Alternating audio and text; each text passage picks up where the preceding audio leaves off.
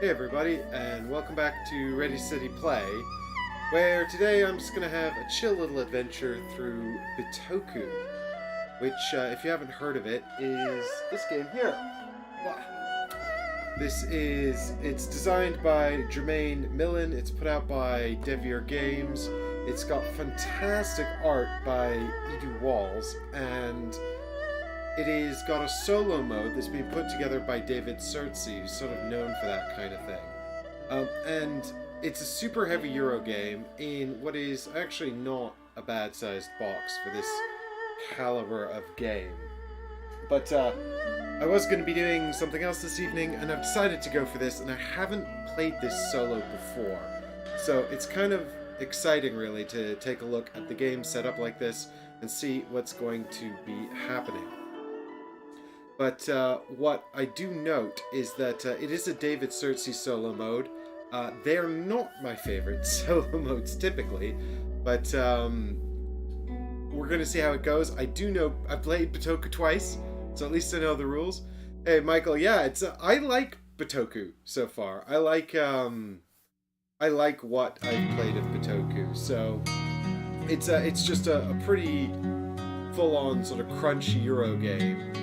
And it is, I'm just making sure my audio is all good here. Let me know if there's any issues with it. But yeah, it's a pretty full-on Euro game, and it's got a lot of sort of crunchy things going on. But what I like about it is that there always seems like something useful you can do, and also it always feels like there's something useful you can do, and on your turn you're just doing like one thing, you know. It's not got like sort of chaining effects or anything like that. I mean, in a round there's a maximum of like sort of 9 things you can do, and that's it. So I do like that about it. Music's very loud, isn't it? Whoa, let's take that right down a notch. All right. And yeah, Billy, the game looks gorgeous. We've got the Path of Wisdom at the top of the board. Can't remember what this is called. The Area of the Great Spirit or something like that. These areas with cards here are called the Hills. And then you've got here in the middle here, you've got the inhabited areas, because you can see there's buildings here. And in the solo mode, we're going to start with 4 of these ancient building tiles already out on the board. Buddy. They're very green, actually, these tiles. It's true. I can see why you're struggling. Well, anyway. And then we've got 4 different locations here as well, actually. Where are these? Oh, there we go. So this one is... Probably won't bring this up. There we go. This one, I can't remember what this was called, actually. It's going to prompt me to reference it in just a minute. But this is the Glade of Jade. And this is the Forge. This is the Steps of Wisdom. So they take you up to the Path of Wisdom. And we'll be reminded what this one's called. But these are the sort of the different areas where you'll take different actions, and then you'll cross the river. And then down at the bottom here, you've got these sort of tiles that you'll be collecting. And you'll be building these buildings, or you can grab these crystals here and do sort of different things with them. You've also got these dragonflies here, which you're going to combine with the spirits down here as well for a sort of a different effect. But and yeah, I mean, it's an absolutely gorgeous game. But unfortunately, the solo mode does have this chart here, which I will be referencing constantly, particularly because I haven't really played much with it. We could probably get a pretty good view of the board using this camera, actually. Pull it up over here.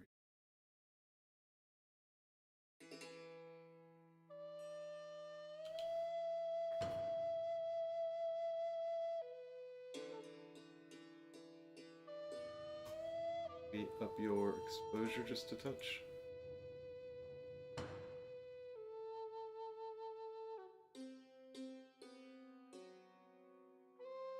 Yeah, the board is like super bright, and people are worried it looks busy, but so once you get your head around it, it's really not too bad. Um, we've also got, here we've got my player board, and you'll see dice, but the dice are workers, but you never ever roll them. They're only used for tracking a face value between 1 and 6. And you've got some space for card play here. I mean, at its core, it's sort of a worker placement game, but there's a little bit of deck building and a whole chunk of resource management and set collection and all kinds of bits. Like, you know, this is contract fulfillment, so it's got, you know, like a bit of everything going on in this game. You know, it really does. I'm going to move my coffee off the table. That's probably a good idea. But yeah, there's a little bit of everything going on in this game. And it's super crunchy. But it's not...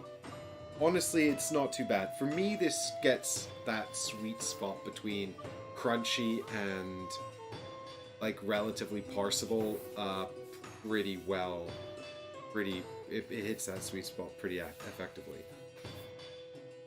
So, we've got a turn order function as well, and so there's going to be 4 phases in the game, and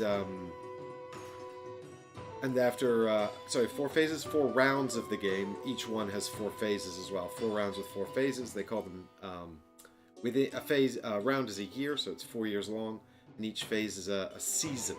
So there's spring, summer, autumn, and winter.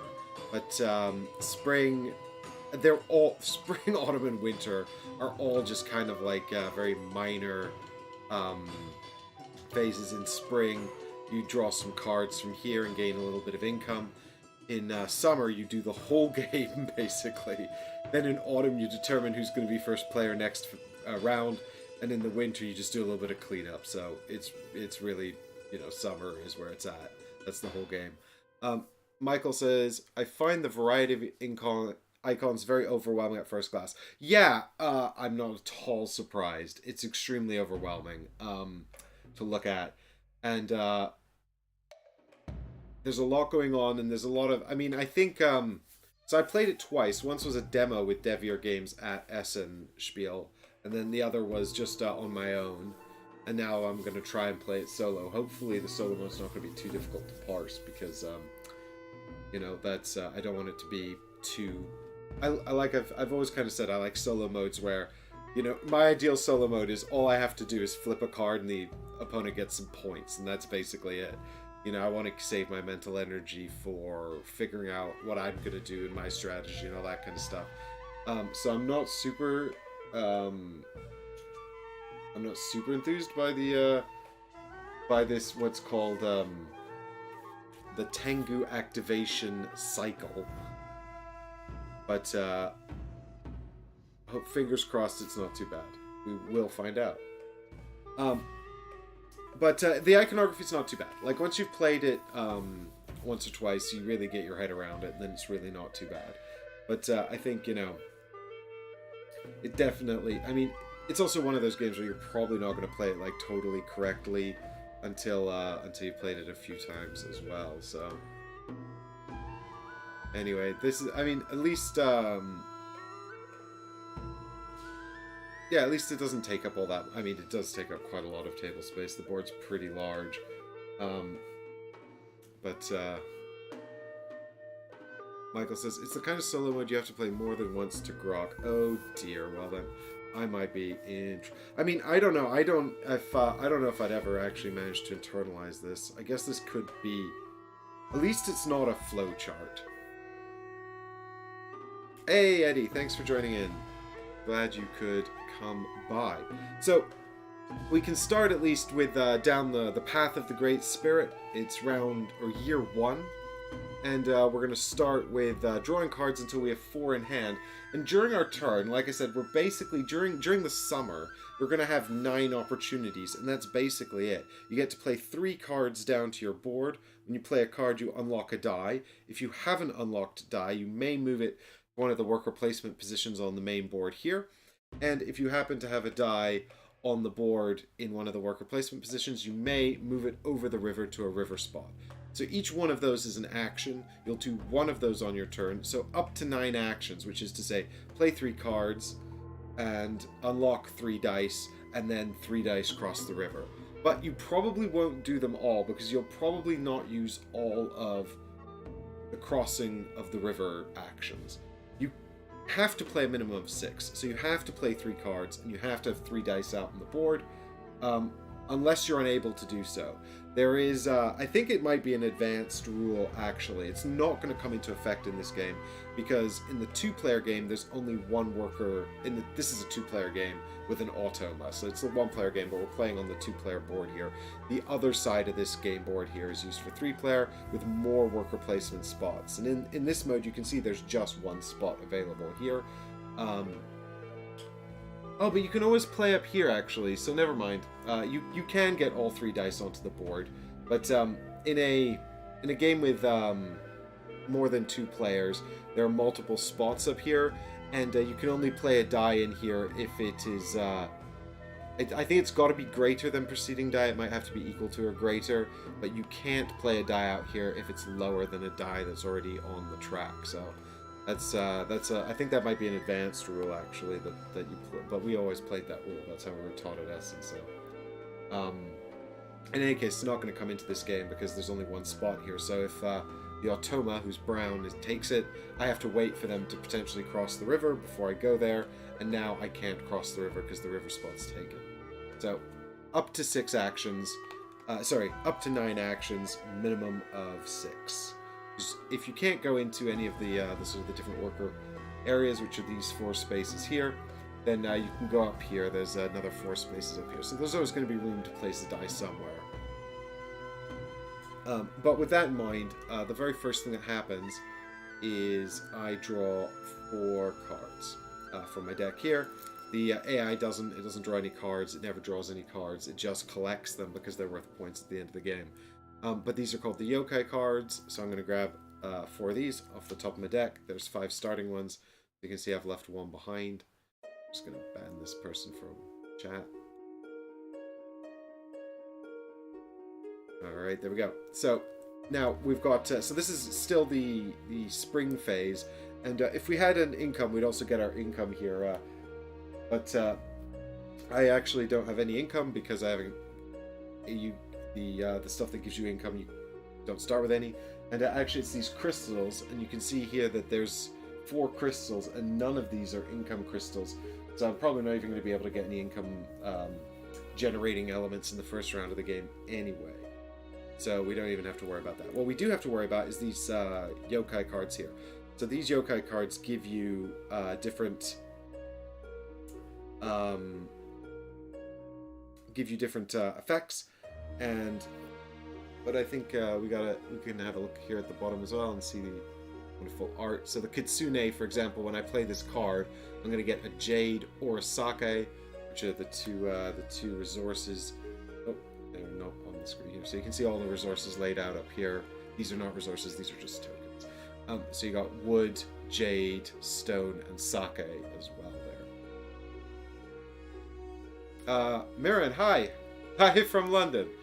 And yeah, the game it's beautiful artwork. So I like the Kitsune card as well. I just like the art on this card. I think it's gorgeous. It just looks everyone looks very happy. This is actually, I mean, it's obviously Japanese inspired. Devere have said this is Japanese sort of anime inspired, but it's not actually based on Japanese mythology or anything like that. Even though heavily inspired by it, I think a lot of the words like yokai and Bitoku come from Japanese mythology, but I think they've taken enough creative license with it that they've said, oh, it's inspired by, but not based upon. But what we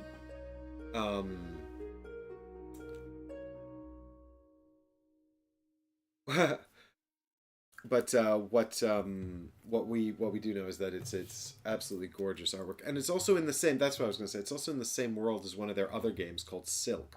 So apparently this is a predecessor. I'm going to have to take the chat out here because I don't think anyone can read it, and also can't see the AI board. There's I think there's 5 different kinds of yokai. I think there's 5, and then there's a wild card as well. So here we see that I've got 4 in hand, and I'm going to have to discard 1. And because I'm going to play 3 cards on my turn, I basically need to sort of decide now which one of these which of these 3 cards I'm going to play. And what's nice about this actually is that in the multiplayer game it's simultaneous. So, and I can take this out of here. Then what I can do is I can put these out here. You guys can sort of see what I've got in my hand. We can leave the deck there. But I think I like to get these crystals early on, because these crystals kind of act like player board upgrades. So getting a crystal is a good shout, but of course you need potentially resources to pay for it. You certainly need a die to take it. I've got a 3, a 2, and a 1 to start, which I don't know. So the Kitsune gives us resources, a jade or a sake. The Nezumi here lets us build a building or a crystal, and that's useful if we don't get to take that action on the game board. Hey Eddie, thanks for hanging out, and you have a nice time at work. We'll hopefully see you later. We've got the Shin Ukami, who lets us take a dragonfly or a what are they called? I want to say Marumi. Let's call them Marumi spirits. This is that symbol there. And evening, Haggers. The Kappa lets us have 1 point of movement, which we can use to either move along the Path of Wisdom. So the Path of Wisdom is this one along the top of the board here. We can move along the Path of Wisdom, or we can move along the Bitoku path, which is actually on our player boards right here. But we haven't got a Bitoku path yet because I haven't acquired any Bitoku cards. The Bitoku cards are the cards, they're in the hills. They're these cards actually under the yokai cards. This is probably my biggest complaint about the way this is set up, because in order to see all the information you have to have these cards set up this way, but actually the Bitoku cards have wonderful art, and so they look like this. So this is Gi, and actually one of the rarer Bitokus. There's only 2 Gi cards in the whole Bitoku deck, and when you get these cards, they're going to go out next to your player board here to continue the path, and you'll just cover them up. So the next Bitoku card would go over this one, so the path looks consistent, but once again you're just covering up the Bitoku art. So it's basically just covered up the whole time. You you only get to look at it fleetingly while it's up here on your player board or transitioning between positions. But anyway, what we've got going on here now is which of these 3 cards I'm going to take. So I'm quite tempted to take Kitsune just because it gets me resources. I think I'm probably least inclined to have Kappa just because, I mean, movement is good though. Movement is worth valuable points. And points in the game are always indicated by the yellow koi here at the bottom of the card. This yellow koi, that's points immediately. So when you see that, you grab those points straight away. And when you see a purple koi, I'll see if I can find an example. Well, like you see on this Treasures of the River tile. When you see a purple koi like this, this means that it's endgame scoring. And exclusive to the vision cards, which are the contracts that we have to fulfill, are the gray koi, which is just down there on the right, and that's negative victory points that you'll lose during in-game scoring if you don't complete your vision card. So this vision card, actually, in order to complete it, I need to have 2 resources. I need to have at least 1 Marumi spirit, and I need to have...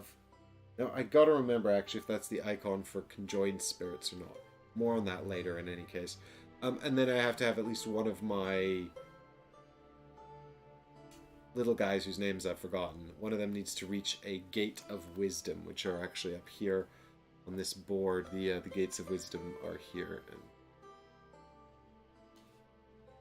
so there's a little bit of a start. I've actually also got on my player board here one of my stone, something stone, ancient obelisk of Wisdom Stone, which is actually telling me that I will get in-game scoring points for having the Shin Ukami yokai cards in my deck.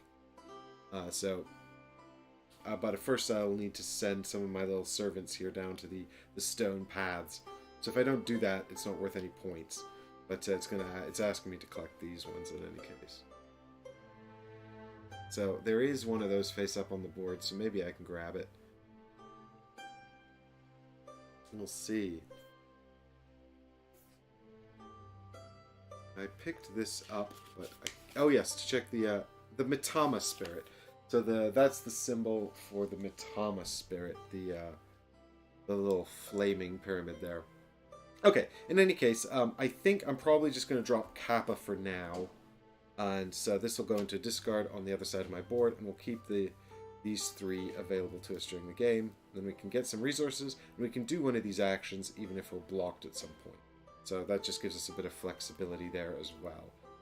And then it's off to the races. So we're done with the spring, and now it's time for summer. And the player who goes first in summer is the player who's ahead on the Great Spirit track here, which is the Tengu Spirit, the AI. He always starts in first position, or they always start in first position. And I start in second position. I'm purple, and they're brown. So there's their board up there in any case. Move my stupid head up. Their board up there. So now I'm going to consult the Tengu activation cycle chart.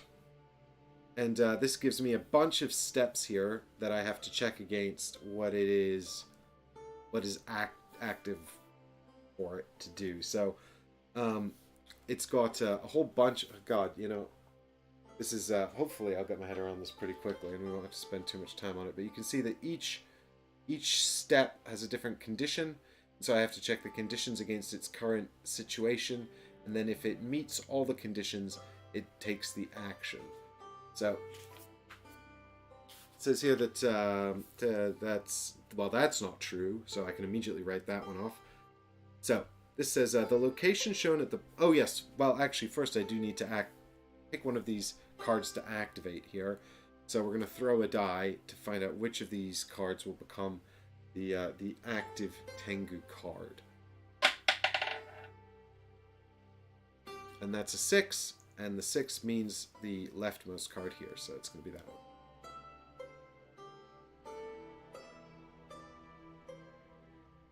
And you do actually roll the die in the solo mode. You just never roll them in the main game, and they're only ever used for decision making for the AI. They're never used for any sort of randomization of any elements. So it says here, the location shown at the bottom of the active card is available. Well, that's true. It shows the Glade of Jade here, which is the location shown there, and that's this location right here. So this spot's available, which means that that condition is certainly met. It has no unlocked die. That's also true. All of its dice are locked. And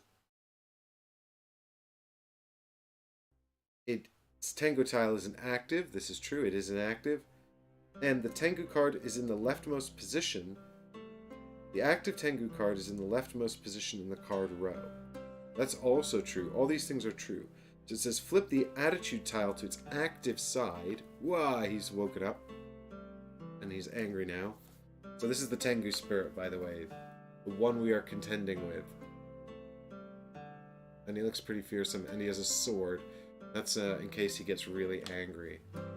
Also, this doesn't quite fit in there, which is kind of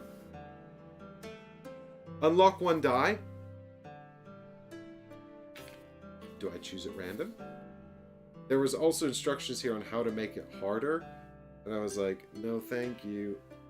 This is fine. Then it said how to make it easier. And I was like, well, I can't do that either. Okay, so it says he always starts with the lowest value die. So we're going to unlock the 2.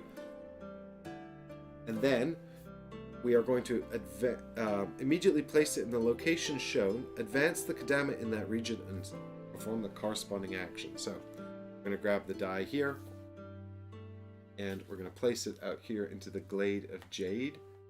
We're going to advance his Kadama, which is this little guy here, So these are like mini race tracks, which you advance by doing things in the different areas. So there's 4 different sort of sections of the board here, and this is one section.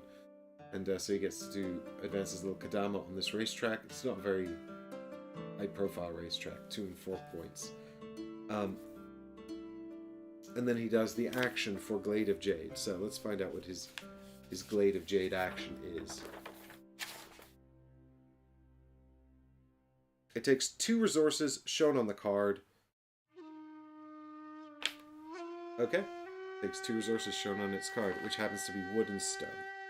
So he does start with a stone and a wood. Now he's going to get another one. Of each. Very good. And then I believe he discards a card and they all sort of reset. Yep. So this card goes away to a discard pile, which will reset eventually. And then these slide down like that, and a new card comes out. And thus his behavior is complete. That wasn't so bad. Although, I don't know how he managed to do what is the equivalent of 2 actions in a single turn. It's honestly an outrage. I am outraged.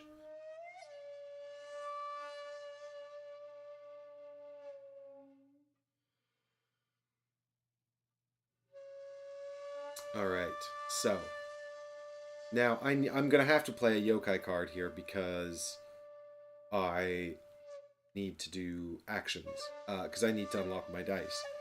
So, let's think here. I quite like these guys. These little pink crystals here. These guys let you get something when you unlock dice. This one's actually really useful in the competitive game mode. I'm not sure how useful it is here, but this one lets you, when you unlock a die, you may unlock another die. Someone needs to turn down the exposure on this camera. Good lord. Exposure up, exposure down. I'm giving up on the automatic exposure functions.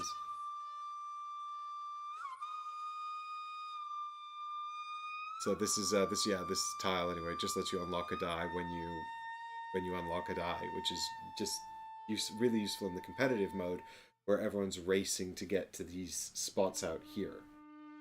Not so useful. Well, I don't know how useful it is in this solo mode. This is quite a good one. This lets us walk around. But grabbing something like this early on is also really useful. So this one here is... These yellow ones are called memory stones, and they're just straight up points. And I'd love for it to show it. There we go. So this just gives us... so it's a yellow koi you see, so that's instant points, and this shows the minima? Mimata? Mitmabab. Anyway, so every time I acquire one of these spirits down here, this one's going to give me a point. So, you know, just might as well get on that point train early on, I think. If,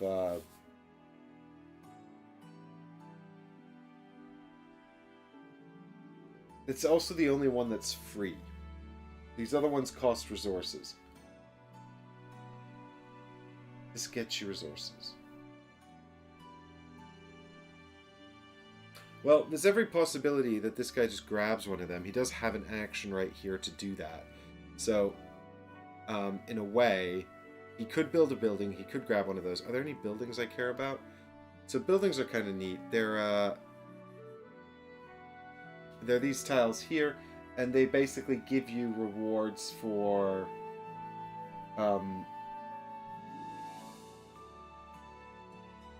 they give you rewards for doing stuff.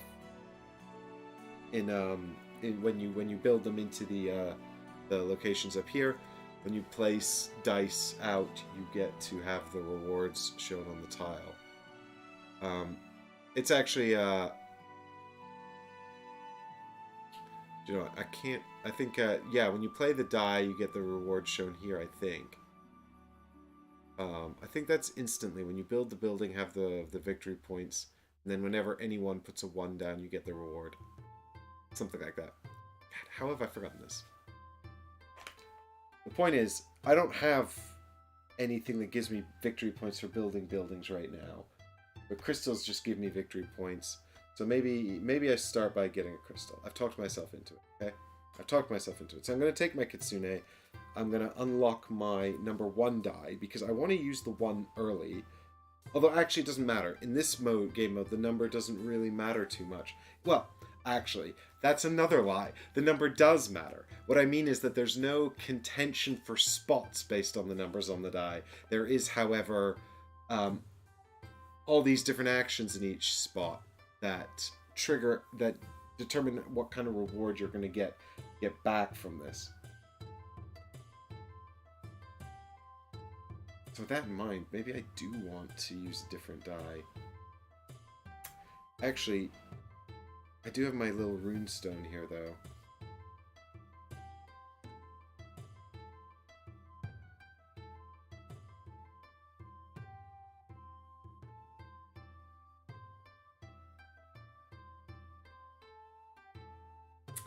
Oh.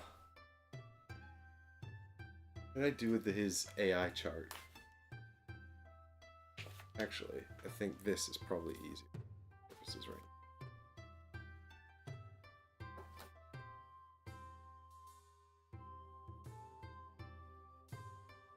Yes. I'll tell you what then, let's unlock the 2. That's nice and middle of the road. Gives me options, I think. Because I can always increase the value of the,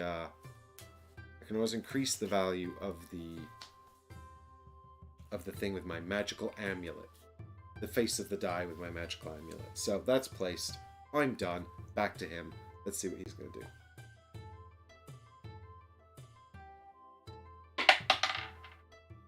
That's actually my... So that's a 4. Oh, I forgot to buy the crystal, which is lucky because he's about to buy a crystal.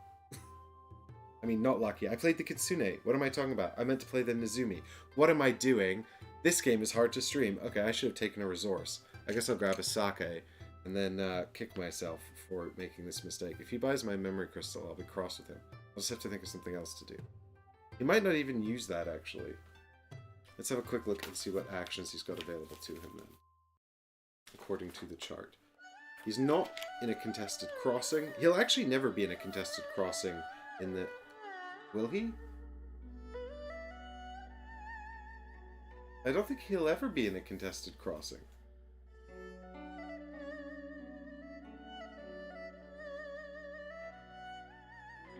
Or are both of these spaces associated with both of these spaces? This is what happens when you've not played the 2-player version of the game.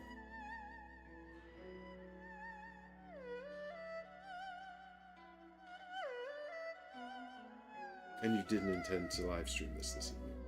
But you do know. Why are you only playing a game I lost recently? Traumatizing. Dan says, YouTube's Mike Dennis, can you give us the 45-second pitch on this game? Looks right up my alley, but I missed the start. And Stuart says, yeah, why are you only playing a game I lost it recently? Traumatizing. Dan, yeah, the 45-second pitch on this game it's all the glory of a really crunchy Euro with enticing mechanisms, but low downtime, everything's contentious, and it just, I think I said this right at the start, it just hits that sweet spot between being really crunchy, but having like sort of but actually having very simple actions that you take. So lots of thinking, but ultimately you do one thing, and it has a huge amount of weight to it, each thing. It's very satisfying and heartbreaking.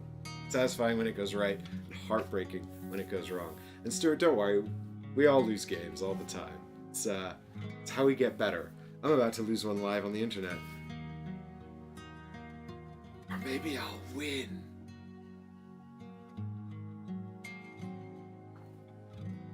It is. It's got it. It's really hit the sweet spot, Dan. I'm really keen to play this one again. Actually, I'm not sure about this solo mode, and I don't know about the 2-player either because I've only played it at 3 and 4, and I really liked it at 3 and 4. And now I'm having a hard time working out how these river spaces work in the 2-player game. Also, the rulebook's a bit intense. They did make a how to play video, which is also an hour long. But, you know, I mean, there's not really a way around that without, when you're playing these kinds of heavy Euros, is there? Like, so there's always going to be that chonky learning curve while you're trying to figure it out. Oh my god, how come...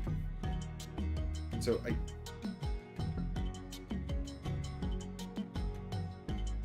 can only assume that the river spaces work the same way in a 2-player game as they work in the 3- and 4-player game. It just... Oh, the hills. Right, that's what I'm talking about. Each of these... Yeah, the spaces... Yep. Yeah.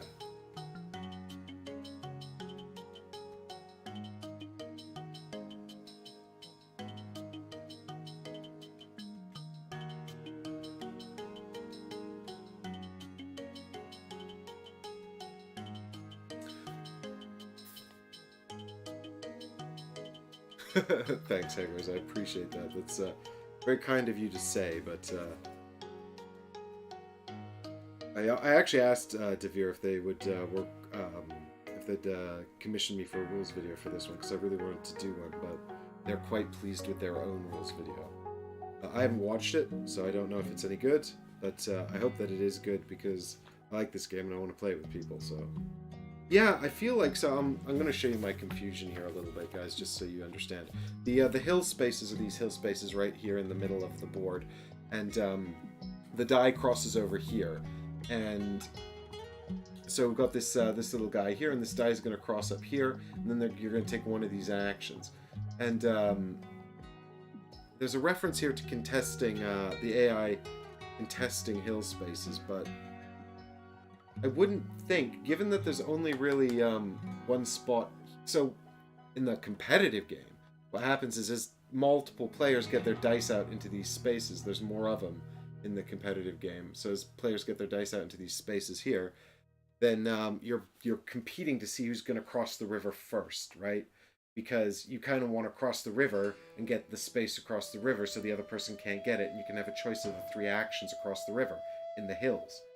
Especially if you want one of these cards specifically, and you don't want someone else to cross over and take that card from you. But here in the solitary version, because only one player can get into here, he's the only one that can cross the river. So what I'm wondering is, because the river spaces are very close together, sorry, the hill spaces are very close together on the other side of the river. I'm wondering if maybe they're meant to you could go to either one of these two from either of these positions. Do you know what I mean? So like there's a little bit of extra contention there. I don't know, because it says here if there's an instruction for what the AI player does if it's in a if there's a contested hill space. But yeah, I don't know. So in any case, let's go ahead and parse this guy's AI. You won't regret it, Dan. I'm confident.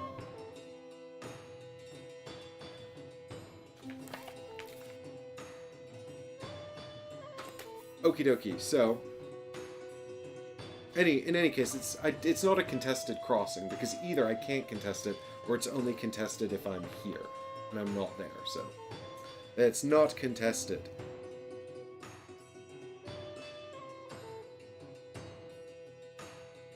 So he's got no unlocked die. But, well, he does have an unlocked die. I guess, is this count as unlocked? I always thought unlocked die were up here.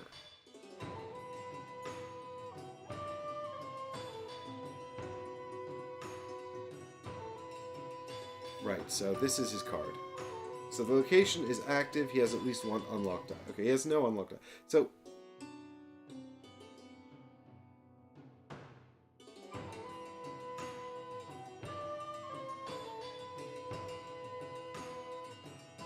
I don't know, how is he just not going to do this every... Oh, he is not inactive, so he's not going to do his second behavior.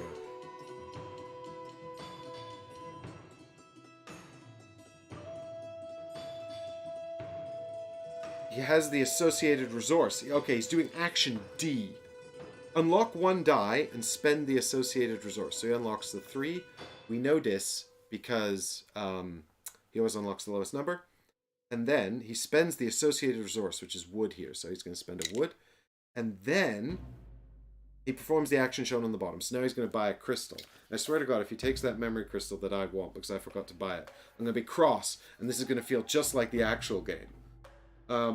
So he doesn't have a preference, at least here. I don't think. Let's have a quick look. So he's going to go into... he's going to go into the forge now with his... I assume that when it says...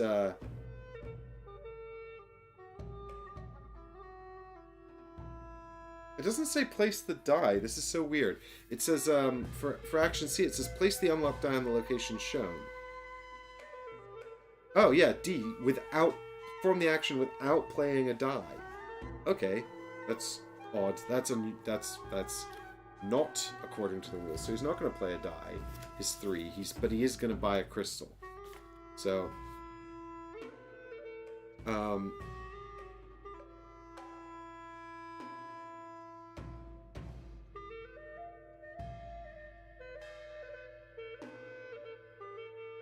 Yeah, certainly wish I'd played through this on my own before doing it live on the internet. But never mind. If it wasn't now, then when would it be? When would it be, folks? When would it be? Alright, so I think, because he doesn't have a preference here or anything, I think he's going to do it randomly.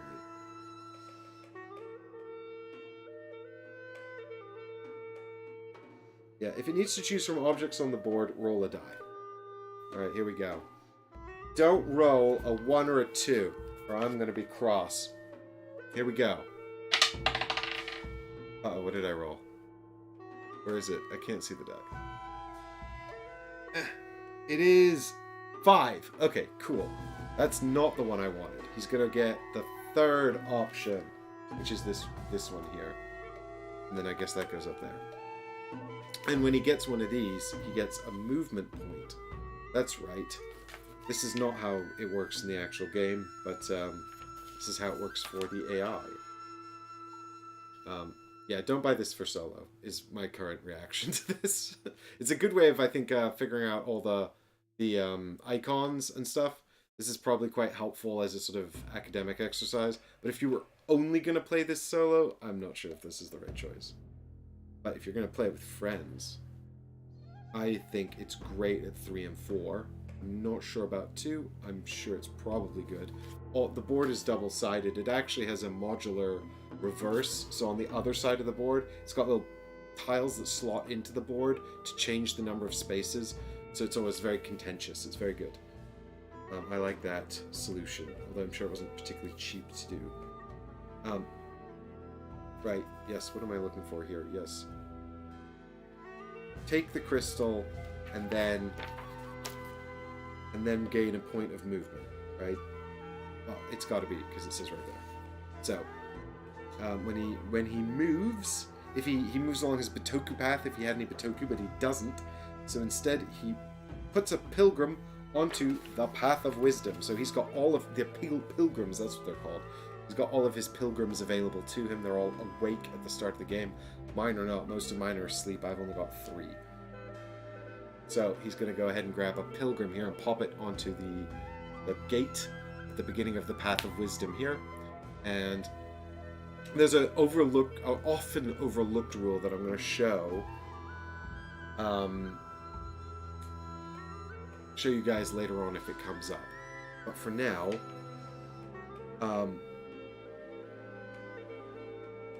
if it has a pilgrim on the Path of Wisdom, it does not. Otherwise, it simply moves one step. Otherwise, the Tengu places a new pilgrim on the Path of Wisdom at the gate furthest to the right available to it, which is just this one. So this is kind of how this works, right? You get these points of movement. I showed you actually on the Kappa card earlier. There was a little staff there. This is one point of movement whenever you see the staff. So these actions here actually let you accrue more points of movement. But when you get points of movement, you're either moving along your Bitoku path or this Path of Wisdom. And what you can do is, as your little pilgrims here move along the Path of Wisdom, they can at any point go to sleep on the lines above them. And so you can sleep on any of the lantern spaces and grab the rewards next to it. And you can sleep on the gates and you get the victory points and also the rewards on the gate tile. But additionally, if you have a pilgrim asleep at a gate, then your next pilgrim can set out from that pilgrim's position. So you don't always have to start at the starting gate, which is something people often forget in this game. In any case, I guess he moves up to here then and does nothing. Or actually, is it 1 point of movement to the starting gate? I think it might actually be a point of movement just to move to the starting gate. Stuart, do you remember? Let me know if you remember, otherwise I'll have to look it up. In any case, I want my turn now. His turn's all done. So he discards his card here, and this one drops down here, and a new card comes up. I'm not going to get this done in the time frame in which I wanted to have this live stream resolved, am I? This is going to be another really long one. I just have to play faster, obviously. All right, so he didn't take my position or the thing I wanted, so I'm gonna go and I'm gonna grab which is very fortunate actually. So what I'm gonna do, I think, is I'm just gonna play the Nezumi probably. If I play the Nezumi into here, then what I can do is I can unlock this die, but I can also do what it shows here, which is to buy a crystal or a building, and I'll buy the memory crystal that I wanted. So this gives me a point every time I purchase a Minatama Spirit Tile, one of these ones along the bottom. So this is in the free space. This is free. There's got a little fire symbol here as well, which means it's burned during cleanup if it's not bought. And this can come into any of these top positions on my board. It doesn't matter which one.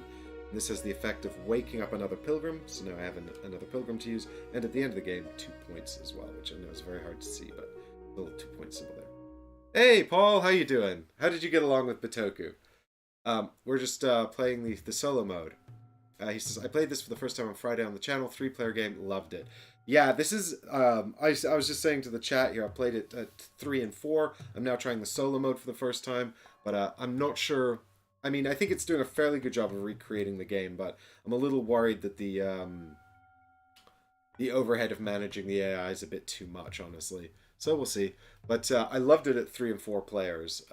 It's a strong contender for one of my favorite games of last year, I think. So what I'm doing now is his turn again.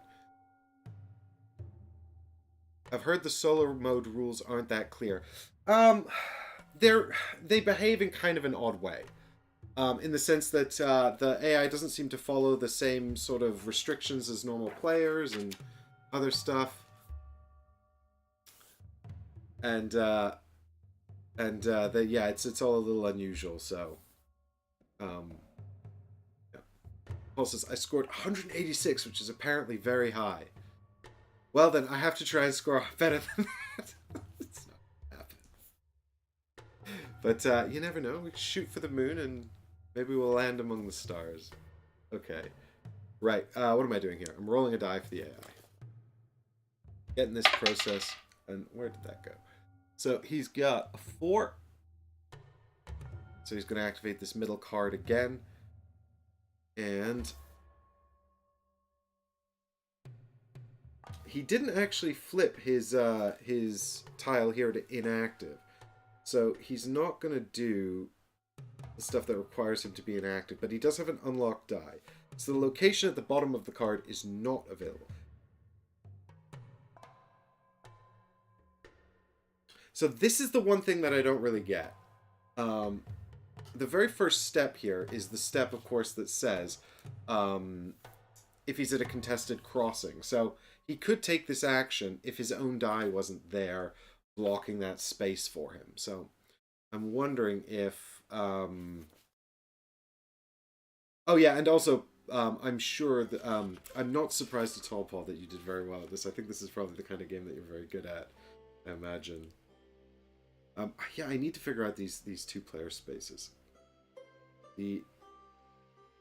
Yeah, the sacred creek. Yeah, river. The hill spaces. The Hikaru Hills. Yeah, is it more fluid in a two-player game or not? That's the question. Why does it not say anything else about the two-player? Each of the regions of the forest is connected to one of the Hikaru Hills. Yeah. But does he have any other... He doesn't...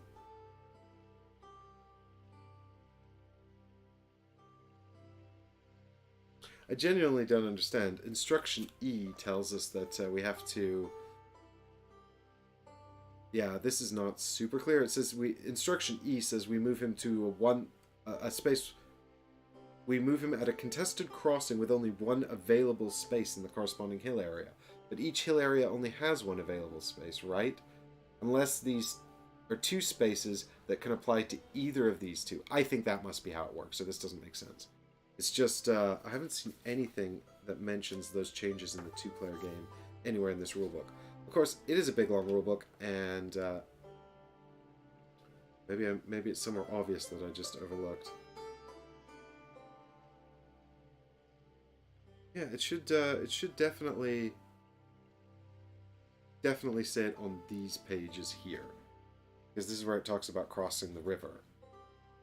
And if it's different in a two-player as opposed to 3- and 4-player game, it should definitely stay here.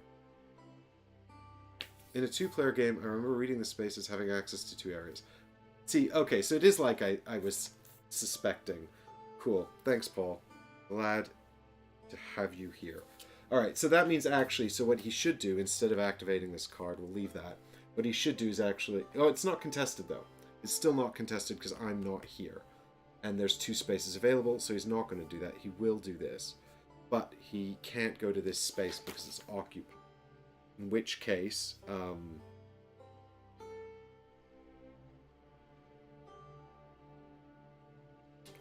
there's no associated resource on this card. There's only associated resources on these other cards here. So these ones with the sort of darker bottoms have associated resources, and these ones don't. Oh, and he should have... yeah, no, he did do that.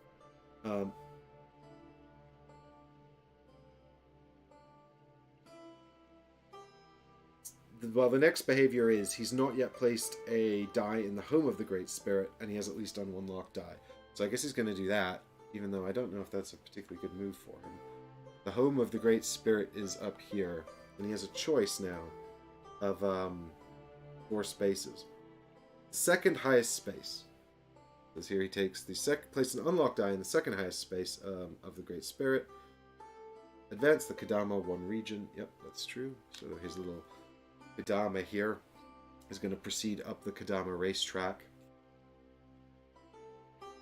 The Tengu scores 3 victory points, plus an additional 2 for each of your dice, showing a 5 or 6 currently in any of the locations below the river.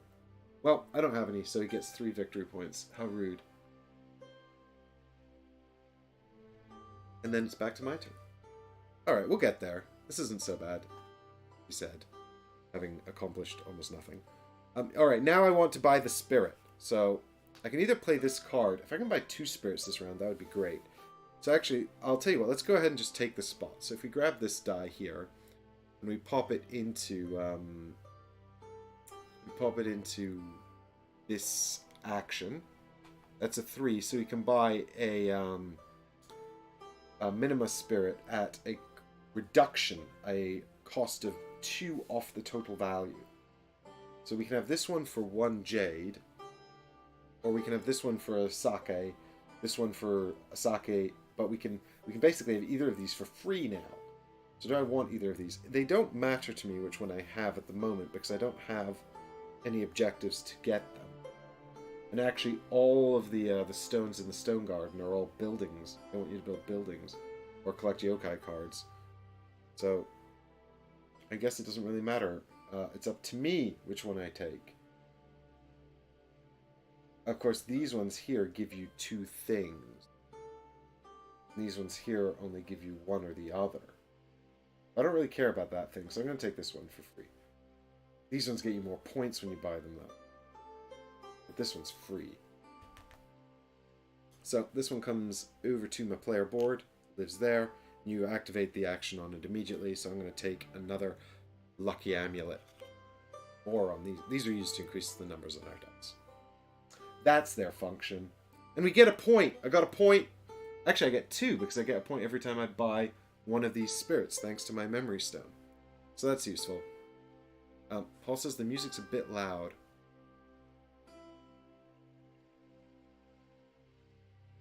Alright, we can turn the music down a bit. Okie dokie. So we've got the memory. So we've taken the action. We got the spirit, and now the question is: do we buy? No, we don't buy another one of these spirits. We buy a dragonfly, I think. Yes, we should probably buy a dragonfly. Or we could get another one of these spirits. There's not, and then we get more points. The thing is, it's you want to pair the dragonflies up with the Minatama spirits, but you don't have to. You can't really have too many of these. Unless you, is there a rule where you can't buy more if they're not paired up? I can't remember. I might have to check that out. Paul, if you remember, can you stack them up on your player board here? I can't remember. Or do you have to pair them off when you get them? I know you have to. You can only pair them off immediately upon requiring them. I just can't remember if you can stockpile them. Like, you can have as many as you want. Yeah, that's what I thought. Okay, great. Cool. Right, back to the AI's dumb turn. What are you going to do this time? Oh, I forgot. No, I didn't. Did he do that action? What did he do? No, he tried to do that action, and then he did something else. So, we still have to cycle his cards. Alright, what are you going to do? 4. Middle card again. Oh, he's going in for the dragonfly. Paul says, it isn't clear in the rulebook, but if you have more than one dragonfly, you can use whichever you want. Yeah, but you can only actually choose to pair them up when buying one, right? Like, you can actually have multiple dragonflies or multiple Mitama spirits, but you can only actually actively pair them upon when you're acquiring a spirit. Dragonflies also changed in the rulebook to Firefly now and again.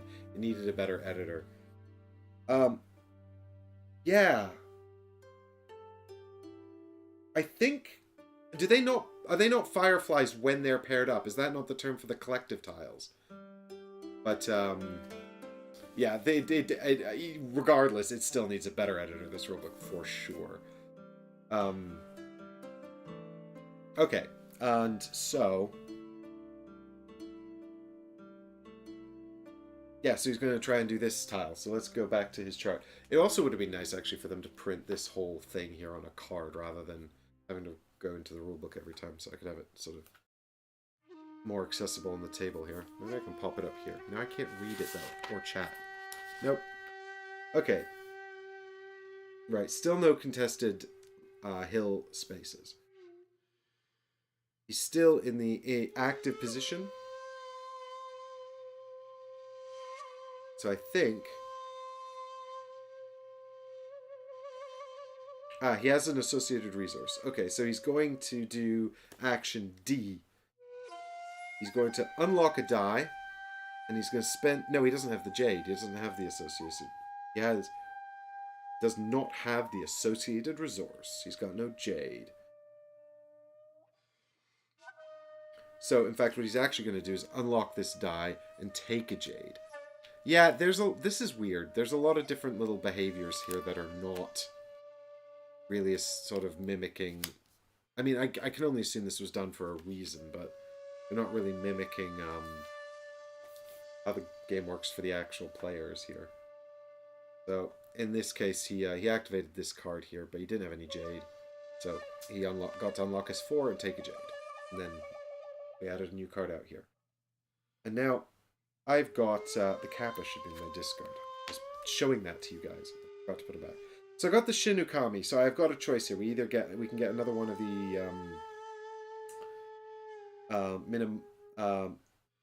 Minima spirits here. The thing is, I'm always going to have the ability to get points for those. So the question is, if I get a dragonfly, is there something useful I can do with that dragonfly?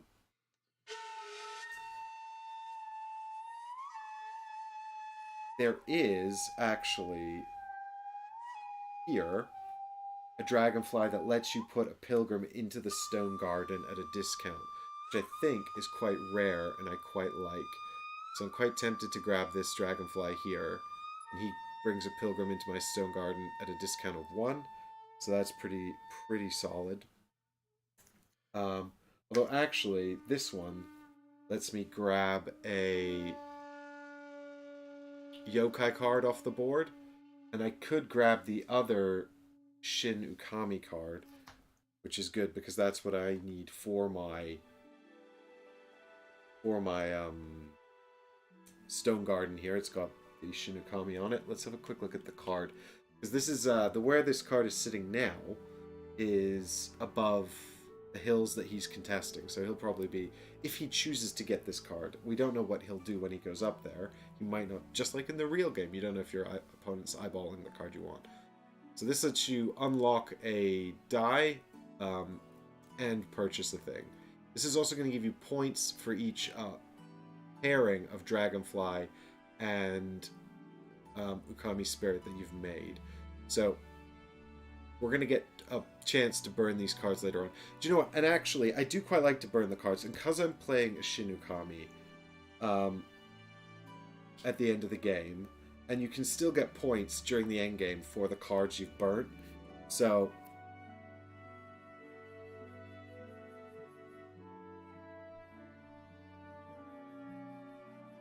yeah, I'm thinking maybe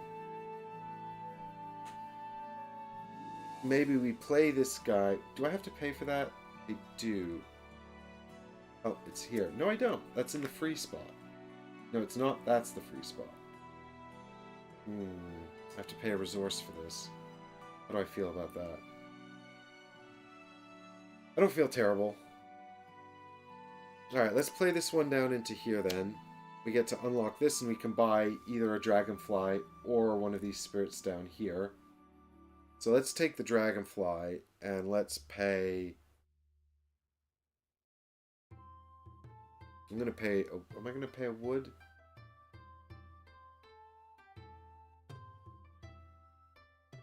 I do need a wood to build buildings. And I would like to build a building. Okay, so I'm going to play the Jade, possibly against my better judgment here. Hey, good night, Dan. Have a good night, and stay safe as well. So I'm going to take the Dragonfly here, and this comes over onto my player board here. And now, because I've got 2 of them, I can immediately pair them up. And because it's paired, I now get the reward shown here on the Dragonfly, which is 1 yokai card from the hills.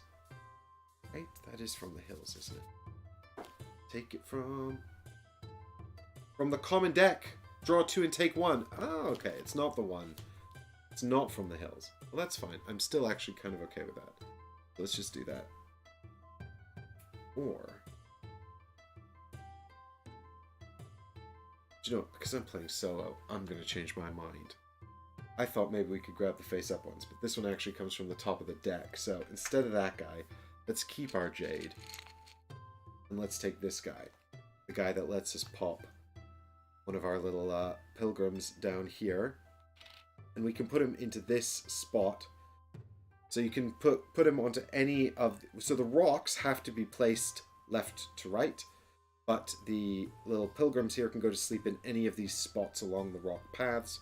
And they're going to give a point to each rock they're next to during endgame scoring. So what we're creating here are little asymmetrical score multipliers. And I'm going to put them next to this rock, so I at least get 1 point for everything that meets the condition of this rock in the end game. And now I don't have a replacement Shin Ukami card, but maybe that's okay. And I have to pay a resource for that, so we'll pay the Jade. Dr. D, not to worry. Am I keeping board games alive? And am I helping? I'm doing my best. Oh, Paul's got to go do some editing as well. Have a good night, Paul, and good luck with the editing. I've been doing that. I'm just taking a break to play some games. Tumultuous times. What does that remind me of? That reminds me of a quote.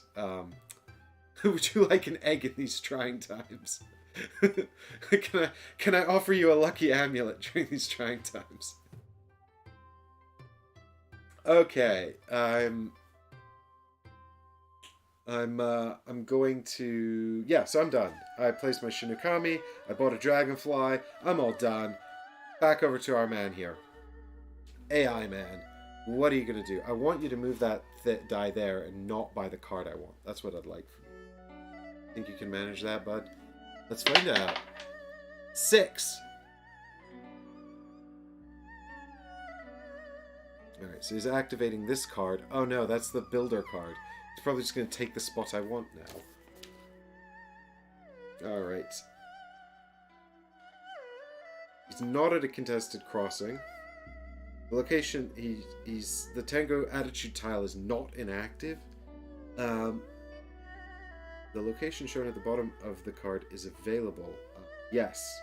He has one unlocked die. Yes. So he's going to take this die here. He's going to put it out into this spot here. And then he gets to advance his Kodama. And he gets to also take the action in the Forges. And the Forges is... if the active card shows a building. So he's going to attempt to construct its favorite building. So its favorite buildings are green and red because it's got a stone. One of the stone tiles here, the endgame scoring stones, and it's got green and red building on it. So his favorites are green and red. And we've got so many green and red buildings. 3 greens and 1 red. I'm just going to take there.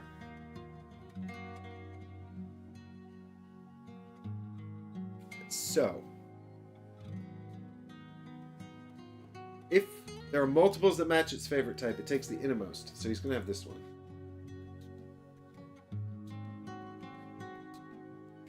Okie dokie. And then, where does he put it? It must go to a legal position. If multiple legal positions exist, it takes the one with its most competitive Kodama. Okay, so you can see the little Kodama racetracks. Its most competitive Kodama is the one closest to mine, and if there, I think its most competitive Kodama is actually this one. I think he takes this spot here, and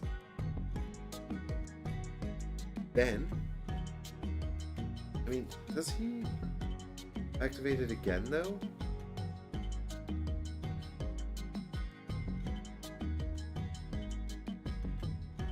He has an unlocked die.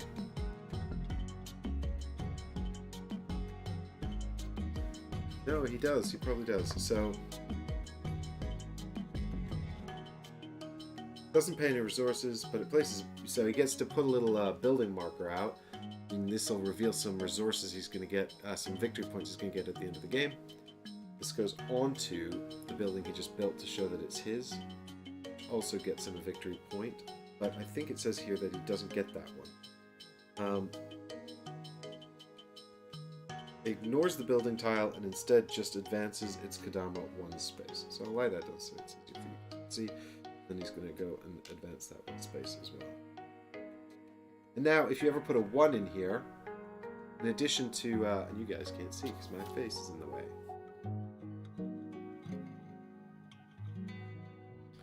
But the deal is this: if you put a 1 down in here, you get to take this action, which is advance your Kodama.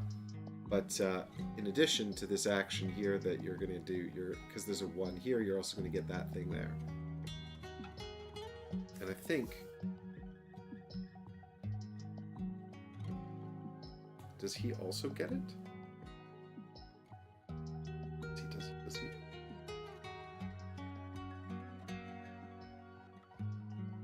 Tell me the secrets rulebook. God, this rulebook is so dense. It's not helpful that I'm kind of holding it backwards because I've got it open on the last page thanks to the AI track here. Go away, solitaire play. And... place the building counter. Yeah.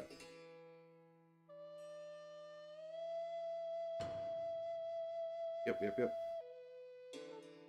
Yeah, that shows that you own it.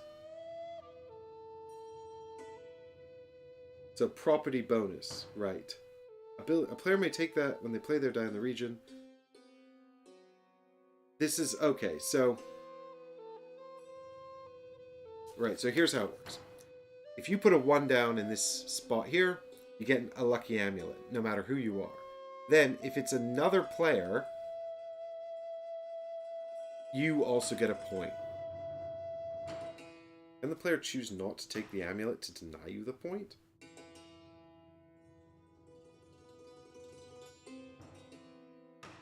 Yes. So the player chooses whether or not they want the amulet, but if they take the amulet, then you get a point. Okie dokie. Alright. Is that the end of that? That is the end of that. So he is done. Buy this card.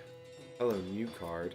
He must be getting close to running out of stuff to do because he's got no dice left. He's got to cross the river now at some point. But it's back to me, my turn, and I've still got 2 dice to place, actually, so I've still got a fair few actions. I'm going to... am I going to do some movement? Am I going to cross the gate? Maybe I'm going to cross the gate and get another bunch of stuff, actually. Or do I want resources? Oh, this game is hard. Do you know what, though?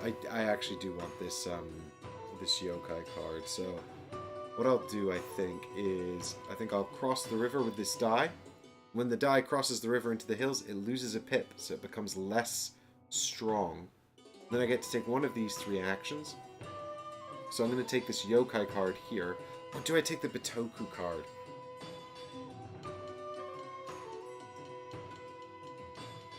Or do I put a die out here and then I can have both? Oh, life is hard. I kind of want both of these cards. So then I can double down on the rock garden business over here. Yeah, okay, do you know what? Actually, what I'll do... Because I've still got all these dice to use anyway. Playing into there. He doesn't have any more dice, so he's not going to take that spot. So yeah, let's go into here. I'm going to take the Bitoku card because I want it more. So I'm going to cross off this here, and that means take this card. And this card is added to my hand, which is important. Actually, I have no cards left in my hand. That means I'm definitely going to get to use it next turn if I want it. And that's the end of my turn. So now we're back to his turn. I guess he throws the die and activates a card. What did he roll? Where did it go? Over here. It's a 2. Kind of hard to see, but it's definitely a 2. Why am I using the clear dice? I don't know. So the 2 is actually this card here. So what is the action you're going to take with this? I guess there's an element of suspense, because I don't know what he's doing, ever.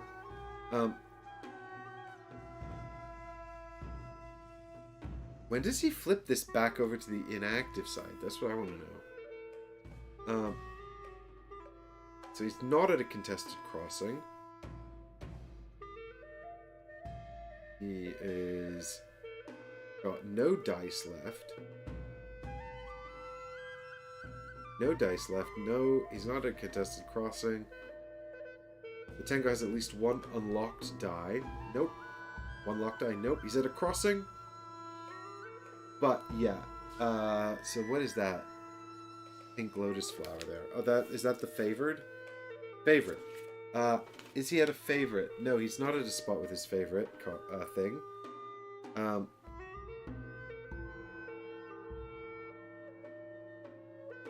With an active Tengu. Nope. The location shown at the bottom of the card is not available, and he has 1 unlocked die. Nope. His tile is active, and he has no locked or unlocked dice available. Okay, so this, now he does this. And that's the only thing he does. I guess this card goes away.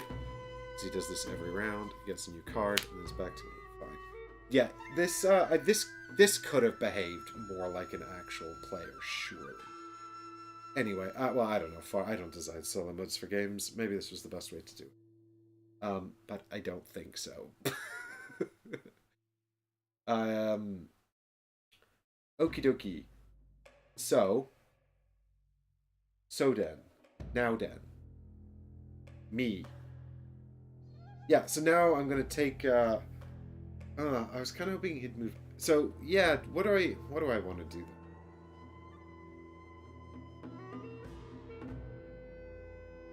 Oh, when I put my okay, let's take my 2. Let's put my 2 in here.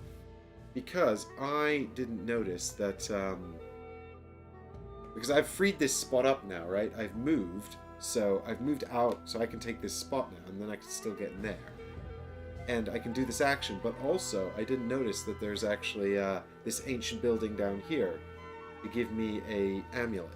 So this building here says have a lucky amulet, so I will take another lucky amulet. That's awesome. And then the 2 lets me buy another dragonfly or tile. So I can buy one more of these things. And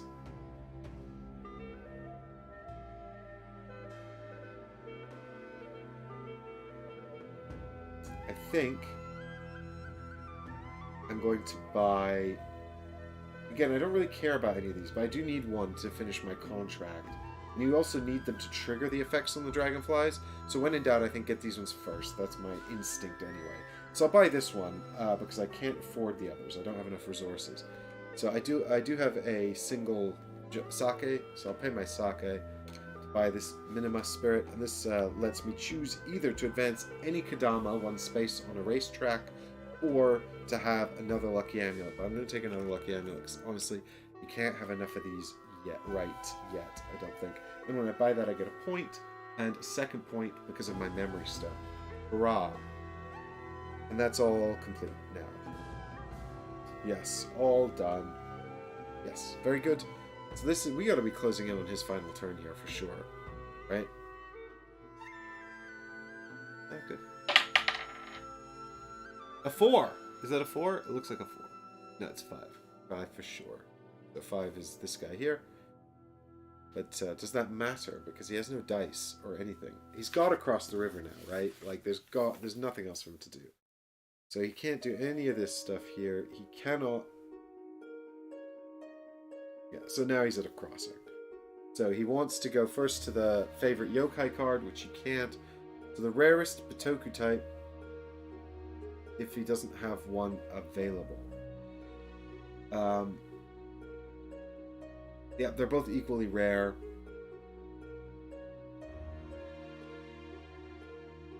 It doesn't already have. So, yeah, so you can't... the yokai... Oops, sorry, not the yokai. The Bitoku, like this one here, are... The Bitoku, like this one here, are a set collection game. And you're looking at the symbols here. So this is a gray one, and there's only 2 in the whole deck of the gray. There's 7 different colors altogether, and one type, there's only 1 card of that type. So you might not even see all 7 available in a game. But if you get all 7, it's a shed load of points. These 2, there's a pink and a blue here. They're both rarity 5, so he doesn't really care. I don't know which of these dice he moves either. But I'm just going to randomize it. So I'm going to throw this, and on a 1 to 3, it's left. So that's a 2, by the looks of it. Yeah, so he's going to move this die into here. Now his dice don't reduce in pips. He's always got a 2, a 3, and a 4. And then we'll just throw a die here. Once again, actually, do you know what? It's kind of bothering me that I've inverted the number sequence. So he'll take this one on a 4 up. So with a 6, he takes the pink Bitoku card, puts it onto his path here. And we note that the Bitoku actions be taken. I don't think this is particularly important in this version of the game. This is a lot more important when you are playing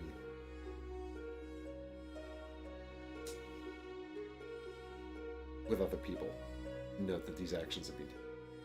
So that's him done. This card goes away. We're going to move these along and flip this over. Stuart's like, what are you live streaming in the future? Stuart, I'm hoping we're going to get our next episode of Townsfolk Tussle live streamed on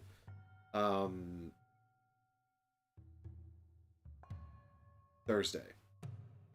Alright guys, it's gone 10:30 now, so I need to take a quick break. I wanted to finish this round. Okay, let's see if we can get to the end of this round, actually.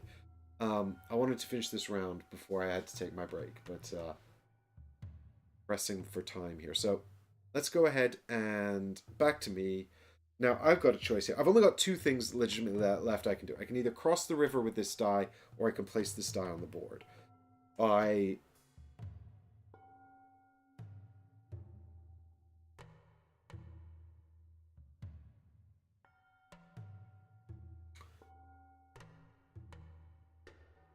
We'll never get any of those cards, but I'm kind of okay with it.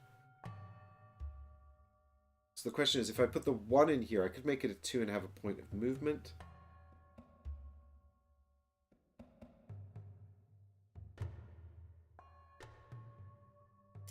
I would like to get more stones for my stone garden, so I can start building buildings. So let's go ahead and cross the river here. So this becomes a 1. And then we can take anything from here. We decided we're going to take the Gi card. So that comes out here, going down there like that.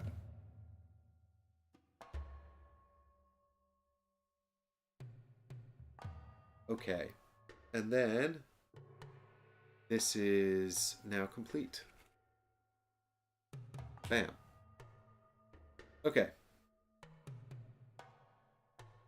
And then I am done, and it's back to him, and this has to be surely his... I mean, we kind of know what he's going to do here. He's going to move that die. So all I really have to do is throw this die to see which card he's going to delete in order to do it. So he rolled a 1, so it's going to be this card here. So then he's going to cross the river with this card die here. And because he doesn't really care which of anything he takes, I guess we throw a die.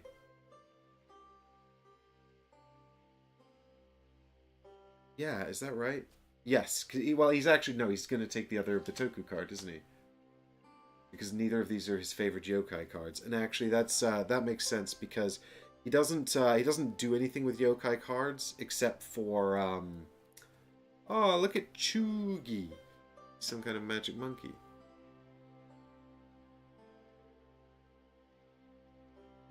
Because Makoto is like a giant puffy bug spirit.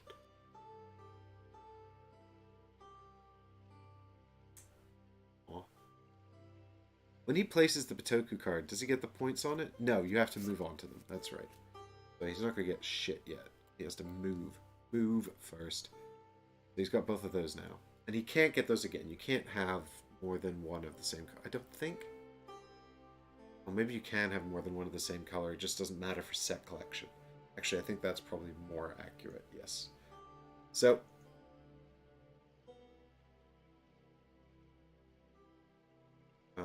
Stuart says, I was close to backing that one. A lot of positivity around it at the moment. I mean, I think it's sort of like, you know, do you know what's really interesting, sir? You're going to set me off, actually. Let me finish out the round first. So this card is burnt. We have to flip over a new one. Doesn't have any left, so we're going to give these a shuffle. So what I wanted to say about Townsfolk Tussle was just that it's quick. It's quick and it's easy, you know? Like, it's very easy to parse. I mean, it's not a short game. It's a long game. But it's got low rules overhead, and it does a lot of just sort of like boss battler, skirmish thing, lots of pleasing toys and cards in the box, and but it's low rules overhead, so you can get it to the table really easy and just start playing it. And I've played Black Rose Wars twice recently with the Seder Box expansion, and I just like setting that game up takes forever. Curating that game even takes forever. Like, I think you need to be... I mean, I love Black Bros Wars. Both of my plays of it recently have been great. But I can't imagine anyone with, like, kids ever getting that game to the table. You know, anyone who has a tight time schedule, like, you know, if you didn't work on videos for it, I mean, you know, it's probably the Seder box that's the problem, right? If you don't have all the Kickstarter stuff, it's fine. But, you know, that's kind of like why I can see people getting a lot of mileage out of Townsfolk Tussle, because it's just so fast and easy to set up and start playing, and the rules overhead is so low.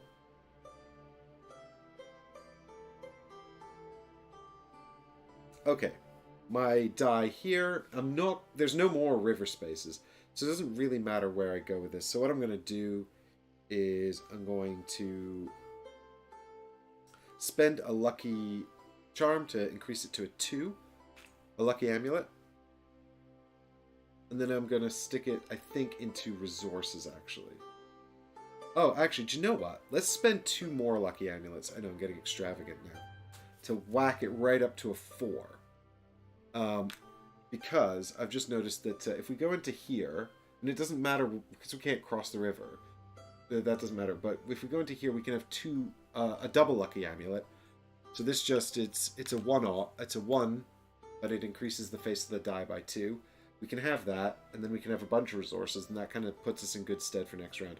I was thinking about going over here and getting a point of movement, move along my new Bitoku path down here, but I think this is actually a better shout because we don't really have any resources, and this lets us have 2 of any resources, and I think I'd probably quite like to have a sake and a jade, because I think I'm going for this sort of spirit combo to gain from my memory stone. Yeah, I mean, Stuart, the thing is, it's like, Stuart says, my most played game is Cockroach Poker for that reason. So accessible, so many people, quick to set up and explain, it's just a card game. Yep.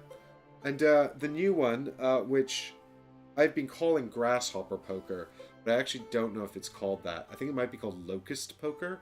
But the new one is really, really good.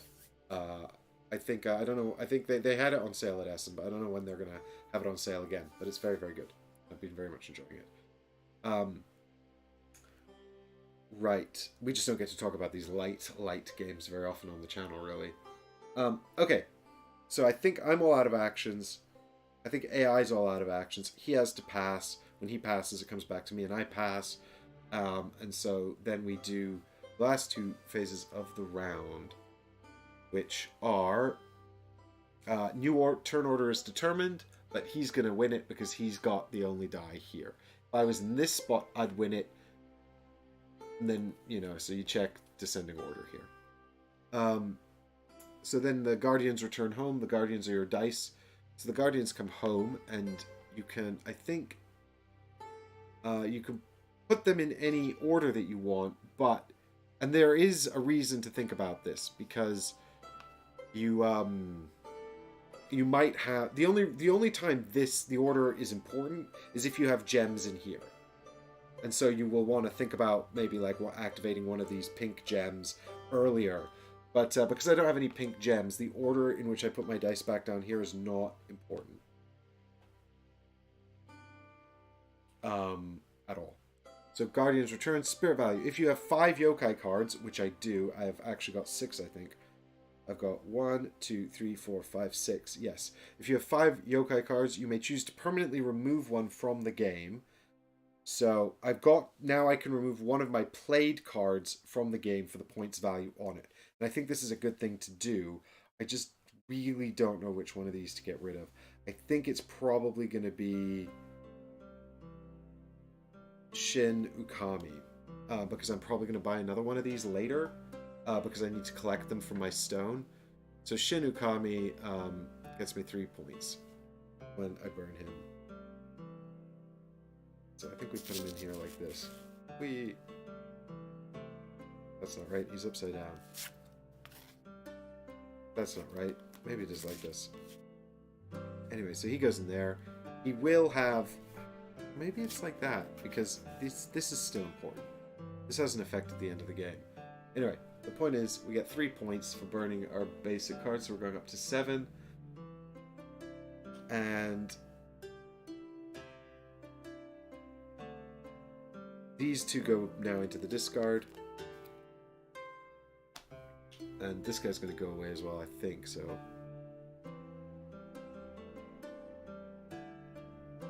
Yeah, Snow in the Forest. Prepare the game for the next round. Advance the Great Spirit, yeah. So he advances to round 2, and then we're going to do a bit of cleanup, which I think is all these cards go away and get replaced. These come back. So we're going to just... this tile here gets burnt because it's in the burn spot. All of these inner spots are burn spots. So these go away. The rest drop down and get replaced from the stacks here.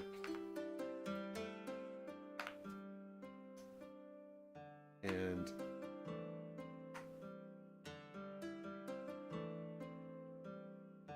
then you should note that the stones are never replaced. So once the stones in the stone garden are gone, they're just gone for good. Where are all of the... God, they're all pink. Alright, that's something to think about. And these all go. So, goodbye to my Shin Ukami. And Ray, the cool green Bitoku beetle man. Alright, and more of these. There's another Gi. Damn it, that's the only other Gi. There's a Yu, he's a 4, and he's a fiery bear. Another Ray and a Makoto. And then we've got a Nezumi, a Kitsune, a Shinukami. Okay, so I can go there and get that one. And an Imomushi, which is the only one you haven't seen yet, which I thought looked like a chibi version of the giant bugs from Nausicaa of the Valley of the Wind. He brings you resources. He's a friendly fellow. Alright, now we're ready to start the next round, and I'll be back in just a minute, so hang tight.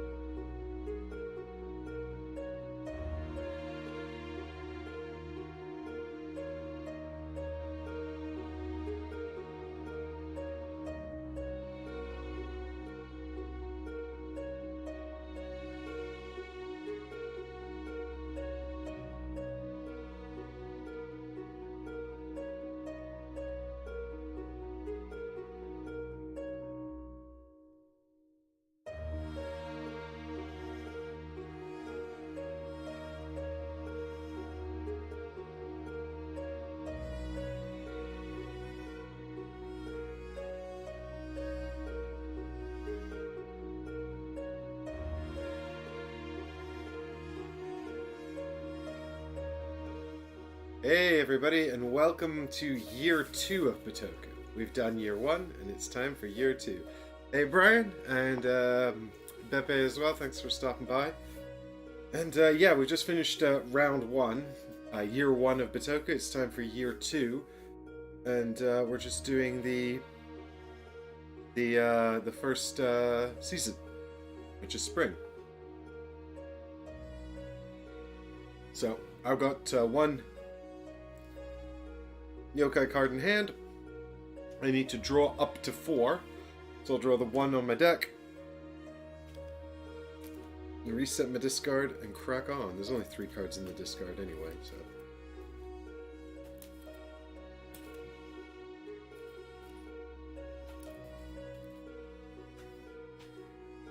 There we go. Now we're going to decide. So that goes over there. That's our face down deck for next time. Now I can see what we've got. Did I get my... I didn't get what I wanted. Damn it.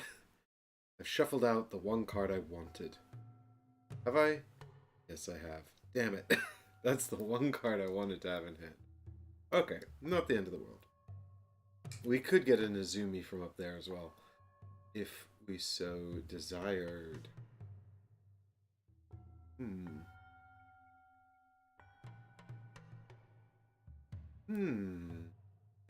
What is that symbol? I'm pointing to a card you can't actually see. There's a symbol on this Nezumi card that I'm not familiar with necessarily. It's just there on the right. I mean, it looks like draw a card, but draw a card from which deck and where. Fortunately, we have a glossary. Draw 1 yokai card from your deck and put it into your hand. Okay, that's interesting.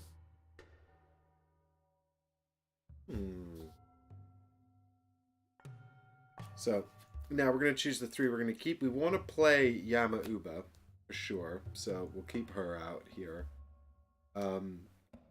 We want to play... I mean, these guys just get us resources. Is that what we want? Kappa gets us an action. Maybe we want to get Kappa out the deck, though. Are we... What is our agenda here?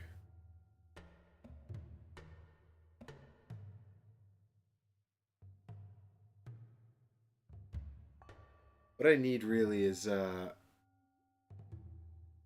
this card. I want this card, and then I want to score it. So, with that in mind, let's keep these 2 in hand, only because I want to get Kappa out of my deck. And Inomushi's going to go down here. Not doing buildings, apparently, as a strategy. Hopefully that's fine. In the game where I did the best, I built all my buildings, so it might be a complete disaster. But, I guess we'll see.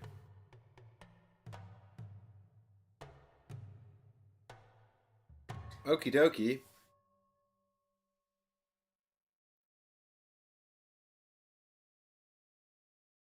Actually, all of these reward buildings. This rewards Kappas. So really, if I want to do Stone Garden, and I do want to do Stone Garden, this is the only one that's really good for me.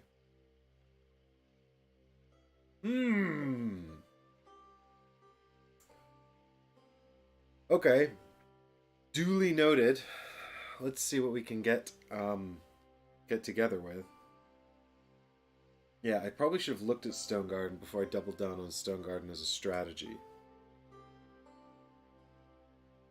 Yeah, do you know what? Maybe, because all of these are buildings, maybe we should be looking at getting more buildings. Do some building stuff. Triggering our own building?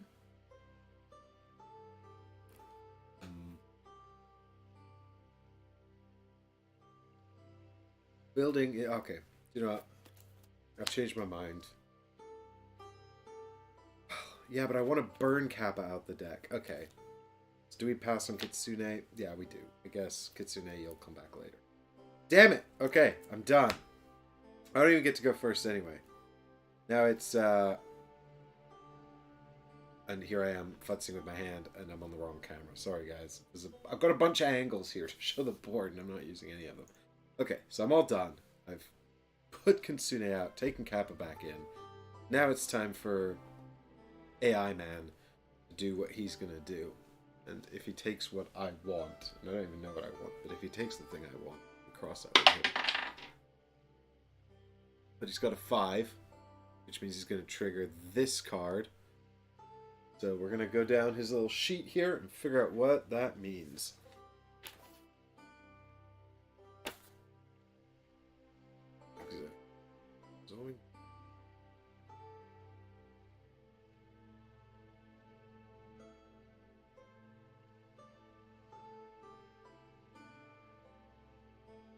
Okay.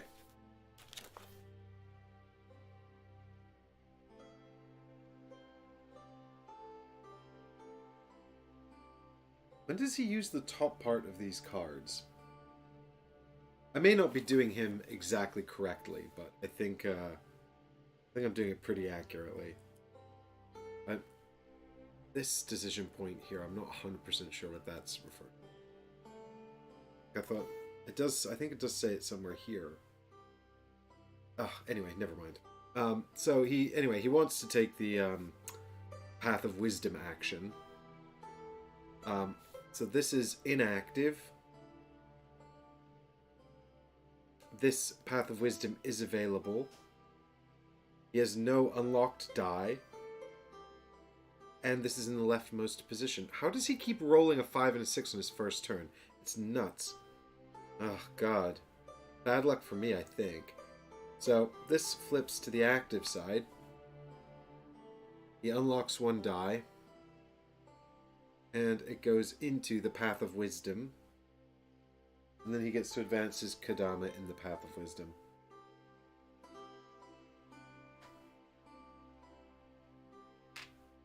Need to actually start working on my Kodamas as well. Yikes. Okay, and his action is, I think he gets 3 points of movement. Because he doesn't care about the numbers on his dice.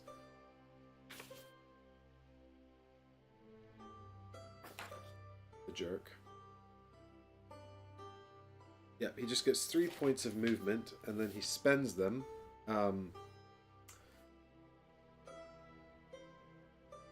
And he starts by, he always moves 1 step if he has an available Bitoku step, which he does. And the only thing that he gets off of the card are the points, which is 2 in this instance. So he's going to advance, maybe the victory points for this guy. Here we go. 1, 2. Now he's on 5, so I'm still ahead by 2. Both of us have barely come close to 100. It's terrible. Now he's still got 2 points of movement. So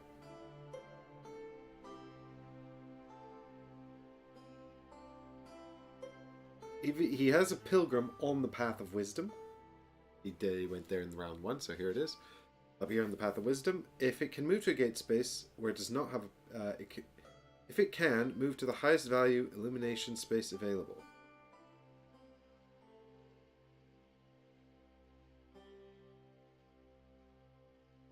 Gains twice the illumination space.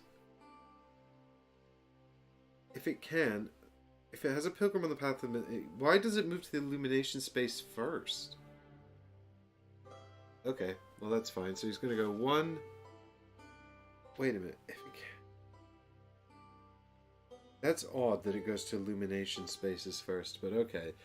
So it can't make it here, because that's 3. Then it goes 1 up to here, and then it takes this spot for 2 more points. And now he's drawn level with me.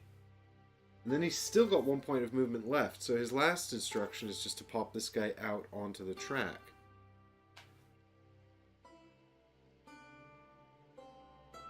Okie dokie. And then me. Now I'm going to have to play a card, because everyone's sleepy. Well, my dice are locked. So what do we want to start with? I guess we start with Imamushi, and think about maybe getting a building. I really like the red building. It's pretty schmexy.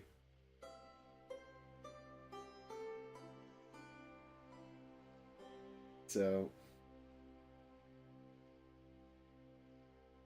maybe we play... Now let's see, if we're going to build a building... I mean, getting a 6 in there would be awesome, because then I could have a crystal and a building. So with that in mind, actually, let's go ahead and play the Imamushi into here. Unlock this.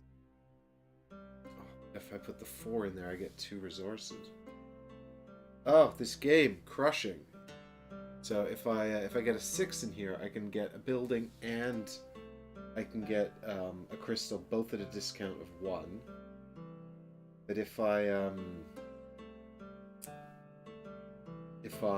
put a 4 in here, I can have a building or a crystal with a discount of 1, and I can have a 2 resources. But no, I think actually I'm going to stick with my plan of maybe getting a 6 in there. I've got a 2 amulet as well, so this unlocks. And then I am complete, and I forgot to admin his card row here, so that one's resolved. And now he's going to pick another card to do. And it's 3, which is the middle card. So, what does he do with this card? What is his plan? Where is his behavior? I wish this was quicker to pause. It gets quicker at the end of the round, actually, which is nice. Right, so that's inactive now, so... The location is... It is available. He does not have an unlocked die. He does not have the associated resource.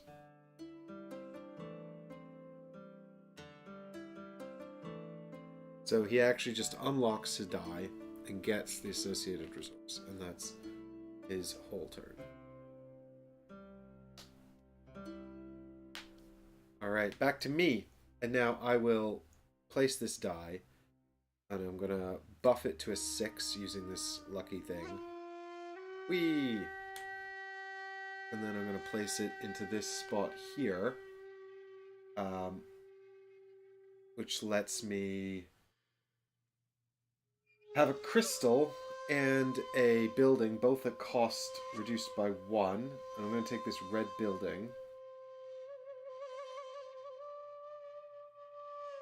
And when I took my Imamushi, when I placed my Imamushi last round, I actually forgot to take the resource, which would be a stone.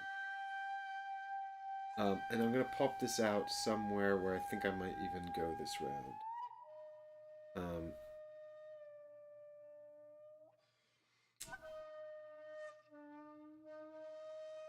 So I like this area here, so I'm going to put it into here. And I can build my first building, which is this spot here. It costs a wood, but I've got the discount of 1.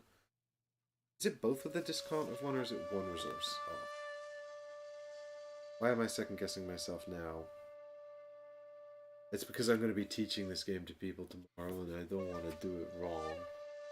Sure, it's a discount of... Yeah, it is a discount of both, because it's not... So you can actually see. It's kind of hard to see, but I'll show you.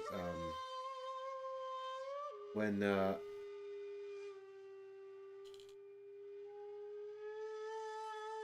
icon is sort of like separated like this, that means it's a discount off of everything.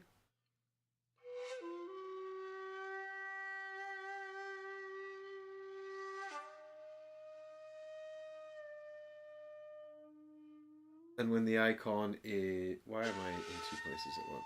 What's happening here? When the icon is touching the symbol, like this one here, so here you can see this is a discount from that. This is a discount off either. This is a discount off.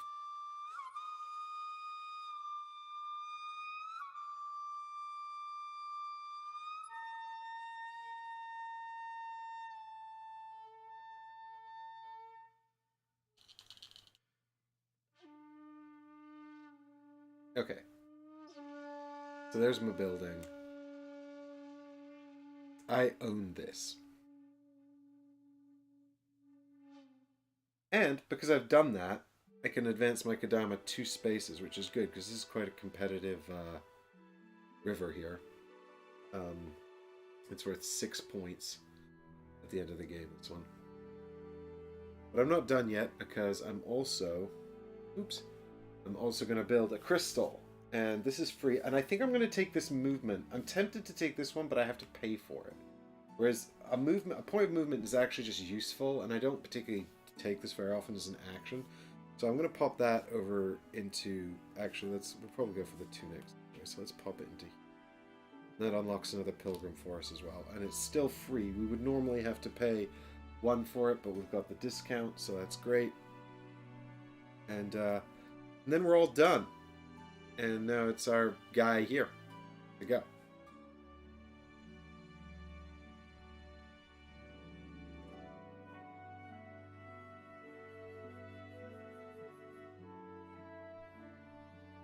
Beppe also says, your comments just come through now.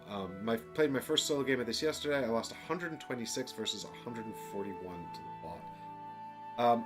This is my first ever solo game of this. So, let's see how well it goes. And also, if you think I'm doing anything incorrectly with the bot, let me know. But I think I've been doing a pretty good job so far. There's a 3, so we're triggering this card here. Alright, so, what have we got here? That's not right. This is not important, nor... bottom location's available. Yes, that is true. He has an unlocked die. Yes, that is also true. Haggers is like, I'm particularly Mexican. How dare you, sir? So he's going to take this... He's going to go into here. Now we're contesting. Place the unlocked die on the... Advance the Kadama in that one space. No. Kadama advances. He gets lots of Kadama. Curse that. It's Kadama. And perform the corresponding action. Which is what for the Jade Hills? I think it's fairly straightforward. It's like grab a resource.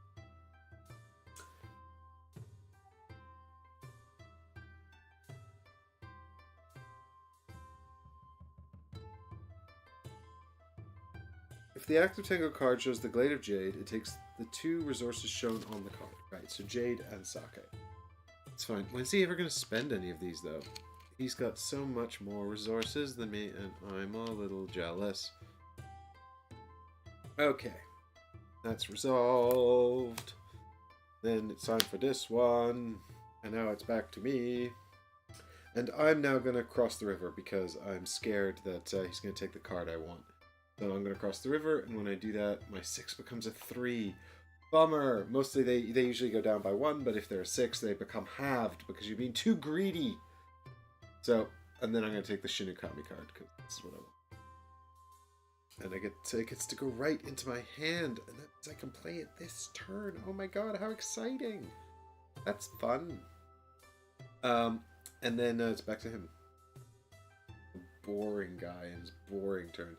Oh yeah, also I have to put this marker out, although it doesn't really matter. Like I said, in this version of the game it doesn't. Okie dokie. Let's see what he does. Boop! It's a 2. So he's doing this card here. Oh, he can't get into that spot. He's already taken that spot. It's the Steps of Wisdom, but he's already at the Steps of Wisdom. Okay, so he's already there, so he's blocking himself. So there's no contested crossing because I already crossed. He's not active. Blah blah blah. The location shown on the bottom of the card is available. It's not. He has 1 locked die and has the associated resource. Okay. So he unlocks this die. He spends the associated resource, which is Jade. And then what does he do?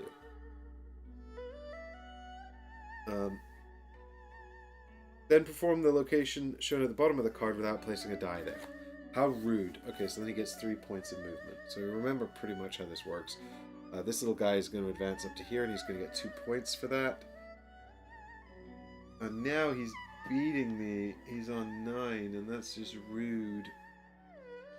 And then he has to move along the path of wisdom up here. So let's have a quick look and check his order of priorities for this. Yeah, this is all together. I wish they'd made some player aids with this stuff on it. I guess I'll just have to print mine out. Um,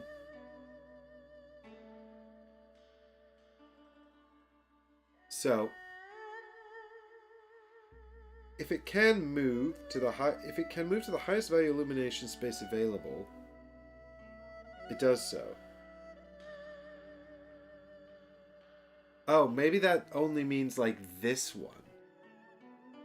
I might have made a mistake last time.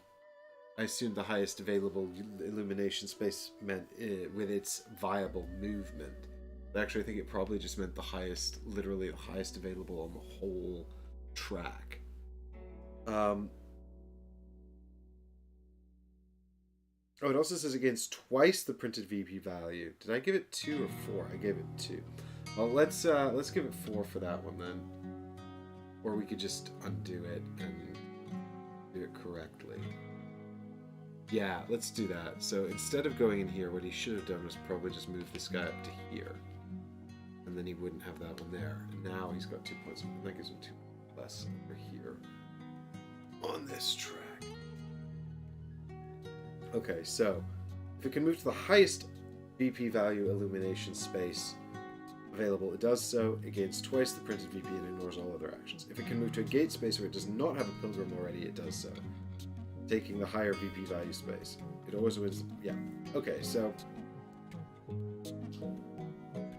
I don't think it costs a space actually to move in here, so presumably it would have put this guy in here. Does it? No, it might actually cost a space. Sorry, bear with me 2 seconds. Path of Wisdom.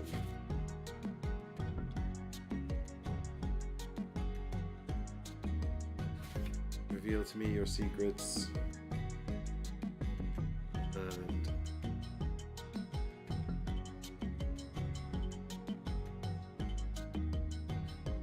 ooh.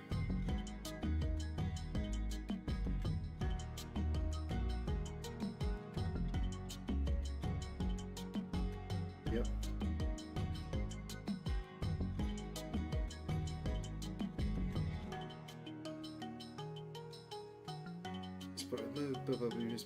Yep.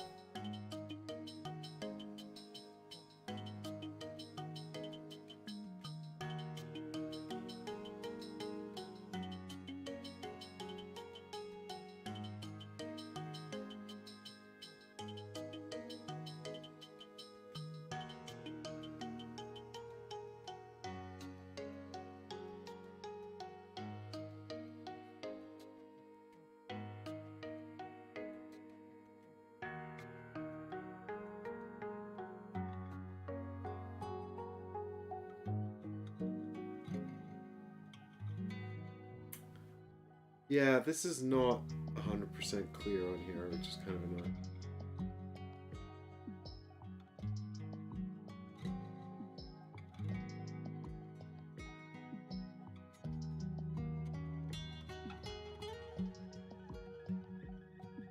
Oh, I was correct initially. Okay.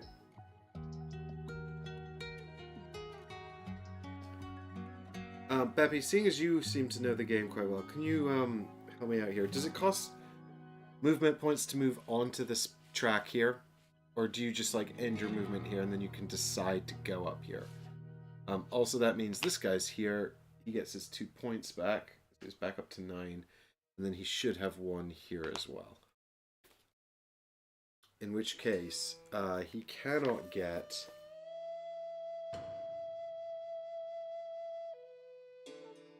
Oh, and he should actually have 2 more points then.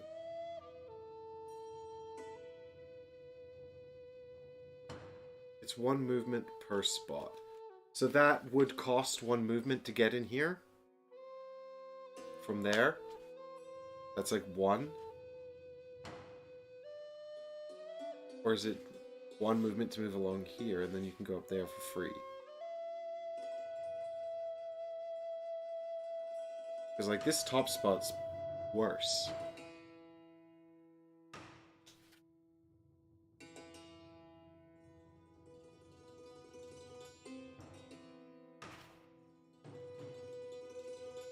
I remember figuring this out the last time I played this, which was probably about 2 months ago. I figured out all of these little rules, and then I've now forgotten them all. Going back to it 2 months later. Which is the unfortunate side effect of reading too many rule books, but it's also the case that this game has some... this little path of wisdom here could have been more clearly written.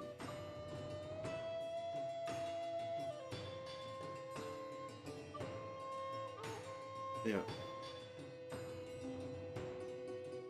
Okay. So can you, but what I mean is, like, let's say you got a little situation like this where this guy's up here and he wants to get into there, but can he go, so this guy starts out his pilgrimage or whatever, he goes 1, 2, he winds up there. This guy starts out his pilgrimage, he has to go 1, 2, 3 to get to this shitty spot. Is that the case? Is that really meant to be the case? Or does he ignore this spot because there's a guy in it and he just goes 1, 2? Because you'd always take this space over that space. They're the same, but this has 2 points on it.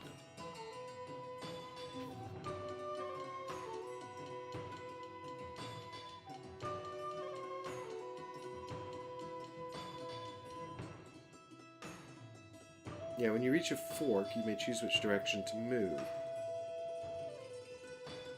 The spaces along the side paths can only hold 1 pilgrim at a time. Pilgrims may not occupy different spaces on the same fork.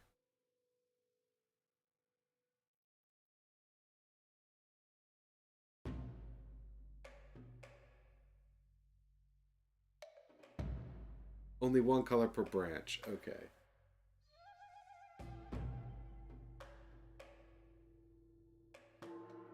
Fine.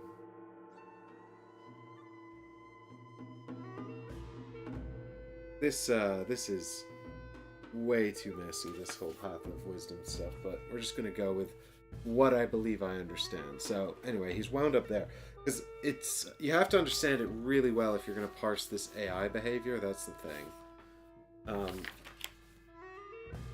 Right, so in any case, his priority then for the first one is the highest value illumination space available, which now it's taken that one. So it's got 2 points of movement left because it moved on the Bitoku card.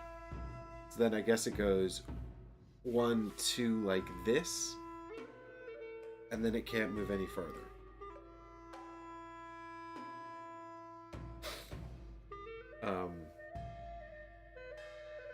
Well, yeah, but it says it's because he only ever moves once on the Bitoku track, right, Beppy? So because he only ever moves once here, he'll always come up here with 2 points of movement, which means that next time he's going to prioritize the illumination again, because it says his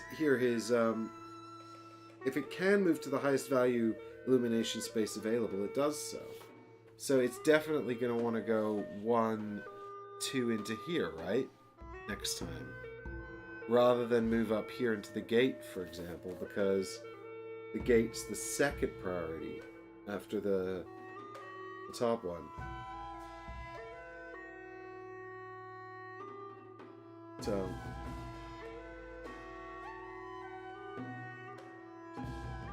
I wish it just said something simpler, like it takes the spot with the highest victory points that it can reach.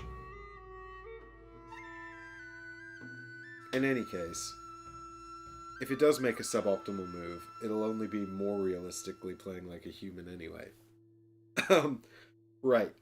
And now I forgot. See, and now that I've spent so much mental energy on trying to work out what on earth that AI was trying to do, now I have to try and remember what on earth I'm doing.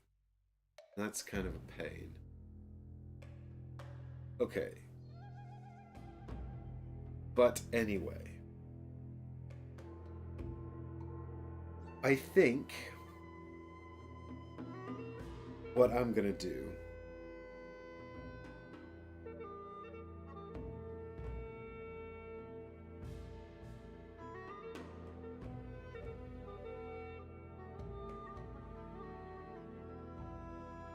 what am I more? I feel like I've got quite a good selection of resources here, actually.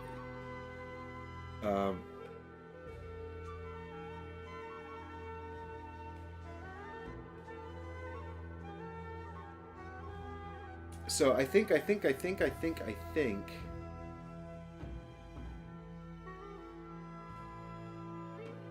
my next building costs a rock. So I think what I'm going to do...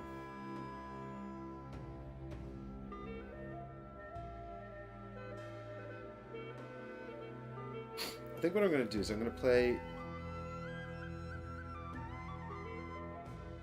Shin Ukami into here, which unlocks my 2, and that gives me a movement. And then I'm going to take that movement and move my little guy along the Bitoku path here, which lets me either put a pilgrim down here or take a new stone. So the question is, what do I do? Because I can take this one, which gives me points for red and blue buildings, which is good. Or I can take this one, which gives me points for Kappa, which I kind of don't... I've got 1 Kappa, which is fine. But I think... wouldn't I rather have the points for the buildings? Because I'm not going to be... Because I'm probably going to wind up doing a little bit of both anyway. So yeah, let's take this one then. And it pops down into here. This. On my player board. Right there into the rock garden. And... now I can advance my Kadama somewhere, and then I can buy either a dragonfly or a Lady Mitama spirit.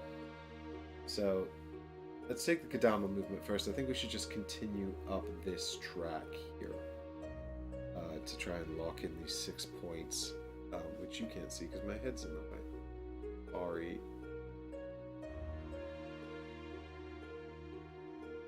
That's the best we're going to get it, I think.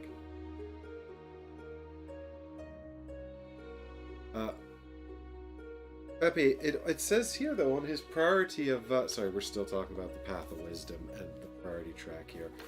It says, it literally says right here, that his order is... whenever the Tengu gains movement points, it spends them immediately, choosing the following options in this order. If it has a Bitoku card in its... Oh, yeah, okay, so it doesn't actually have a Bitoku card. So then it will have 3 points of movement. You are correct. Yeah, so he'll go and take the 5-point spot. Okay, fine. Yes, you are correct. Well spotted. Okay. Unless he gets a Bitoku card before he gets more movement. I also totally forgot to admin his board. There we go. Okay. Yes, what was I doing? Right, I just took the rock garden and I moved my little Kadama there for points. Now I'm trying to decide which spirit to buy.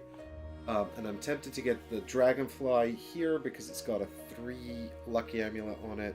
That'll get me to let me take a better action next time. I've talked myself right into it. So I'm going to take this, which I can now pair with this one here straight away. And so that's great. Now I get the lucky 3 amulet. Or a better action next time.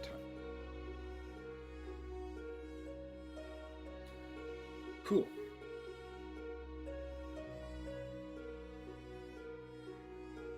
And then it's his turn, and we'll see what he does.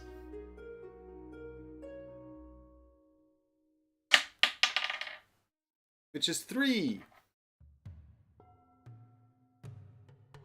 Looks like he's building a building. Oh, shucks, I was thinking about doing that. Or is he?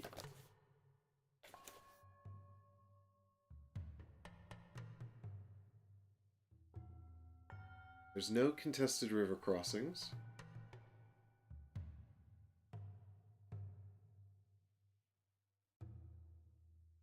He is inactive there. The location shown is available. It is available, and he has an unlocked die. Okay, so his unlocked die here goes to the depicted location, which is this location here. And then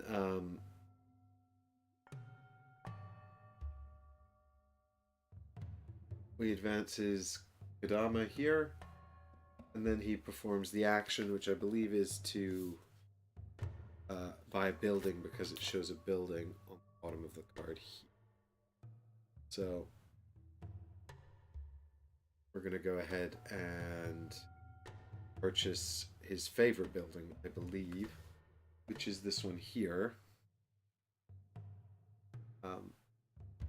So he's going to grab this building here and he's going to put it out into the spot with the most contentious thing, which I think I decided is either here or here. There's no spot for the building there anyway, so it's going to go into here for sure. And then he advances his Kodama one, and then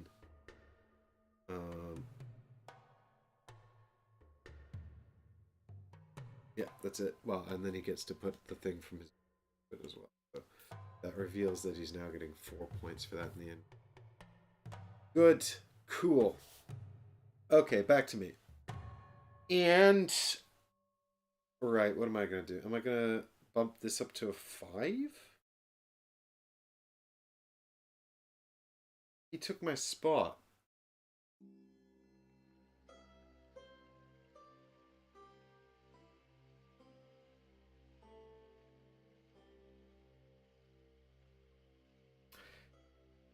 He took my spot! If I'm gonna buy, I need at least a 3 to purchase one of those ladybugs.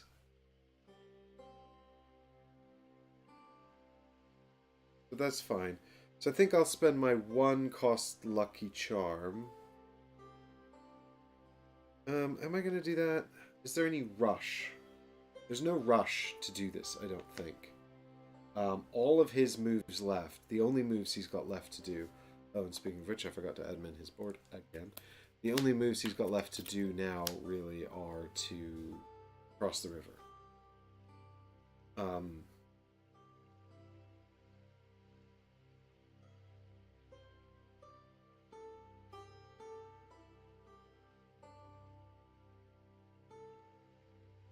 Oh yeah, I forgot to pay a resource, didn't I? And I took the dragonfly. Or did I have money off it? How did I get it? I got it from there, so yes, I should have paid that wood. Talked about it, and then didn't. So if I don't have any resources, is that problematic? Well, no, it's not actually. No, yes, this is why. This is what we're doing. So we're going to take this, bump this up to a 3, and then pop it into here. And now we can trigger our building on a 3, which gets us 2 resources. Yes, good. And then we can also purchase a tile of some description. But I can take any 2 resources, so I think I'm going to be inclined to take a wood. And then I'm kind of tempted to take a sake, just so I can purchase the 5-point lady thing. Mitama. Because it's, like, really valuable. So I can buy one of these with a discount of 1. And so if I buy this one, it costs 2 and then 1 or the other. I'll discount a sake, and then I'll buy it for a jade and a sake, which just gets me straight up 5 points, which is kind of awesome. So let's do that.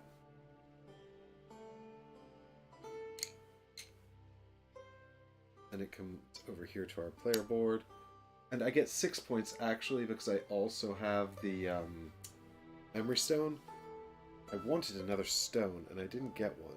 Am I upset about that? I don't know. Chances are I'm not going to get one now anyway. Oh no, I did get another stone. I bought the walking stick. What am I talking about? Yeah, it's fine. It's all good. We got 2 stones. That's pretty good. Yep, so I just did that. I bought that. Got the points for it.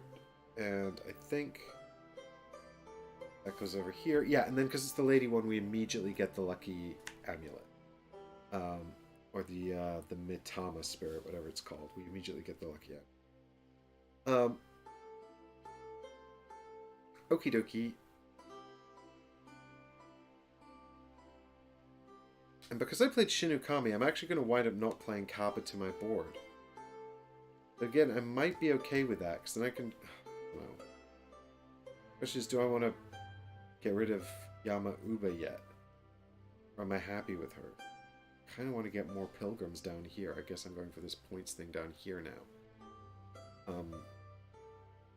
Because I can only ditch one of the ones up here. Shinukami is going to give me 2 points for every pairing I've made, so I'm kind of conscientious of that. But it's a max 12, so I don't really know if I want to burn him this round, or perhaps just wait till next round to burn him, in the hope I get even more points. She also lets me unlock a die, so this is actually unlocked. The wood looks like a potato if you have it the wrong way over.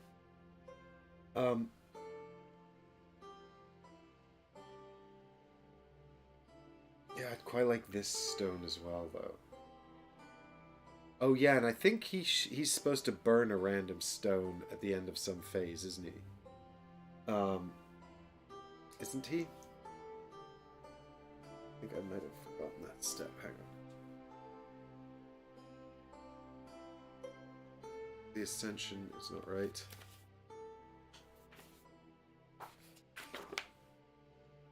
Yes. Select one random rock from the garden and remove it from play. I should have done that. So we'll do 1, 2, 3. Oh, sorry, you can't see. So we'll do 1, 2, 3.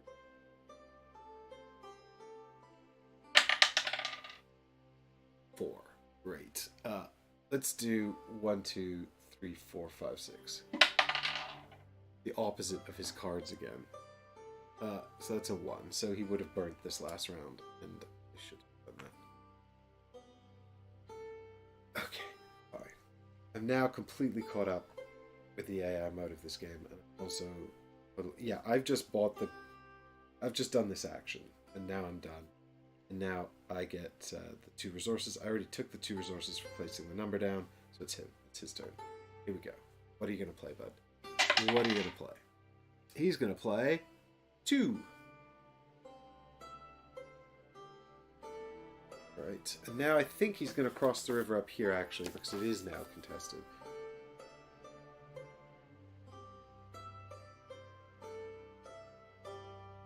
Right, yeah, so he wants to go up here and get, so he's going to go over here, actually, which is kind of funny, really.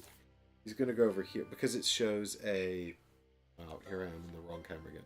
Because it shows a Bitoku card here, he's going to go from here up to there to get this Bitoku card because it's the rarer of the 2 available here. But that's funny because I've got this one already. Anyway, that's that. That's kind of annoying though because I kind of wanted this yokai card. I guess. I actually don't mind. Actually, no, I want this Bitoku card, so it's fine. Speaking of which, that's the end of his turn. Very simple turn to parse. I like that. That's it, right? Yeah, he goes up there and he gets the card. Yeah, fine. Alright, what am I going to do now then? I can put my 1 out.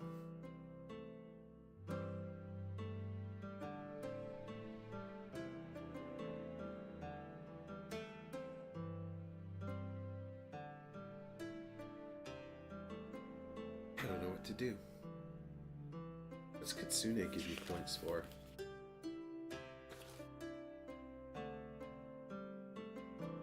Add together the value of your 2 current highest value dice and then divide it by 2. Earn that many. Oh no, and just receive that many. So if you have 2 6s, just get 12 victory points. That's pretty good. Oh, but I'm not going to have him anyway because I'm going for the... I'm definitely going for something else. What just happened? You can still take the yokai card you want. Yeah, I want the, but I think I want the Bitoku card. Oh, yes, that's right. You're actually correct, Pepe, because these 2 spots are linked, aren't they? So I could go in there and still get the Nezumi card. Yeah, that's, because I've not played on the 2-player side of the board before. That took me a moment to get my head around.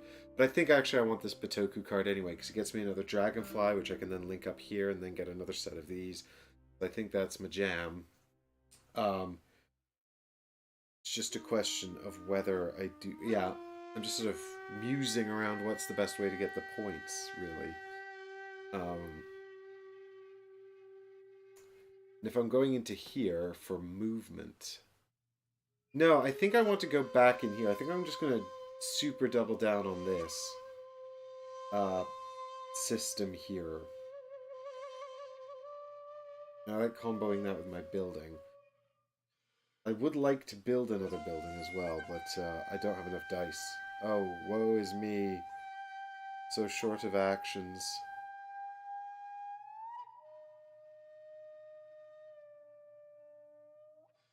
So, yeah, so I think I'm going to go... This comes down to a 2 as it crosses up to the river here. We'll grab the this Bitoku card here. Oh, but I have to stand on it to get the points. Damn it! Maybe I will have to take the movement after all. I have to stand on it to get the effect.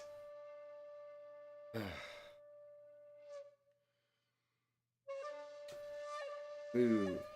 This is going to come out as a really low-scoring game. I need more stuff. Anyway, over to our friend. What are you doing, sir? It's a 1. Is it a 1? Yes, it's a 1. It's this card. Alright, so...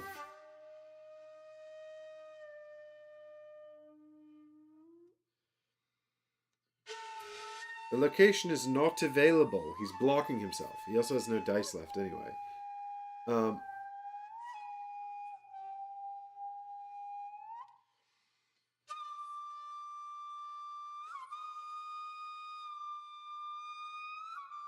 Yep, so he's going to go get another Bitoku card by the looks of things.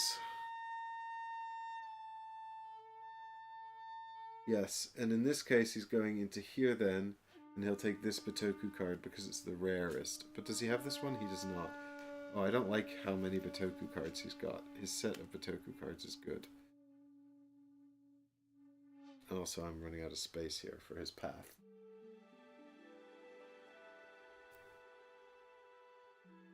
We might have to adjust the positioning slightly, the layout slightly. Now that he's left his player board, it doesn't really need to be next to that, does it? We can move it down here. That up.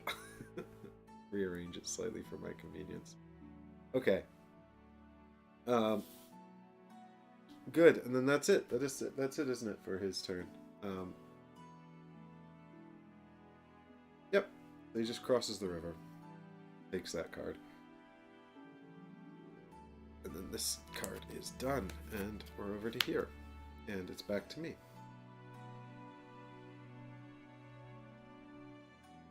Leppy says getting more vision cards is helpful as well. Yeah, I had a bunch of it. I mean, I do still need to do some move. I mean, actually, it's probably a good idea to get some movement, because that'll help me get some...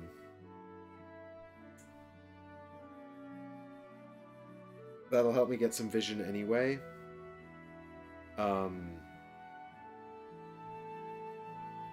Not get some vision, it'll help me towards completing my vision. I have to get onto one of the gates. And actually, he's now quite close to the first gate. So if I can get there, I can at least steal 2 points from him and get 2 points myself. So he gets double for his positions. So what I'm talking about here is I can get in here before him, possibly. How much do I need for that? 3 movement. So 4 movement would be great. I can't get up to a 6. So that's a sad fact.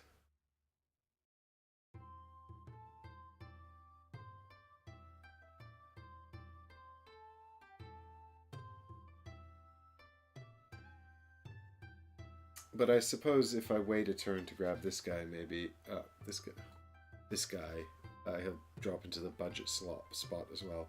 So yeah, let's go ahead and spend this 3 then, amulet, to make this into a 4. And we'll pop it into here. And then that gets me 3 points of movement.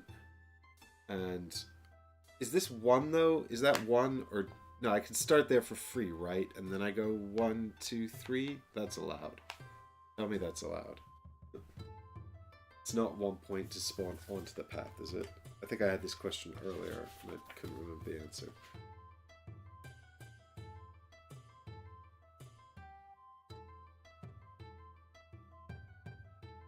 Start a new pilgrimage. If you have a pilgrim available on your board, you may move it to the starting path on any of the path that wisdom you wish to follow.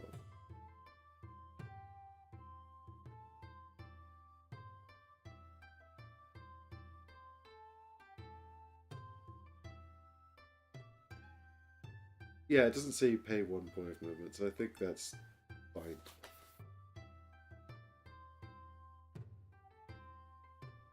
Yep, so I can get in here with 3 movement. That's my understanding. I'm going to take this skate spot here, and I'm going to get 2 points, and a lucky charm, and a Kadama movement.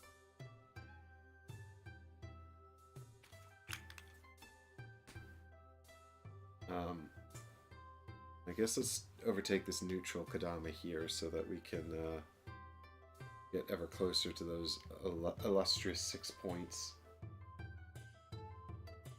And 2 points.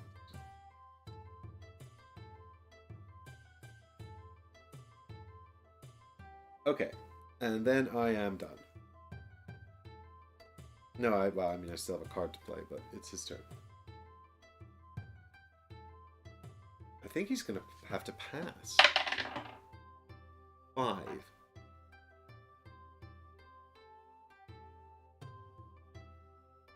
But I don't think he can do anything.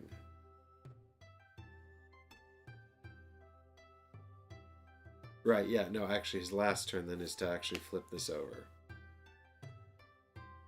That's right, that's a turn, apparently, to flip that over. That sort of makes up for the double turn he gets at the start.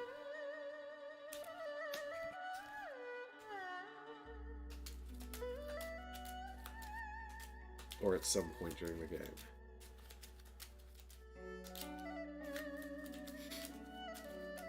And now I can set out from that gate, right?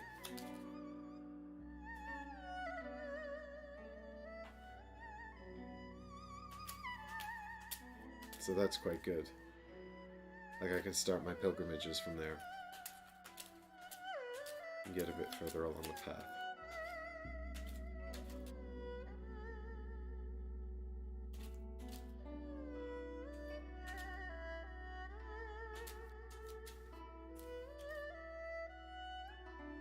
Alright. Cool. So my last move then is to play Yama Uba into here. And she gets me 1. I mean, I could have played the Kappa, but I think this is better. So she's gonna get me 1 lucky amulet, and also, I mean, look, like if I play, so here's the thing: if I play the Kappa, I can burn the Shinukami for 6 points, which isn't bad. But then she's worth 6 points as well, and I could just burn her.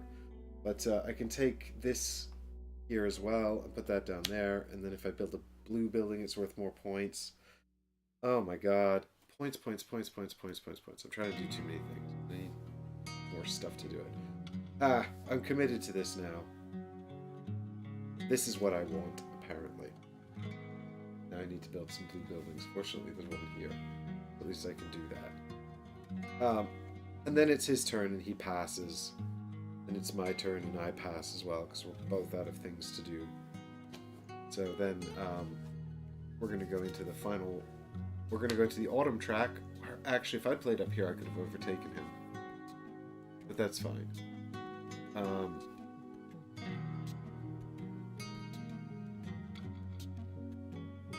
Very much. Yeah, it's very pointility. What's this position here, actually? I don't think this is in the game with more than 2 players, is it?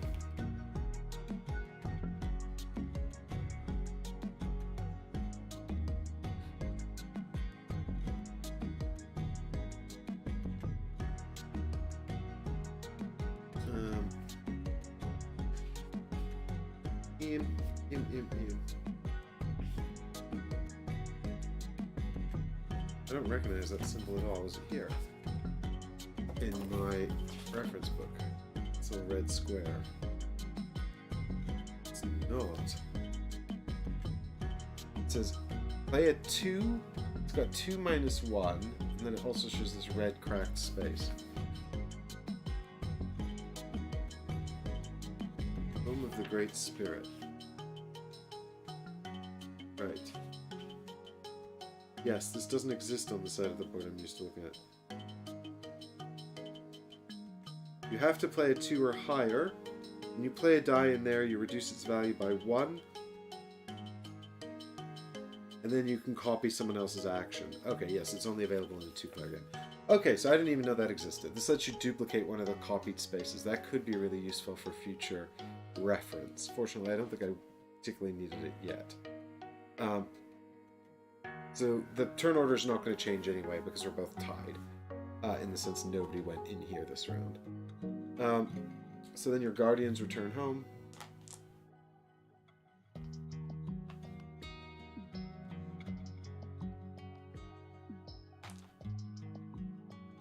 Right, so I'm probably going to put this down here so I can just do that first. Get my highest number available first. Seems reasonable to me. And then I do have 1, 2, 3, 4, 5, 6 yokai cards. So am I going to burn Yama-Uba? I feel like I might.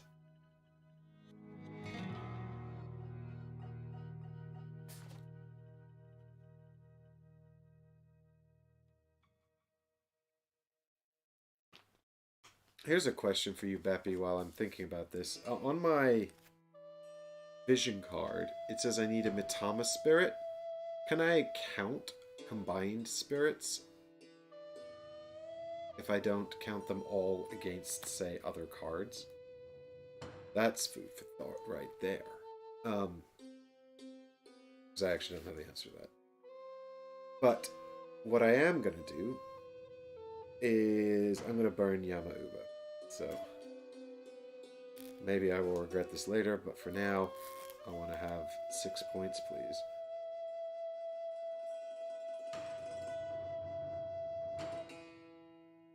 Yes, says Beppe. Great. Good. Use. The OK say farewell. So these ones all go into the discard.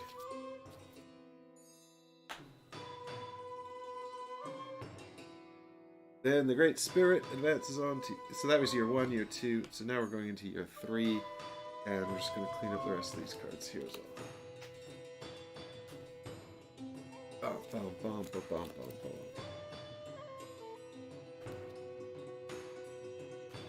Ah, Chugi is back. Another Chugi. Uh-oh. And Jin. 4 rarity. You haven't seen Jin yet. Some kind of little earth cat or something, I don't know. Earth dog? Bear? The spirit can be single or combined. Great news. And there's Imomushi. No, I need more Shin Ukamis, please. Yes, there's one. Alright, that's... Well, I know where I'm going then. Oh, there's another Yama-Uba, though. If I can get Shinukami, then I can have... Oh, but I might not get Shinukami back here. That's fine, because that one will go to my hand, and then I can play it this round and burn it. Okay, what else? This is burnt, this is burnt, this is burnt. And then drop down. Then replace.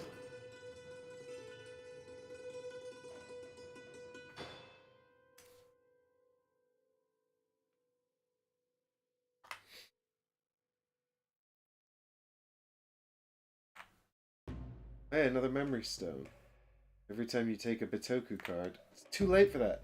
Oh, hey, and look, one of the income stones has finally shown up.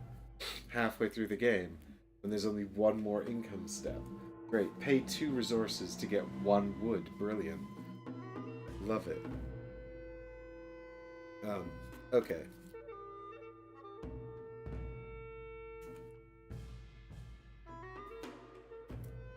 So,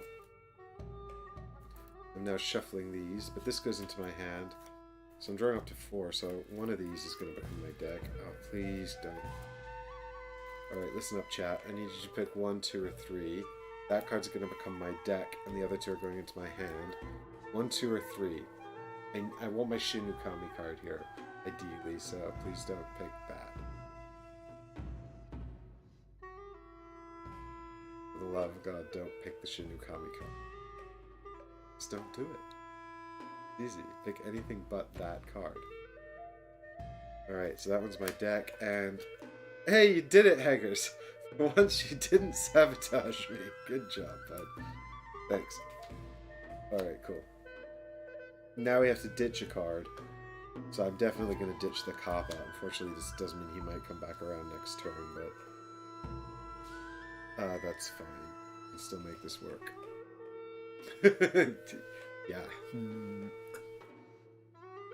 Alright, oh yeah, and then I also have to ditch a stone, because, I should have randomly got rid of one, and there's only one left. So all the stones are gone now. But he gets to go first, and that's a real bummer. I hate that he's going first.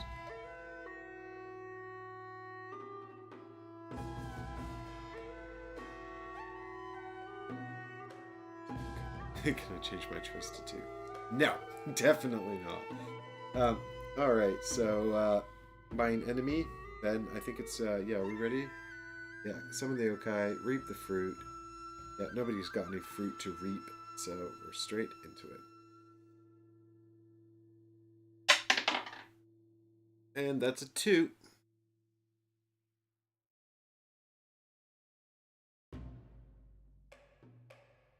The location is available, but it's not in the leftmost position of the card row, so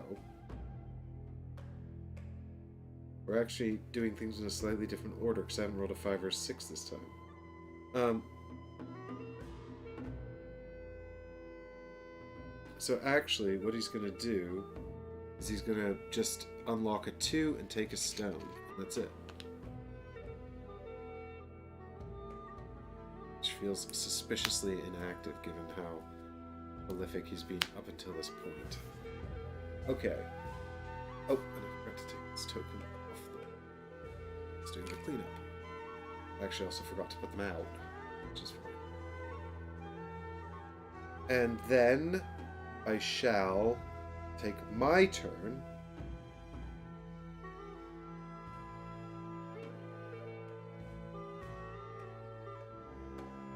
And I want as many Shin Ukami points as I can possibly get. So I'm going to take Shin Ukami, put it in here, which unlocks this die, which gives me a point of movement here, which gets me Dragonfly here, which lets me combo this to get Lucky Double Star.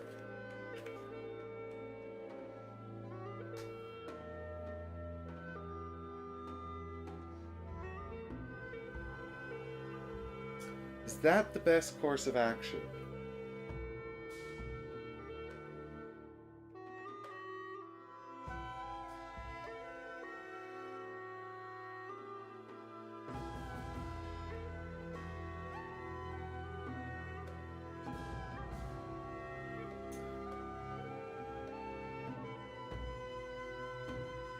I think you were playing in hard mode, Mike. The bot rolls 2 dice and you choose the lowest. Oh. Really?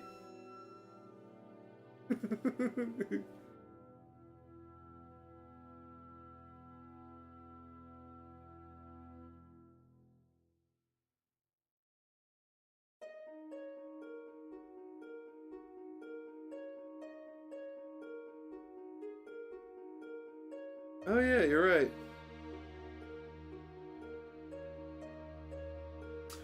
Yeah, but you know what would happen then, Pepe? I'd be sitting here, and I'd be like, okay, he's almost certainly going to use this card, which means now I have to plan around him doing that, and it's just more stuff to think about. And honestly, I'm quite happy with this system.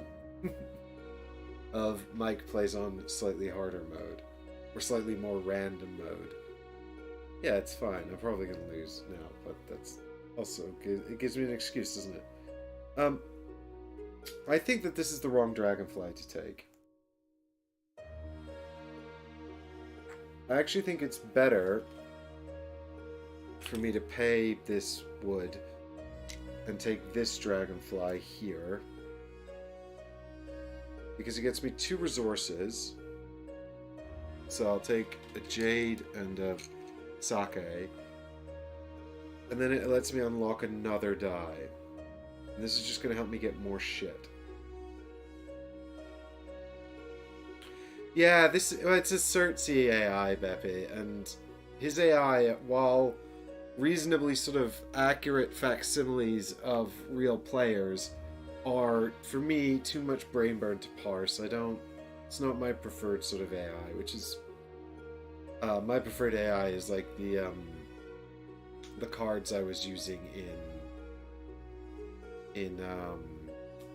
I thought the Gaia Project AI was pretty good from Automa Factory that I used on last week, and I quite liked the AI deck I had for Praga Kaput Regni. I thought that was good too. The solo mode needs a gaming rules video. Yeah, I mean, I tried to convince Devere Games to commission me for a rules video for this back at Essen, but they were quite pleased with the one they made. There's an hour-long video on their YouTube channel for this, but I don't know if they actually cover the solo mode.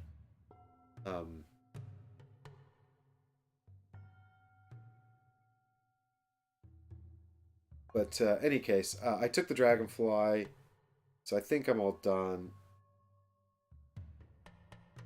No, I'm not all done. I took the dragonfly because I advanced up here because I got a point of movement there. I haven't actually resolved the card that I just played, which gets me a Kadama movement. I'm going to move this Kadama up 1 because that's worth points. And then I actually get to take another thing from here. So I think we take one of the folks off the bottom.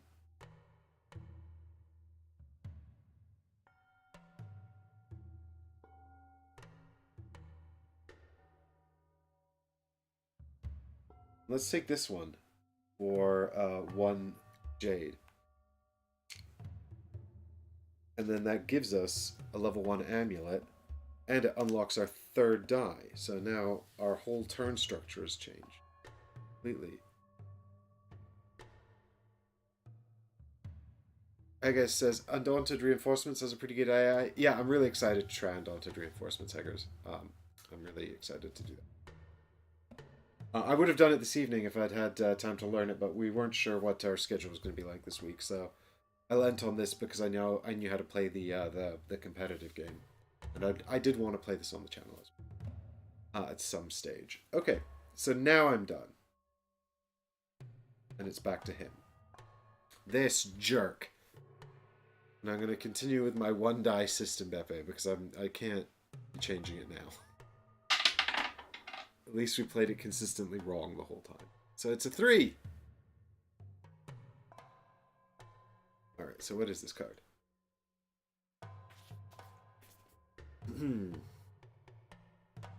There are no contested points. He's not in the leftmost position. The location shown at the bottom is available. What is that location? It looks like the Stone Garden. It is the Stone Garden. That's not a location.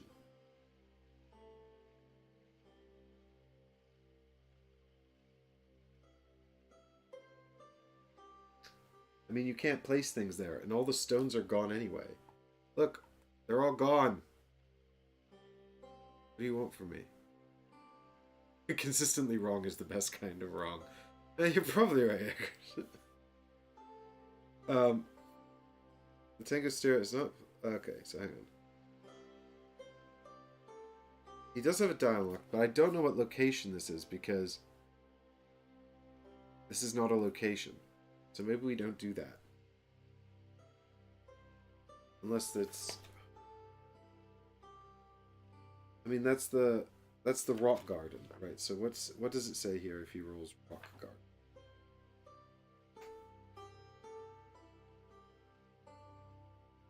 Nothing. Doesn't say anything. So, instead, let's move on to the next behavior, because he can't place a die in that. The location shown on the bottom of the active Tengu card is available. It's not a location that is plausible. There's no stones left anyway, so... he does have the associated resource on the card. Okay, so then what he does is he pays a sake, do the action on the bottom of the card, which looks to me... I mean, like, what is the action on the bottom of this card? It looks to me like he's going to... yeah, he's going to build a building, and... okay, so he's going to build the building favored by his stone garden. So he wants to build either a green or a red building. So there are 2 green buildings, so then he's going to build the cheapest one, right? Doesn't he always take the leftmost building? So that's fine. So he's going to build this building. That's my understanding of what's happening. And this building has to go into this position here. And when he builds the building, he gets to advance his Kadama. And then also... actually, I think that's all that happens.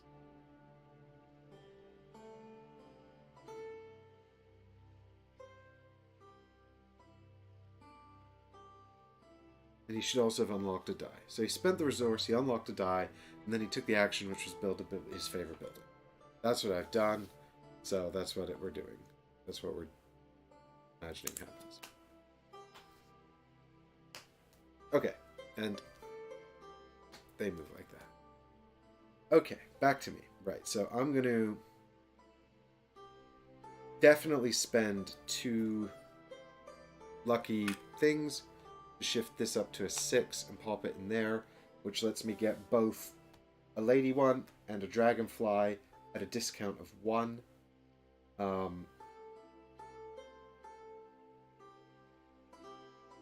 Mitama. I keep calling the bottom row the lady ones, and it's not to do with the way they slot together. It's because that's what the guy who demoed it at Essen called them. So I gotta apologize for that. He called them that, and you know, it's biased to first information. It's just burned into my brain now. That's what we've been calling them. So I guess I'll pay a sake for 2 points. So I'll pay 2 sake to take this one, and that gets me 4 points because of my memory stone.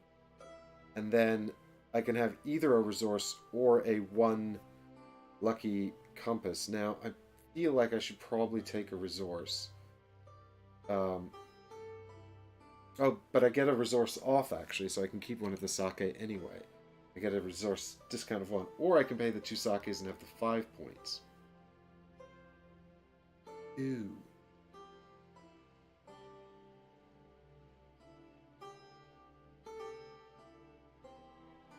Ooh. No, we'll stick with this and keep the resources. And then I think I'm going to take the lucky amulet, actually. They're quite valuable. And also I've got the Kitsune card as well. And then I can have one of these at a discount. Now it feels like almost a shame to buy this dragonfly here when it's free. So maybe I'm going to get this one because it's free as well. And then I can combine it with this one I just got. And that allows me to adjust a racetrack. So he goes back 1 and I go up 2. So I think probably the best move is... And thanks for hanging out, Beppe, and thank you for your help as well. Much appreciated. I think probably the best thing to do is move him back 1 here. Move me up 2 because... well, actually, it's either there or there. They're both kind of the same, though. So yeah, let's do it here, and then I'll go up 2. And now I'm ahead of him there, at least.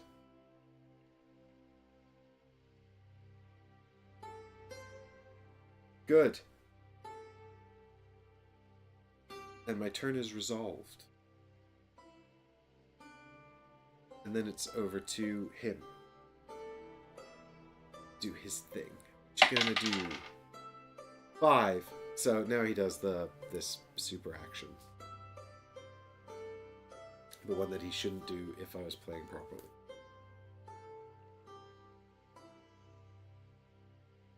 And he does have one locked up. And the bottom action... Oh, the bottom action's not available. He can't do it, because I'm there. It's the only spot I'm in. Oh, you can't see it on this camera. That's a very dramatic side angle, but never mind. Yeah, so the only action spot I'm in there is the one he's trying to do. Fine. Then he can't do it. What's next? He does have the associated resource. Uh-oh, he's going to steal this action from me, and I'm going to be mad at him because he's going to take the dragonfly I want. What a jerk. Okay, so he's going to spend the jade and unlock his third die. And then he's going to perform the action shown at the bottom of the active Tengu card without placing a die there. So in this case, it's dragonfly action. And he's going to stop taking the dragonflies. I need them. Okay, that's my whole strategy, and you don't even care.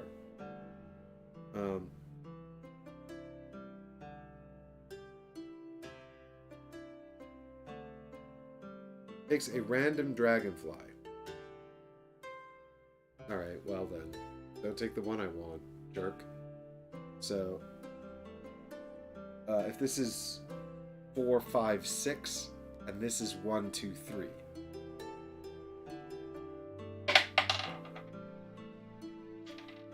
Hey! That's not the one I wanted. I'm pleased.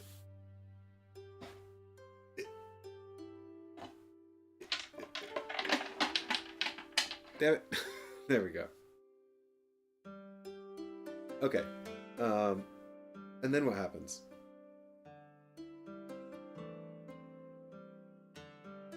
It does not receive any resources.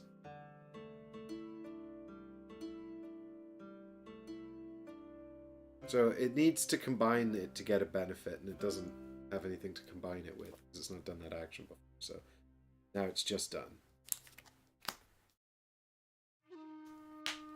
Okay. And it's back to me. And okay, so what do I want?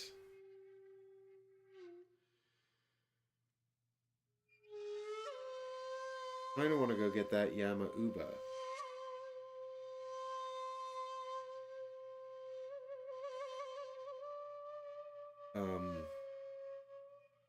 And I want to build a building, so I feel like that's the best course of action is to get a die up here.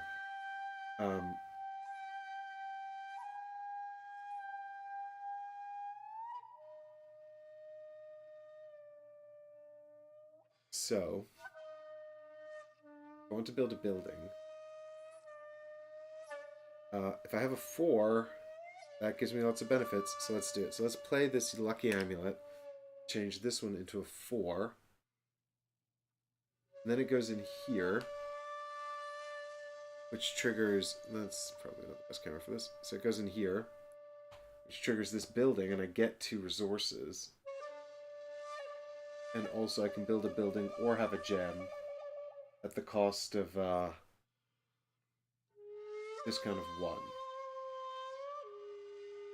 I mean, that's fine. I can actually afford it, but that's fine. So I'll take this building, blue building here. We'll put that out in a minute. Oh, that's yeah, the blue building. Where am I going to put it, though?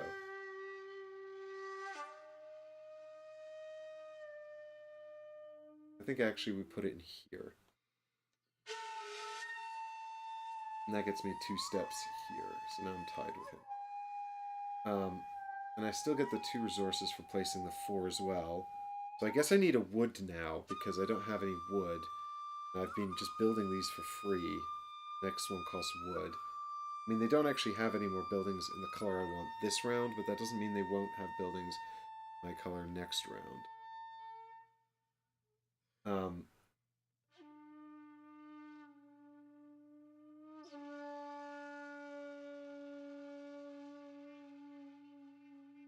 Yep.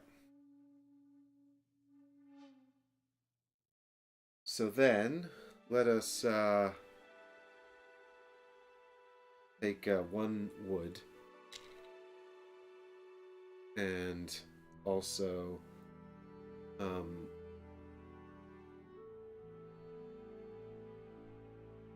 I guess we should get a jade because I don't have any, and I think that's that. We bought the building, we paid the building, we didn't need to pay for the building. We got the resources for the number matching, and we placed the building, and we got the Kadama points. We're all done. It's over to him. And we can actually build another building this round. I forgot we had an Azumi card in hand. But I think we'll probably wind up using the Yana Uba card, because then we can get more points for our Shinukami when we burn it. Although if we get the Shinukami card, we could also use that. We could play to both, but then we might not have the Shinukami card next turn, which would damage our points combo.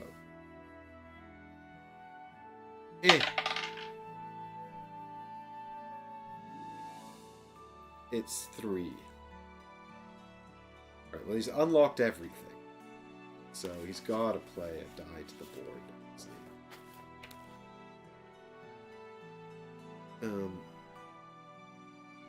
The location is available, and he has an unlocked die. So he plays his 2 to the board into this position here. And then he advances his Kadama 1 space. No! I was ahead, now I'm not. And then he performs the action, which in this case is 3 movement points for him. So he starts off by moving this guy up 1, which gets him 4 points. Ooh, he goes up to 15. And then he gets to move 2 up here, which is actually, I think, going to put him into here now.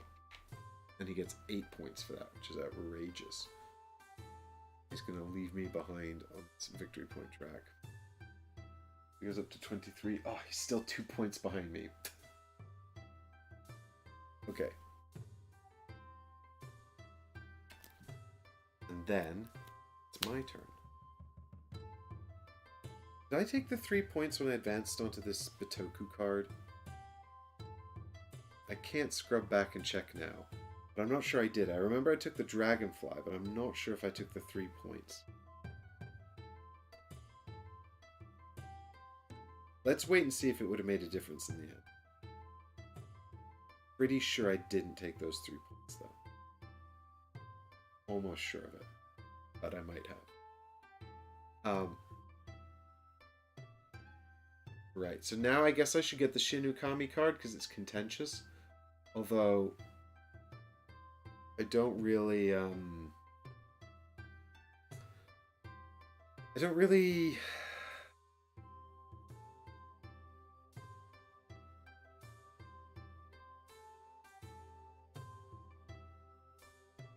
think he's gonna take that card, because like none of his business really is with that card.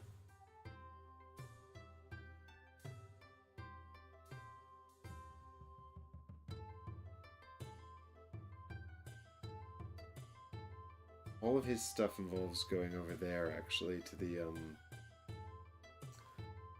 like, none of his cards show anything to do with him sort of taking what I want. It's more about him blocking out the spaces. And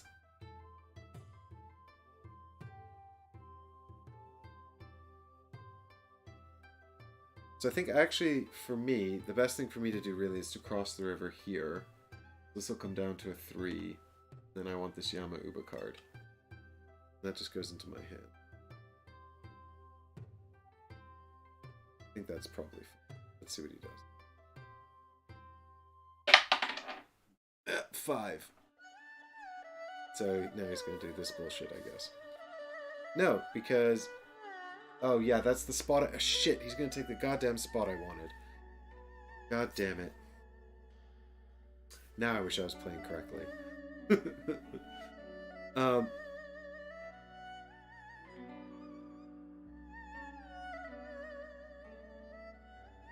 Yeah, so he's just going to go into the region that I want. Damn it.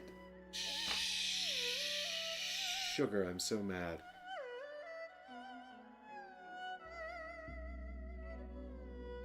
I mean, I guess this is kind of how the game is supposed to work, though. Also, he uses 3. Go to here. And then he takes the action, which is to build this building here.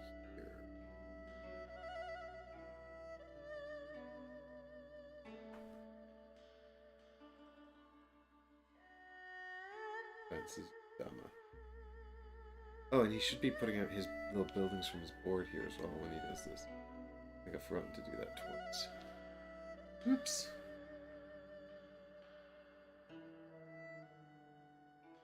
Damn it. That was supposed to be my spot from my last die. That's why I just left there. Oh, those best laid plans. It's like a real game. Damn it. Okay.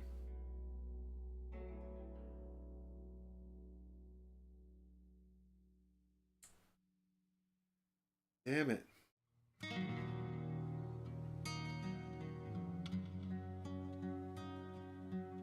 Hang on.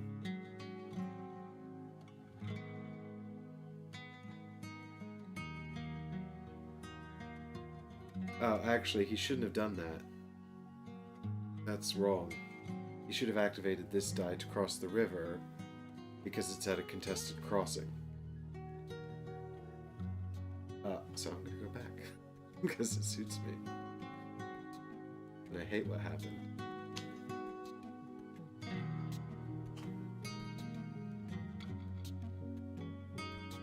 Okay. So actually, he should activate this.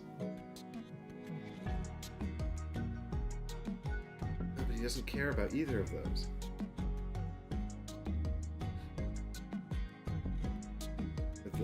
Where a yokai or Bitoku showing on the top half of the active Tengu card is available. Wait a minute, what is that though? The AI rarest Bitoku.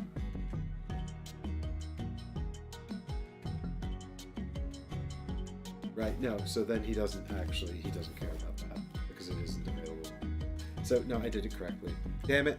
I mean, it makes sense really. It's kind of a bummer, so probably makes sense that the thing that was a bummer. Okay.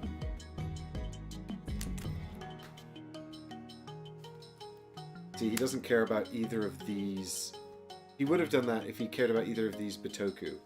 But because they're not the rarest in the hills, and he has it, he doesn't care about it.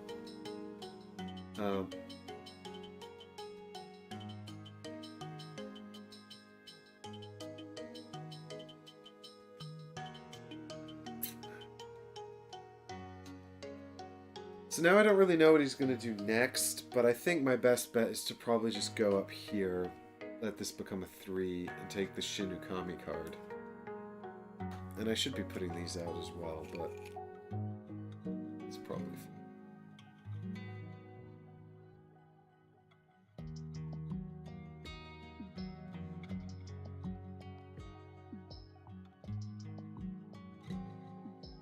Okie dokie, and then it's back to him.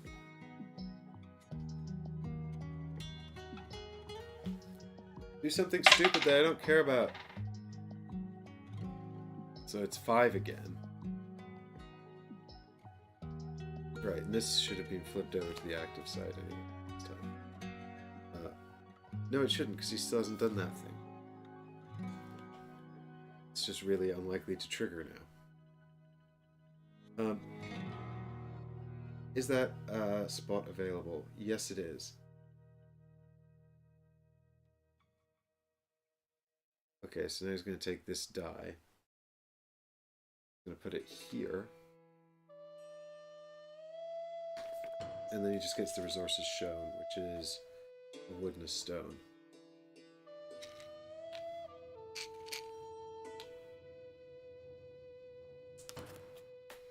Yeah, we're getting there with parsing this sort of quicker. But I still think it's a little bit too much for my tastes. Okay, so if I want to have a hope in hell of getting another river action, and I do, then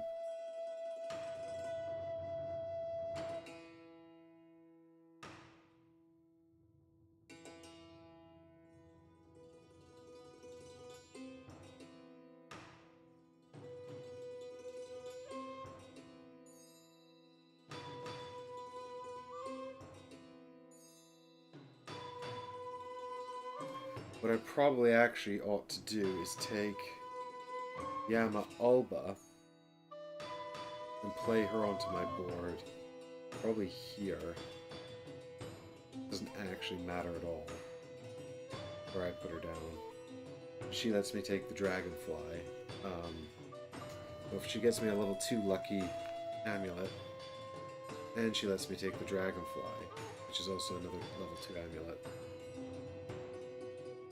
And that combines up here to create the 4th set of these. I get another one of the amulets as well.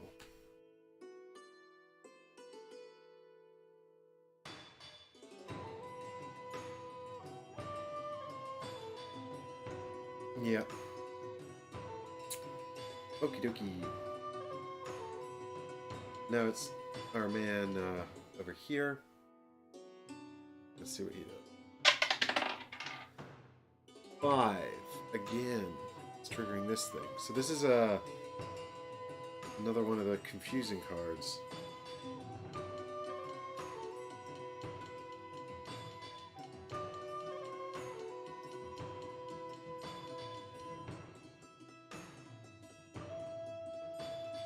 Yeah, I mean, he's definitely going to cross the river, actually, so...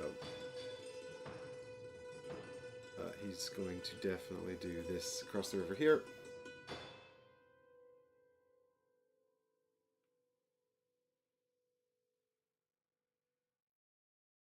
And it takes this yokai card, because there's nothing better for it to do. He's just going up there because he wants to block me from doing it. Jerk.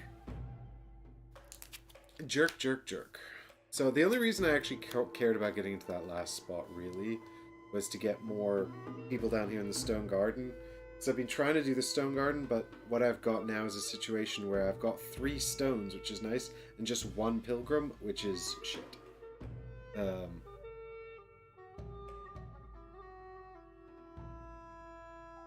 So...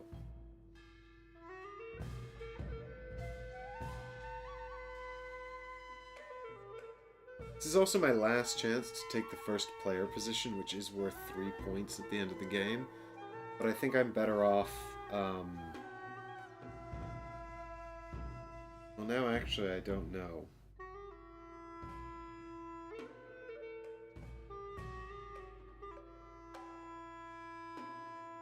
I don't know what to do with my life.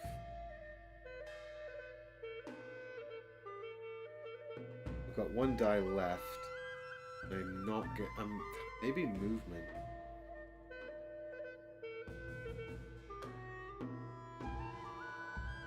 Because I don't care about the last building. I don't really care about any of the crystals.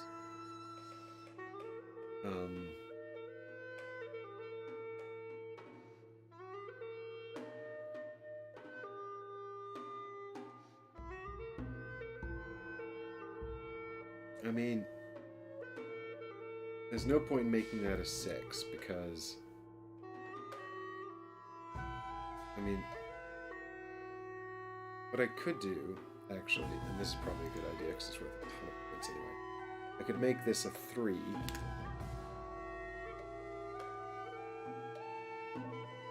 Pop it into here. And then that lets me buy one of these 2 ladies pieces at a reduced cost. So I'll take this one with 1 off. I'll pay a jade and a sake for it, which means I get 6 points because it's 5 plus 1 for my memory stone. But then because I've taken the put a 3 out here, I get the 2 resources right back. That's just like straight up 6 points.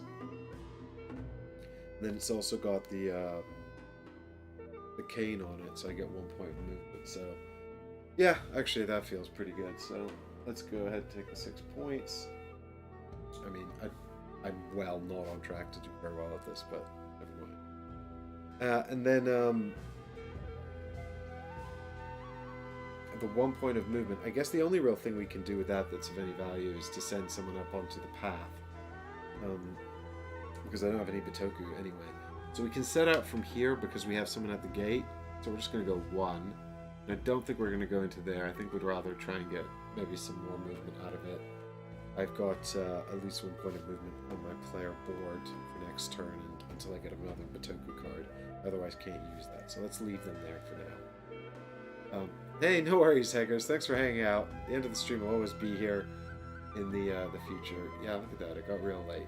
Once again, try to get these things done fast. But, never mind. It's actually, I think this is actually almost over. We're basically at the end of round 3 here. There's only 4 rounds. I've only got, like, 1 more thing to do, but for now it's his turn.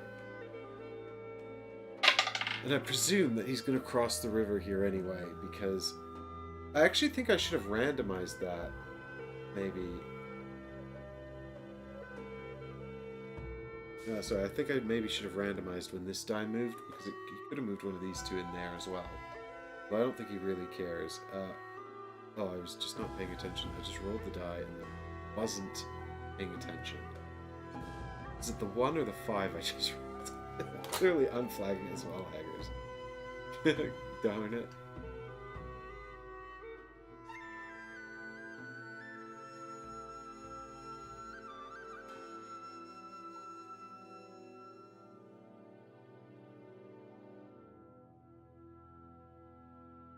It was the 5. Okay, cool. So, the 5 anyway triggers this card. Oh, and look at that! He's going to buy the last lady thing and finally get a thing. And he's going to try to play into a spot that I have. Well, I don't actually know what he's going to do there.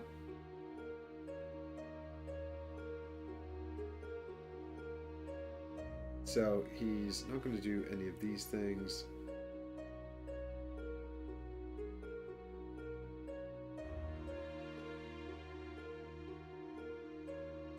Nope.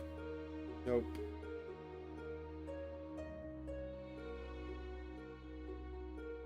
Nope. Nope.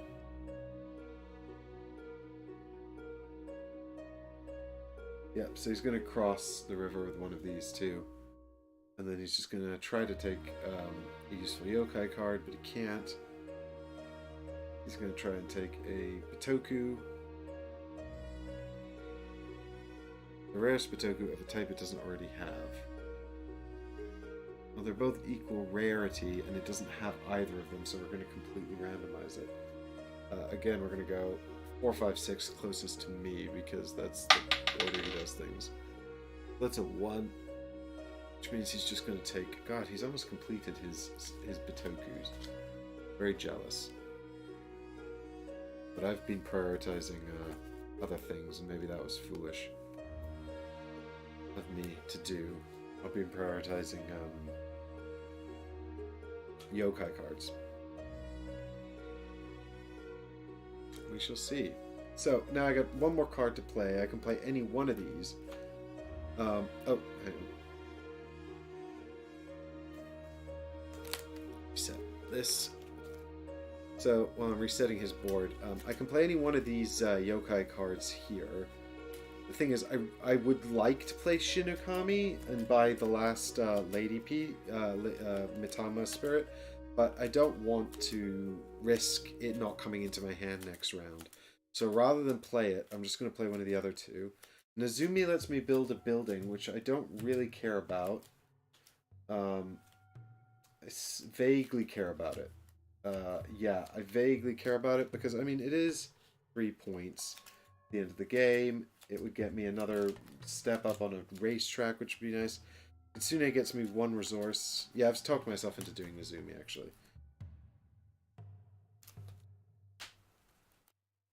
Okay, so Nezumi goes out here. So I can build a building or buy a crystal. I'll build the building.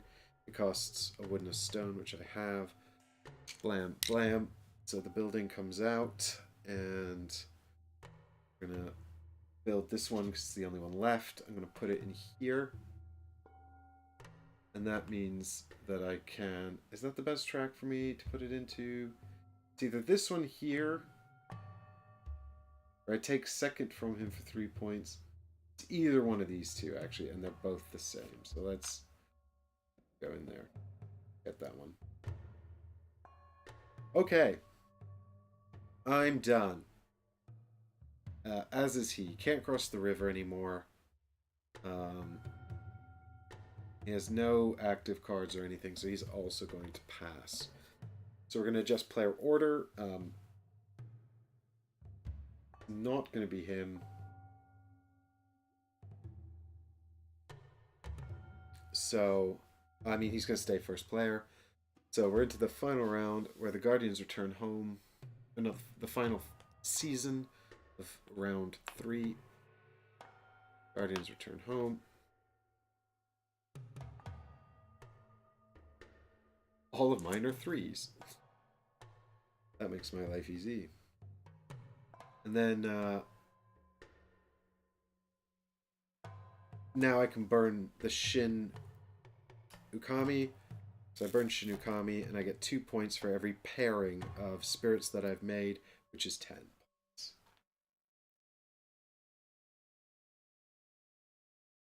And then these ones come over here. And we advance the Great Spirit onto the final phase and do a bit of cleanup.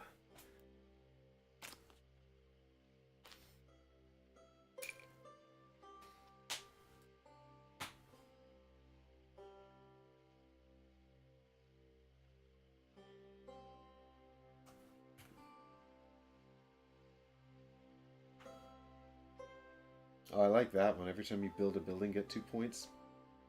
Where were you all my life?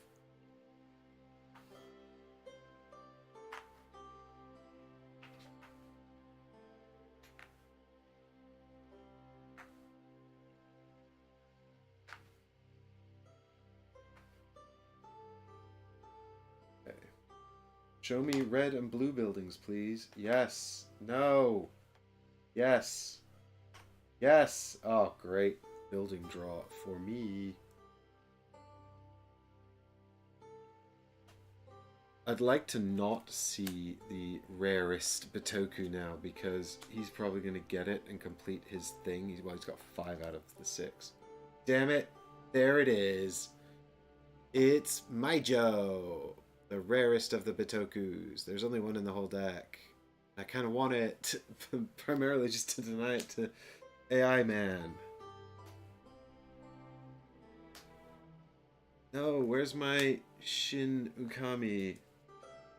There he is. Oh, they're all up there. Now I would have to choose between Shin Ukami and Kaijo if I'd got that spot. Damn it! Why can't things be nice and spread out to make my life basically the same? Actually, agonizing. Agony. Okie dokie. So, let's also make sure that we have 2 resources at the end of this round, so we don't miss out on our vision card.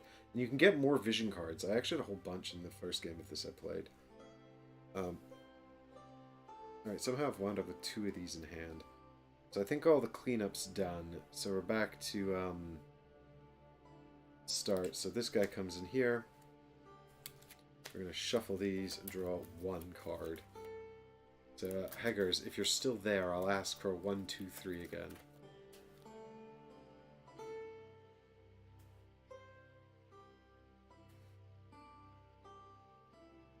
Can't remember what this is. I think this is Imamushi.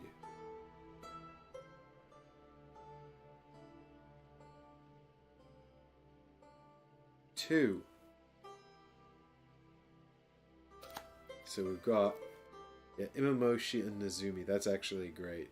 You picked Nezumi Heggers, which is really useful for this final round. Provided I get some more pilgrims here in the Stone Garden. If I don't, then it is...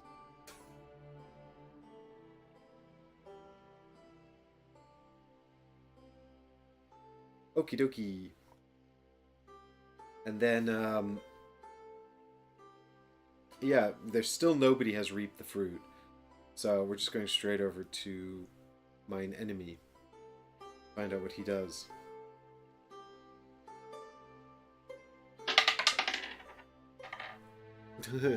You're so tired you're useful. I think that was a 3, wasn't it?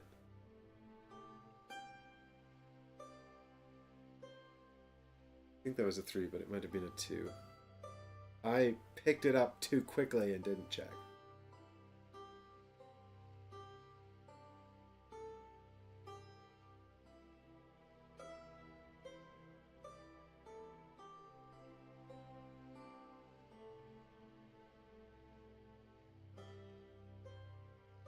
Now I can't see.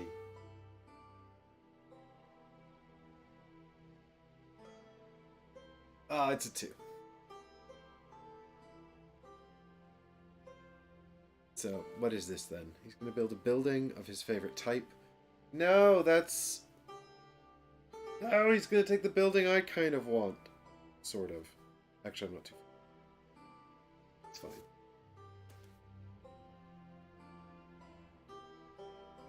Yeah, this card is the weird card, so he's just going to build a building. That's it, basically. Yeah, I don't really understand this card because it doesn't seem to match up with any of the possible actions he has available here, but...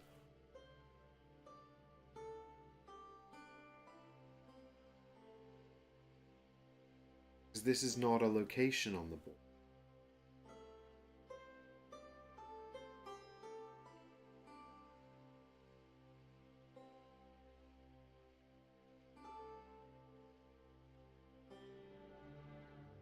Yeah, okay, so he's going to unlock a die. He's going to spend the sake, because it shows sake on the card. And then he's going to take the action at the bottom of the card, which I presume is to buy a building that matches his stone garden, which in this case is the red building. He's going to take the red building, and he's going to buy it, and he's going to put it...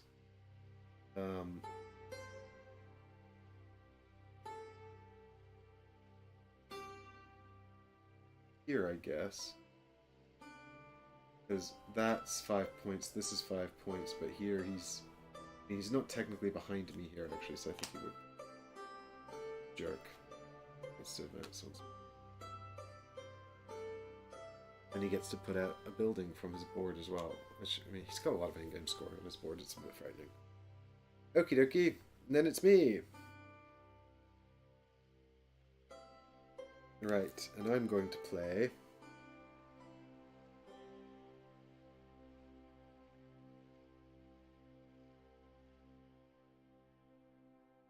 Shin Nukami into here. That unlocks this, and I can have a point of movement.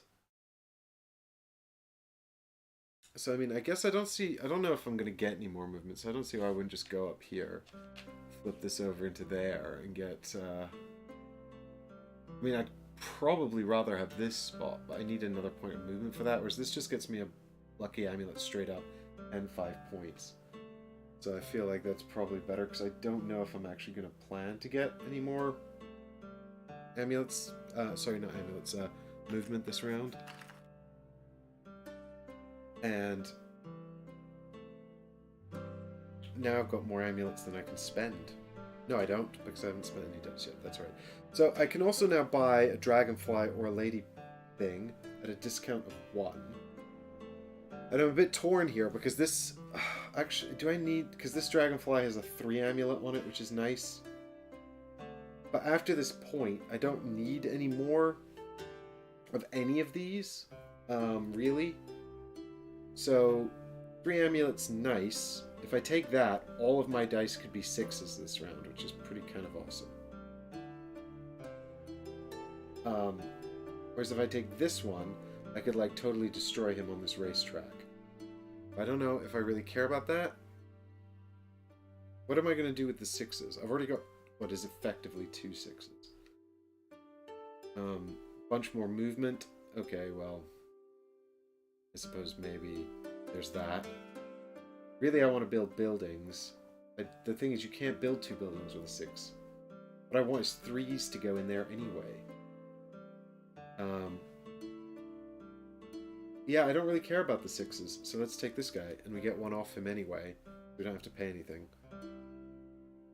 So then they match up here, and when we ditch this Ukami later, he's going to be worth 12 points, which is gorgeous.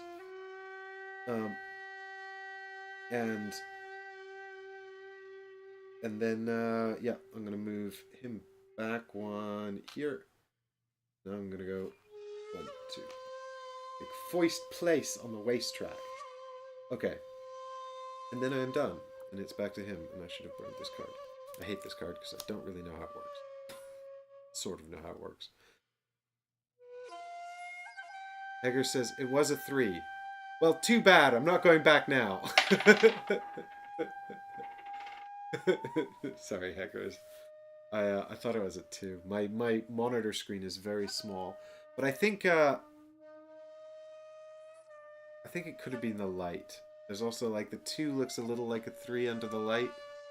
Or it can when it's far away. You see, doesn't that, how hard is that to tell? Because the 2's opposite 5. Anyway. I should not use transparent dice, is the moral of the story. This one's definitely a 5, which is a dick move. Oh god, I hate what he's doing.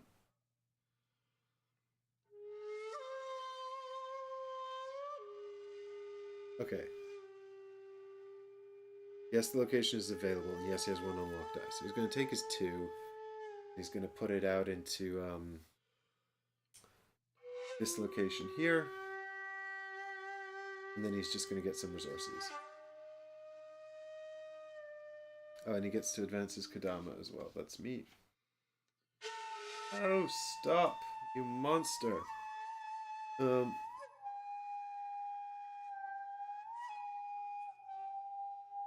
Yeah, and then the corresponding action is just have some resources. So he's going to grab a sake and a jade.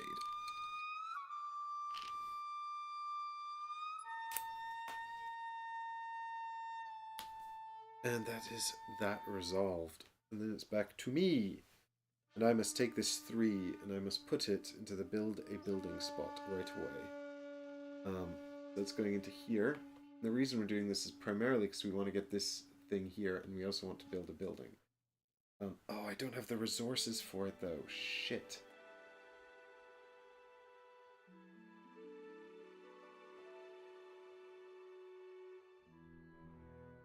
This fills me with a deep sense of regret. I also forgot, actually, that this dragonfly here doesn't cost a resource. He gives you a resource. That was really dumb. I've been basically paying for it. Okay, let me see here. I need 2 stones. I need 2 resources.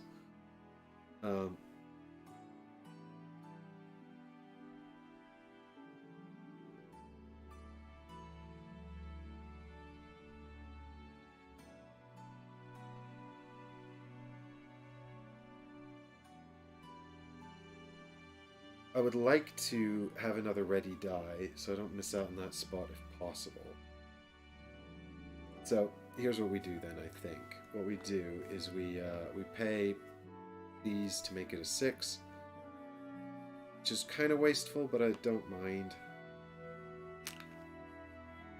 And then we pop it into this action right here. Although if I put it down as a 3, I could have the resources anyway.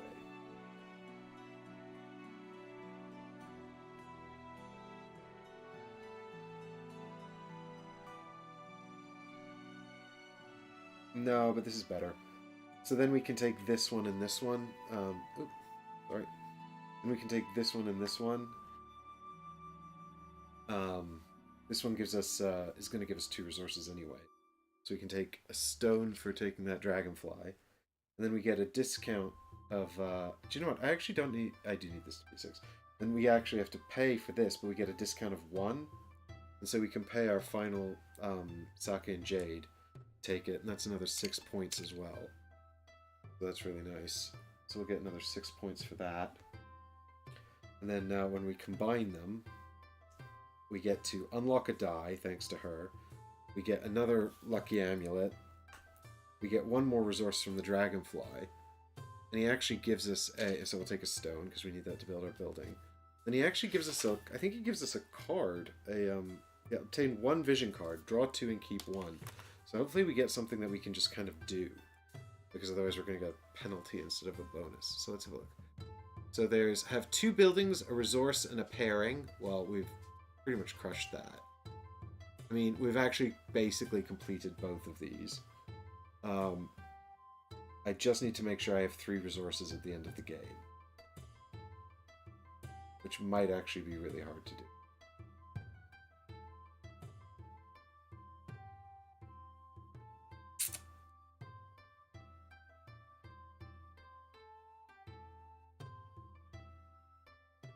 But I can see a way to do it.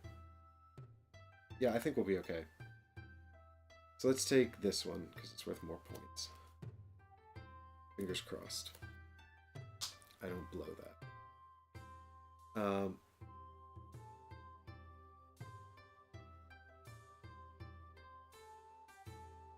Yeah, and then that's complete. Now we've got way too many of these. And we're done. So it's over to our friend here. And he rolls a 2. Uh-oh. So, he's going into the spot I need. God damn it. But he doesn't have any unlocked die. So can he? He has no... Yeah, so he's not doing that. He's not doing that. Can do that.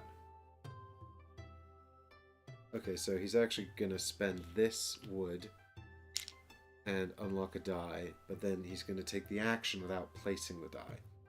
The action is 3 movements. So he's gonna advance here. He's gonna get 3 points for that. So he goes up to 26. Still kind of far behind me. Have I been giving him all the points he's due? And then he's got 2 points of movement. So I guess he grabs this guy and he puts him out. He's got to put him out here. Then I guess he just goes 1, 2 up to here. And I guess he takes this gate spot because he can't get any other spot, I guess. And that gives him 2 points. I presume he gets double points for gates. Like he does for the other spots. Twice the printed value, yeah. It also draws the top Tengu card and immediately performs the action shown on this card. Oh wow, okay. So then he draws the top card here, and he does the... he buys a crystal. So he buys a random crystal.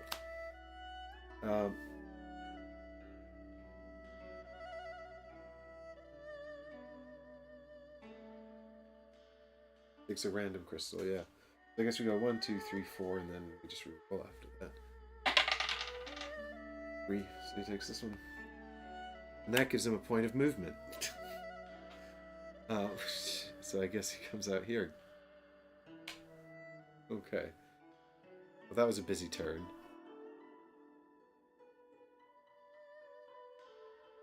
And then this card is done. And it's back to me.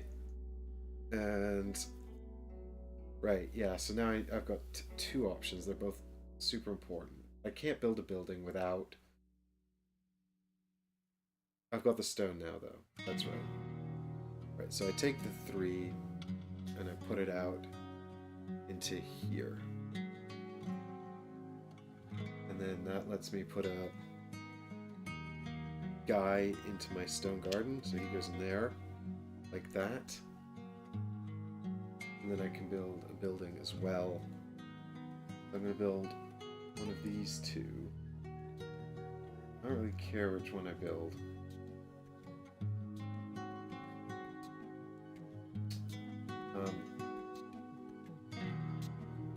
I also can't really put either of them anywhere super meaningful.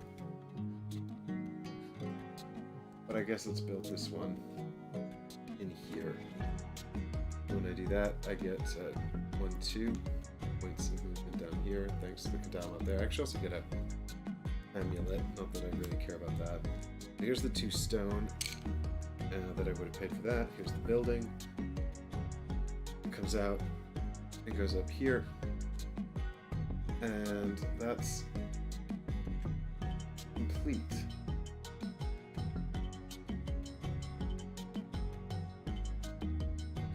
Yeah, I need way more resources than I've got. I forgot I have these 2 cards as well, actually.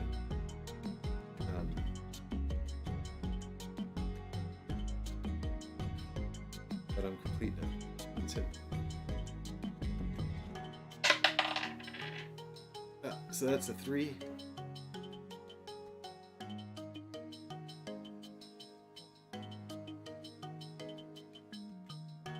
So the action's not available because of my die there.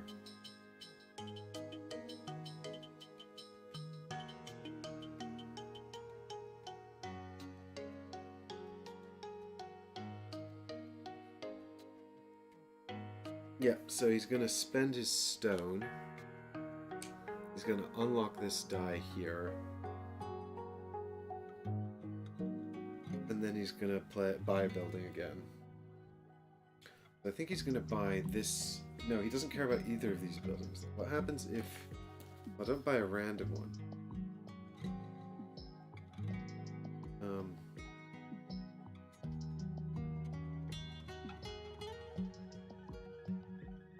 It takes a random one. Okay, so I guess we're going to do this again. 1, 2, 3, 4, 5, 6. I'm hoping for 4, 5, or 6 here. Okay, good. At least the dice seem to be vaguely on my side this time. I guess he buys this one, and then he's going to put it into the spot where we're most contested.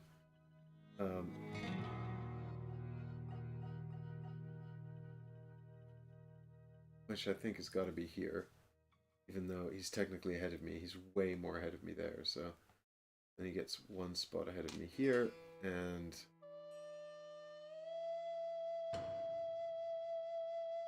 he gets to put another building thing out, which is scary. He's got all of his... That's done. Okay, so I've got my die locked here. So... I think I probably crossed the river.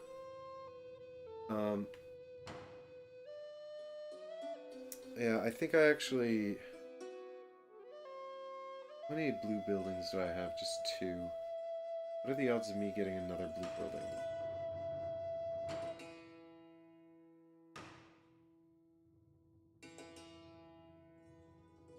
Slim. So I think I go up to here, which reduces me to a 2.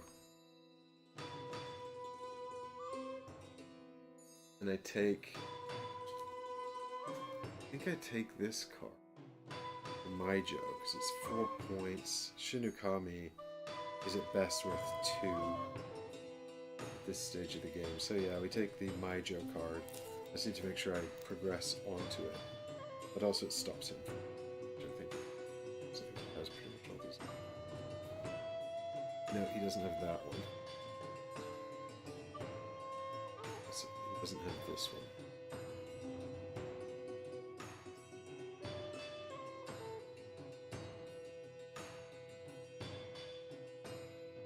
Okay, back to him. Ooh.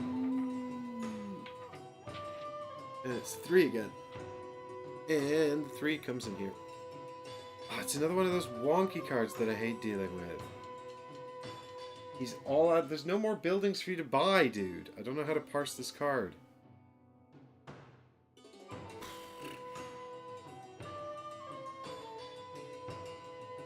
Hey, Marco. I'm still going. I'm almost done. I think people would be real annoyed if they watched 4 hours of Bitoku and then I didn't finish it.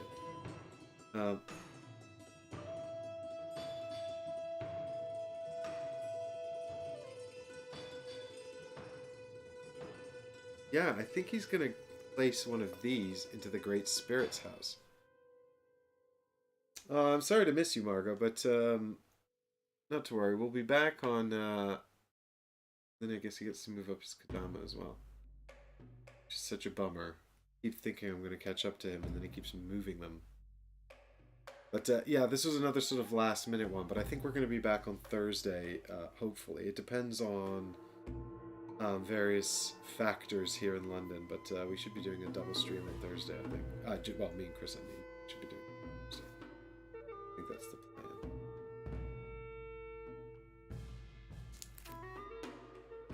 I'm not 100% sure I've parsed this AI correctly, but it's a bit odd.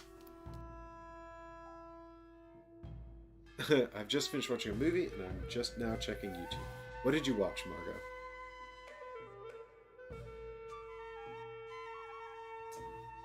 Right, so... I want to get this last building, but there's no way I can afford it. I guess there's a possibility I can afford it if I play Imamushi, so let's play him. Unlock this die, then we can take a stone.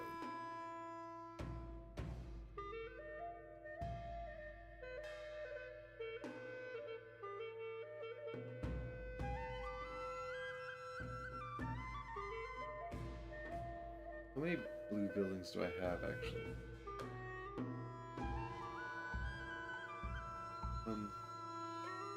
Two, but another building is also 5. So if we can get the building up, good. I do need those leftover resources from the contracts, though. Alright, our boy up here. Is the one. Is triggering this card, and he's in that spot. I think he goes up to get that yokai card, but he has it, so he doesn't want it.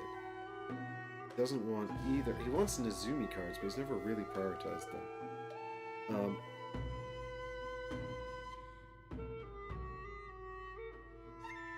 So the spot's not available. Yeah, so then he is going to go up here, though, anyway. He's going to go and compete with me up here anyway, because there's only one spot left. An old one, Robin Hood with Russell Crowe. Oh my god, Margaret, I haven't seen that for a long time. They actually shot a lot of that near a friend of mine used to live down in south of England, near the woods, where they shot a lot of that movie. I remember, that's Ridley Scott, isn't it? I think that's Ridley Scott who directed that one. I think. Be wrong. I think I remember watching that and being sort of depressed with how glum it was, but maybe I'm misremembering it. Bitoku is great. I love Bitoku. I'm not so sure about the solo mode. I think it's almost good. Like, the game is good, and this does a reasonable job of facilitating the game, but it's a little too... It's a little too much work to parse the AI. Yeah, Ridley Scott.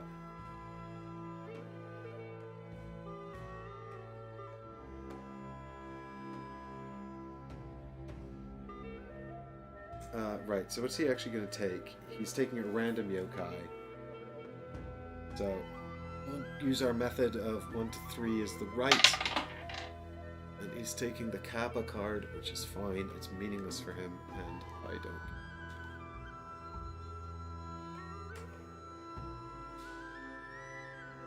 Okie dokie. And then this is gone. And it's back to me.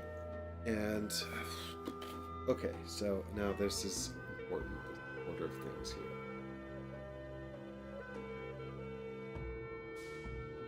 I really need this to be a 5, which I can totally make happen.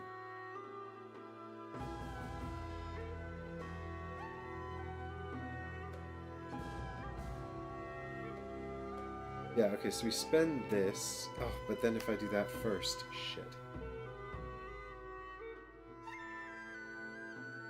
How likely is he to... If he rolls a 5 or 6, he takes my spot. Margaret says, my friend has a copy of Bitoku, and he says it's very good. I think it's very good. I'll definitely play it someday. Yeah, you should. If you like these... I mean, it's heavy. It's a heavy game. if you like these sort of crunchy heavy ones, then this is a crunchy heavy one. It's a sort of search for point salad, but it's sort of forgiving in the sense I think that it's kind of agonizing because the primary way to optimize is there. You can see the best way to optimize, but it's not always accessible. Very often you're just blocked from doing it. It's got a lot of sort of blocking in it, but there's always something useful to do as well, which is nice. You're never like left with a completely dead turn where there's nothing useful to do. So if I spawn at so what I'm looking at here is if I spawn at this Torii gate, I can go 1, 2. I can't get in there anyway, so I need 3 movement. Yeah, so I could get. What's the difference between 3 and 4 points for Bitokus at the end? 3. Okay, and what's the difference between... So that's 4 points there, but it's 2 resources. That's another building. No, so I think it is actually just better for me to go and sort of not bother going up here yet. And not worry too much about triggering this hill card.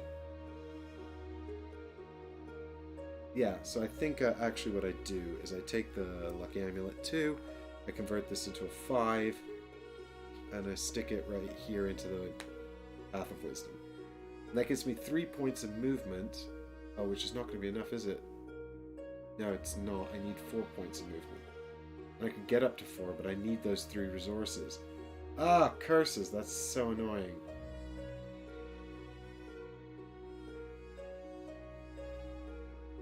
I can't get I can't get the extra resources.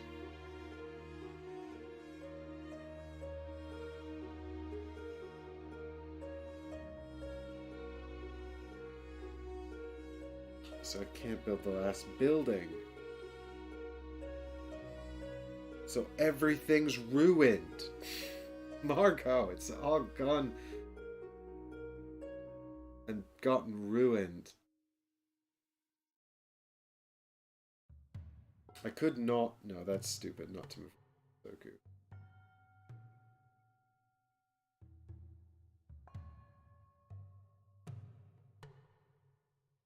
So if we go 6 for the movement, don't have the 3 resources we need.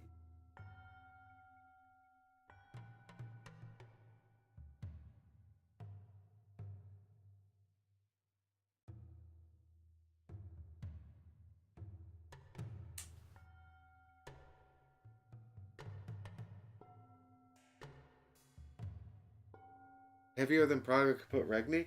I'm not sure. Maybe a little. I'm trying to think. What's the best way to just sort of describe the differences between them? This is basically my final meaningful move of the game, and I'm just trying to figure out all the ways to sort of make all of these things work the way I want them to work, and I can't. And it makes me upset to realize that I can't. If we forgo giving the building, get the movement, that might be better.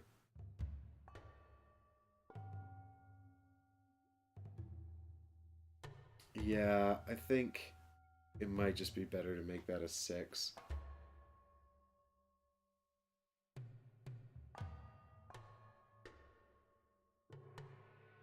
Then we don't get the final building, which is a real bump. It's 5 points there, though. Oh, God. Oh, no. Oh, I can't do it.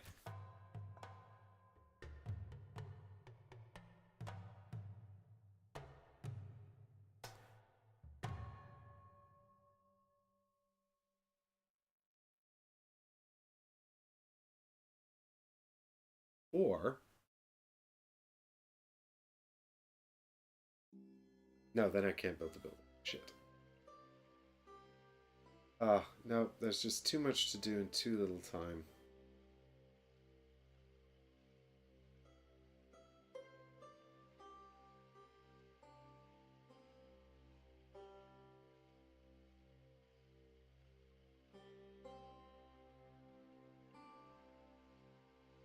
I should have taken the other vision card. Wouldn't have mattered though, I don't think, actually.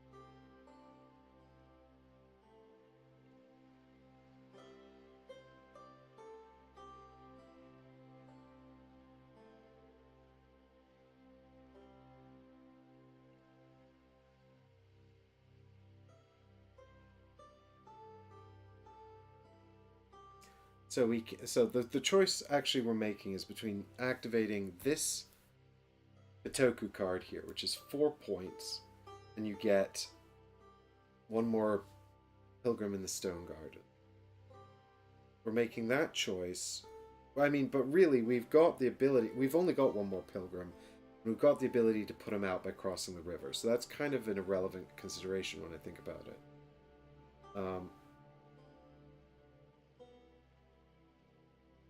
So really, what we can do is, because we're not getting another crystal now anyway. So really, the question is 4 points or... No, actually, do you know what?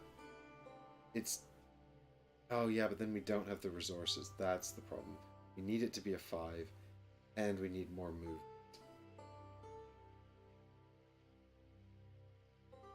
Choice is not as simple as I thought it was.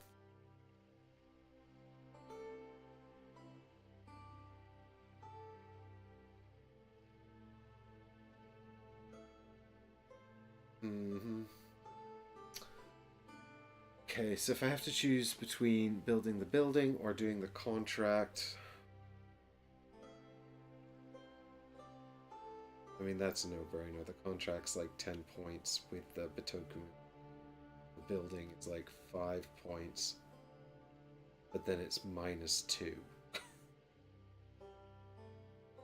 Yeah, what a bummer. Okay, so we get to have... So we're not building the building. That's what was decided, right? So we're going to get 3 movement and 3 resources. But then we don't need the 3 resources. We're not building the building. So why not get the 4 movement?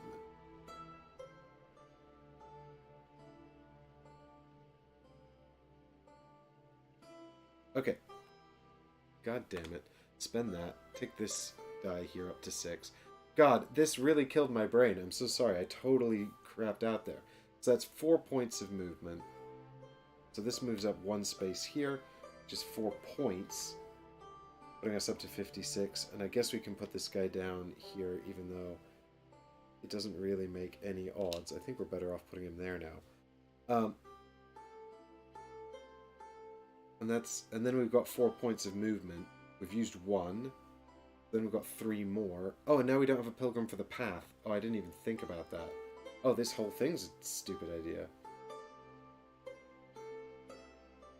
I didn't even think we wouldn't even have a pilgrim for the path. Oh, then we almost certainly should do the building. Oh, dear God. Okay.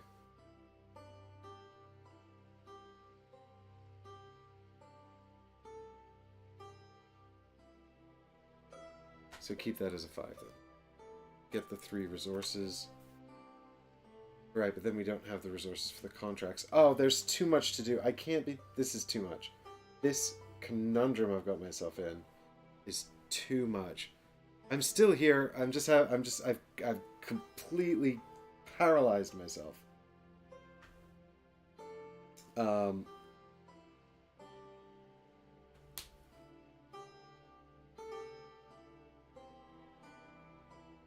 One, two, three. Yeah, so...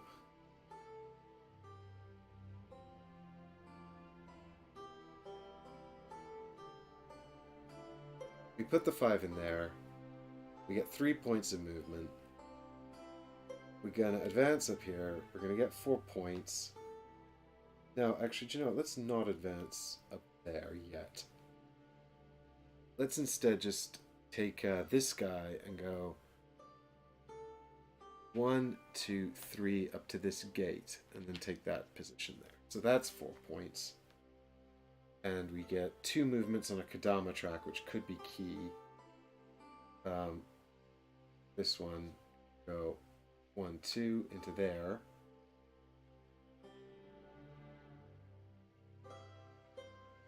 And then we get 2 resources as well.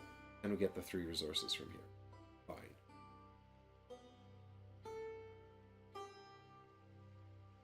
And I'm gonna take stone and wood, because I'm not building anything else.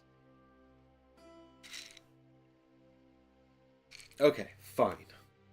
That's done. Jeez Louise, that really stuck on my brain. I got so stuck there. That was outrageous. What time is it here? It's also 1:30 in the morning, which is probably why this is happening. Hey, no worries, Haggers. Thanks for hanging out, man. Thanks for the solidarity. I appreciate it. I'm doing my best here. I just got super stuck, Haggers, for like 20 minutes. Margot turned up, and she's just watching me sit here silently trying to figure out what on earth I'm doing. Okay. So this is he's got an unlocked die, and the active action is available, isn't it? No, it's not. I've taken it. He's not contesting any hill spaces, so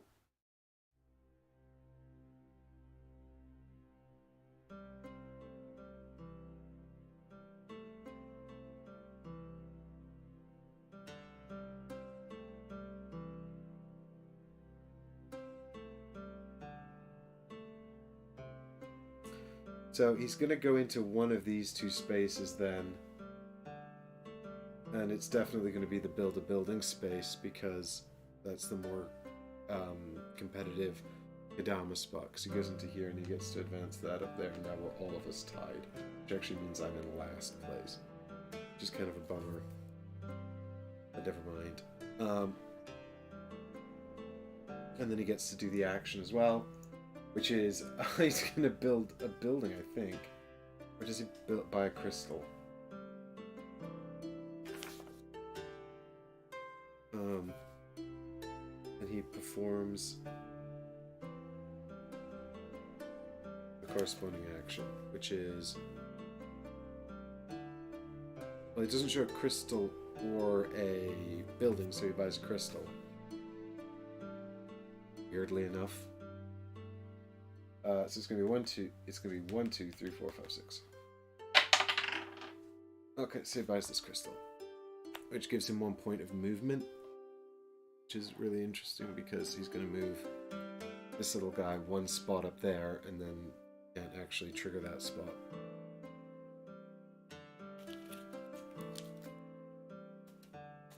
Gregory says, "Thanks for showing this in action. What a wonderful headache. I got a copy, a copy coming my way now." Oh, thanks, Gregory. No worries at all. I don't know if this stream has been even remotely watchable, but much like my Gaia project last week, I keep thinking I'm going to be able to... I don't know how Paul plays these games in like 2 or 3 hours or whatever he does on his stream. Maybe he doesn't play... I guess he doesn't play them solo. Is it faster to play with friends? Sometimes. The answer is sometimes it's faster to play with friends. I think when you're... But I think I could do Gaia project much faster. I also spent a lot of that stream talking about it, comparing it to, and I did a teach of that. I didn't really teach this, but then the AI in this is way more involved than the AI in that, and it's a little bit more. Do you know what? It's not more involved though, because that makes it sound. It's not more involved. What the AI in this is just kind of more. It's more challenging to parse in a bad way, but it's not terrible. I don't hate it. The AI. The game is great though. And I think it'd be good at 2 as well.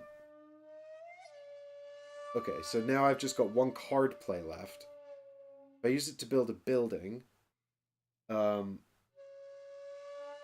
basically screwed because I can only put it the building sucks. There's no point using it to build the building. So I might as well use it to get a crystal, because then I can unlock another pilgrim and use that pilgrim to get some points. It's just kind of a shame I don't have a way... I mean, I could get this Kappa and play the Kappa for some movement.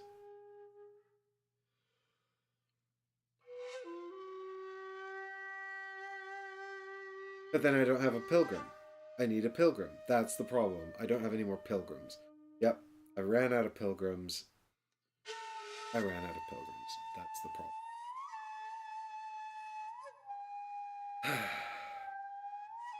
That's the problem. So I guess I just put this guy in here. And this lets me build a building or take a crystal. I really don't want to build a building, so I'm going to take this crystal over here, which costs 1 resource. So I'm going to pay this 1 resource here. And then I can put this down in any of these top positions. If I take a yokai card, I get a point, which isn't terrible. Okay. And that's done.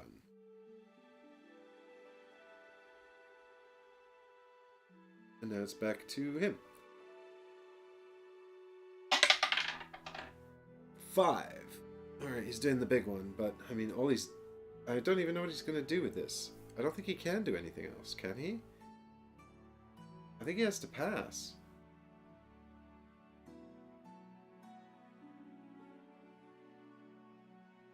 Yeah, he definitely has to pass. He's been totally blocked out. I mean, he can't, he's got no dice to place. They're all on the board. They're here, here, and here. He can't cross the river because he's blocked himself out of his own spots. And, yeah, he's got to be completely done.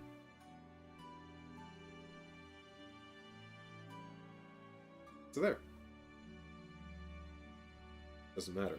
He passes. I mean, you know, technically, I suppose he has to always activate a card, but he's out. Done. Tapped. I've still got 2 things to do because I can cross the river twice. Thanks to the way I've played these 2 days. What's the best way to get points here?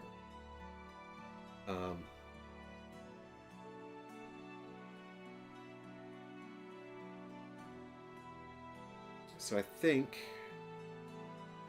I mean, I don't have either of those Bitoku cards. So if I take both the Bitoku cards, that puts me up from 3 to 5.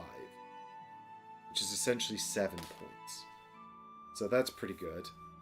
Because I don't have either of these 2 cards. So that's pretty good. What's 4? 4 is... So 3 points for just one of the cards. The thing is, if I take this action once, I could advance this guy up here, which is the equivalent of 4 points. So that's already better. Yeah, okay, so what we'll do...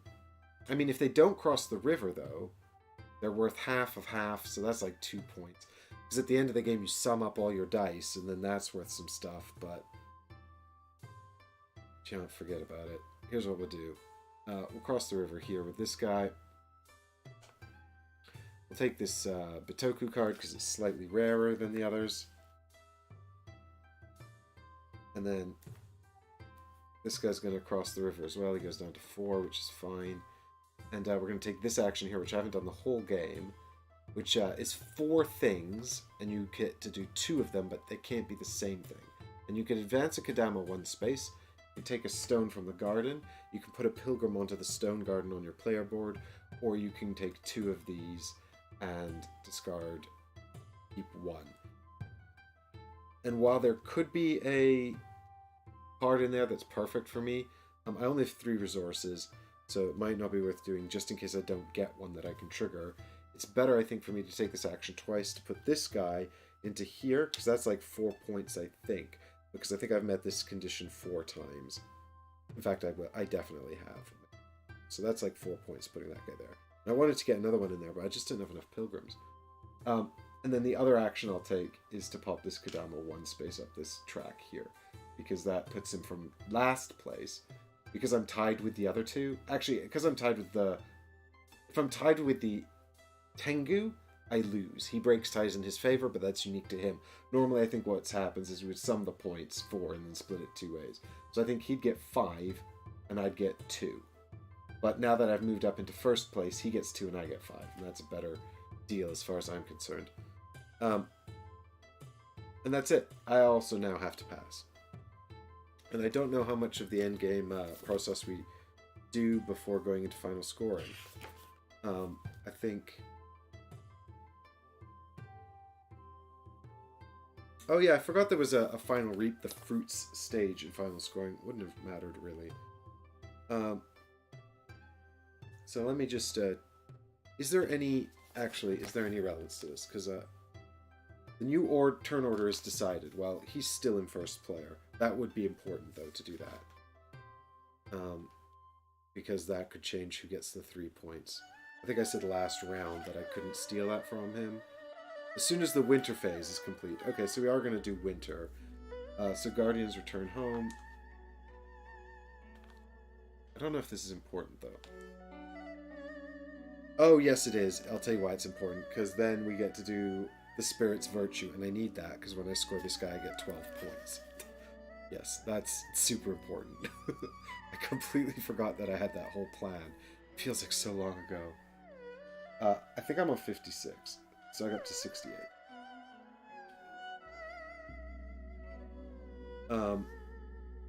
And then the yokai say farewell. That doesn't matter at this stage. The Great Spirit dies of old age, and now we need to determine who's going to be the new Great Spirit to take over. Right, so then we prepare for the next round. Again, I don't think that's important either. So instead we go through to the final scoring, which is here. And so the very first thing that happens is the player who's in first place gets 3 points, which is, let's see if I can get a shot of the scoring track. Thing is, our boy, the AI, is way at the back. I don't know if I've been forgetting to give him points or something. But he's on 28, which is like less than half what I have. But now he's going up to 31. But he scores slightly differently, doesn't he?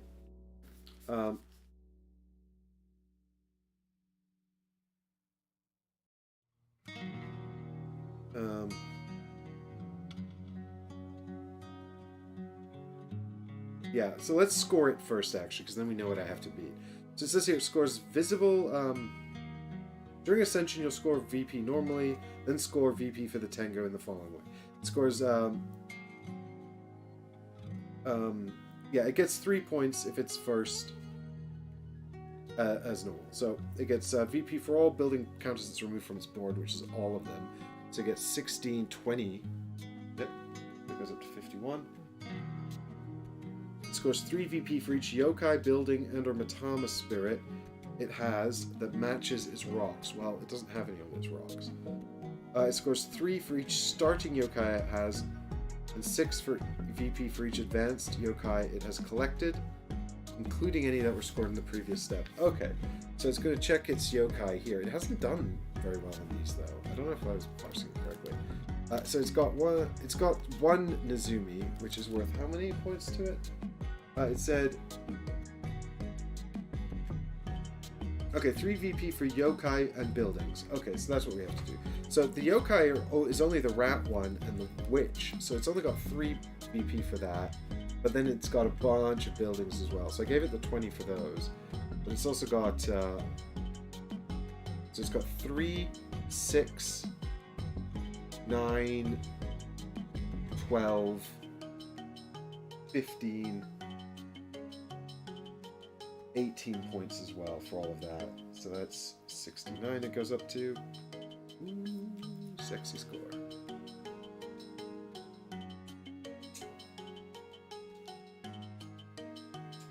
Can't really fault it if it wins with 60.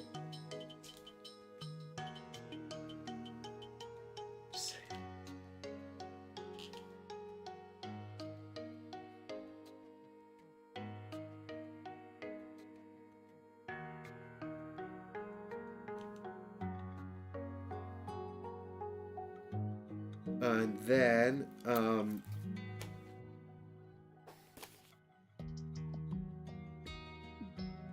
yokai and or Matama spirit with a dragonfly that matches its rocks. Yeah. Then 3, and so now it's 6 for each advanced yokai it has collected. Okay. So now it's going to get a bunch of points for the yokai though. Actually, so it gets 1, 2, 3, 4, 5. So that's 15 plus 6 twice. 27? Youch! Then corrected. This is scary, yeah. So 27 more, taking it off the sexiest score and putting it up on 97. shoots right off the camera. Youch. And here I was thinking I'd done well. Or at least kept up with it. 1 victory point for each resource it has, that's 6. So it's going up to 103, so it skips around to 3. Now it would have a little banner like mine that goes up to 100, but I didn't put one out for it. 2 victory points for each crystal it has, that's also 6. So it's on 109. It scores for Bitokus in the same way a human player would, so it got 5, which is another 11 points, so it goes up to 120. Score the Kadama tracks the way you would normally. Okay, so I'm gonna, and then turn order, and then doesn't have visions. Okay, so now let's go and do the Kadama tracks then. So this Kadama track is 6 points for me, so I go up to 74. And 2 points for my enemy, so he goes up to 122. This one here is 5 points for me, so I got up 79. He gets 1 point, so he goes up 123. Then over here, it's 3 points for my enemy and none for me. He's on 126 now. Then over here, it's 5 for me, so I go up to 84. And he gets 2. He goes up to 28. And then the last track up here is 2 for him and none for me. So he goes up 30. Right, now we're done scoring. His final score is 130. I'm on 84, but I still have a bunch of scoring to do. So let's see if I can overtake him.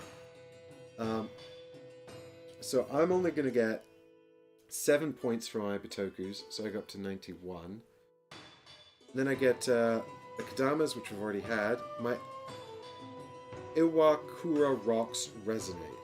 So this is where we're going to check my cards here. So I've got 1, 2, 3, 4, 5 cards matching this rock and 2 guardians on either side of it. So that's 10 points. So I'm going to go up to, not guardians, sorry, sleeping pilgrims. I'll go up to 101. And then this flips over to show that I have 100 points. Yay! See, it's like it's got little sparkles on it now, and it's 100 on it, and that's just kind of... And then we continue to score these. So how many of the blue buildings did I get? Well, and the red buildings, and the grey buildings. So I've got 1 red, 1 grey, and 2 blues. Okay, so this tile is 4. 2 blues and 2 reds. That's a 4 with 2, so that's 8 points in total for that tile. So I go up to 109.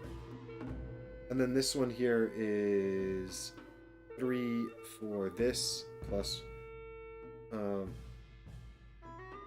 yeah, so I built 3 of these buildings, so that's worth 3 points. So I go up to 100. I needed to get more of these guys down here.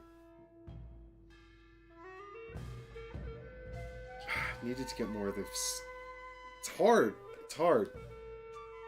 Maybe I need to focus more on a particular strategy. So the Guardians pay homage. So I've got 4, 7, 8, 9, plus 3 resources is 12. Divide that by 4, and we get 3. We go up to 115. So I get 12 points for completing the 2 vision cards. I've got all the different criteria shown on the vision cards. They're worth 6 points each. These ones happen to be. So, go up to 127. And then we get the revealed victory points on our board here. So I've got 6, 10, 14, 16 here as well. Which brings me up to 143. Which means I've won by 13 points. Haha! But also, I didn't score as well as Beppy or Grogan. So I guess I've got some ways to go. I think that's actually not. I think I had about 160 something in the first game of this I played. So I probably could have done a bit better here. I feel like I kind of, when I got stuck in the final round, I was one step away from being where I needed to be. But I'm really pleased with how this kind of worked out. This kind of worked out well, I think. But yeah, I don't know if that's maybe this is a luxury that might not be possible if you're playing with real people, because a lot of people like to get the spirits. And I don't feel like I'd have the luxury of being able to get that many spirits in a competitive game of this. But I also feel like maybe I would have been better off kind of ignoring this tile.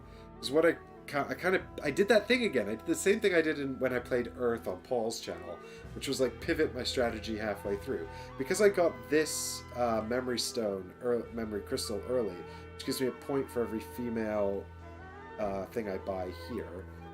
And then I also got this tile, which gives me points for having the Shinukamis.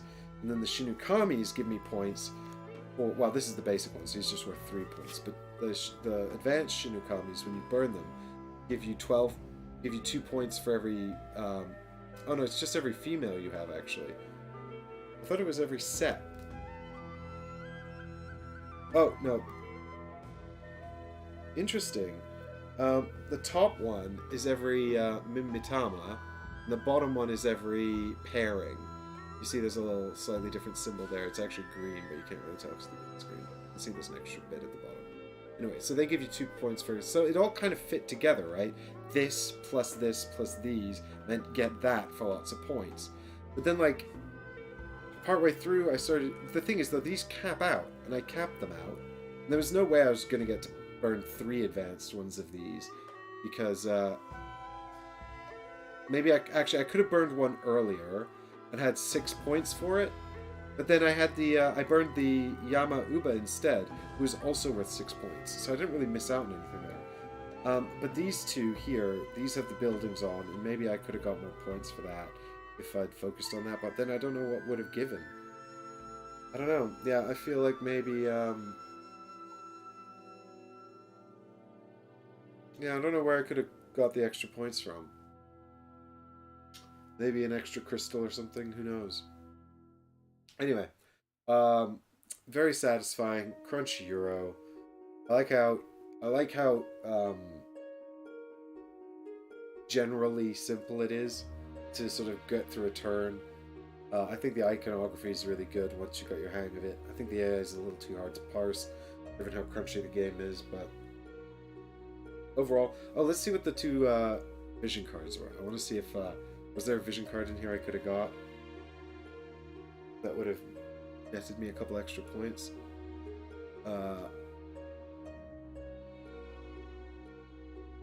Yes.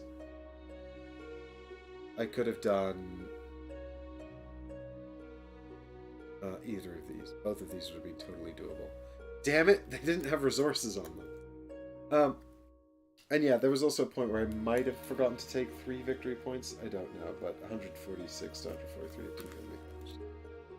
Anyway, that's it for me. Thanks everyone so much for watching. Coming on another one of these really long, epic Euro game solo mode streams with me. Sorry I don't know how to run these faster. I'll try, and I don't know if there's a way to do it, but I hope this has given you some insight into how the game works and sort of teaches you how it functions. I hope it's been fairly watchable. Cameras were a little tricky to cut between on this one, just because there's a lot going on. And the Tengu was a little tricky to figure out, to parse correctly, but overall, I'm glad I was able to get Bitoku on the stream. I really like it. I've really enjoyed my plays of it, and I'm going to be playing it tomorrow with 4 players. I'm keen to do that. I think there's a reasonable amount of replayability in here as well, between all the different sort of slight different elements to set up, and There's a certain amount of configurability with the board at different player counts, so it scales quite well, I think. I like the different memory tiles coming out, and they sort of give you different motivations to do different things. Yeah, I never really bothered with the Bitoku path. Maybe I should try that more. You know, I like how everything sort of makes more things, you know, sort of accessible like this. You know, you get points for collecting the different sets, but you also get points for advancing along it. You can do just one. You can just never go along it and collect the set, or you can deliberately try to do both, and so doubling down on that as a strategy, but it means you're doing something somewhere else. Yeah, overall, yeah, I really like it. I hope you've had fun coming along on this ride, and it is Tuesday, so I wish you all a very good week. I'll see you all for another stream, possibly on Thursday. Bye for now. Thanks so much to all the wonderful Patreon supporters who support the show and who try to stay up but fell asleep.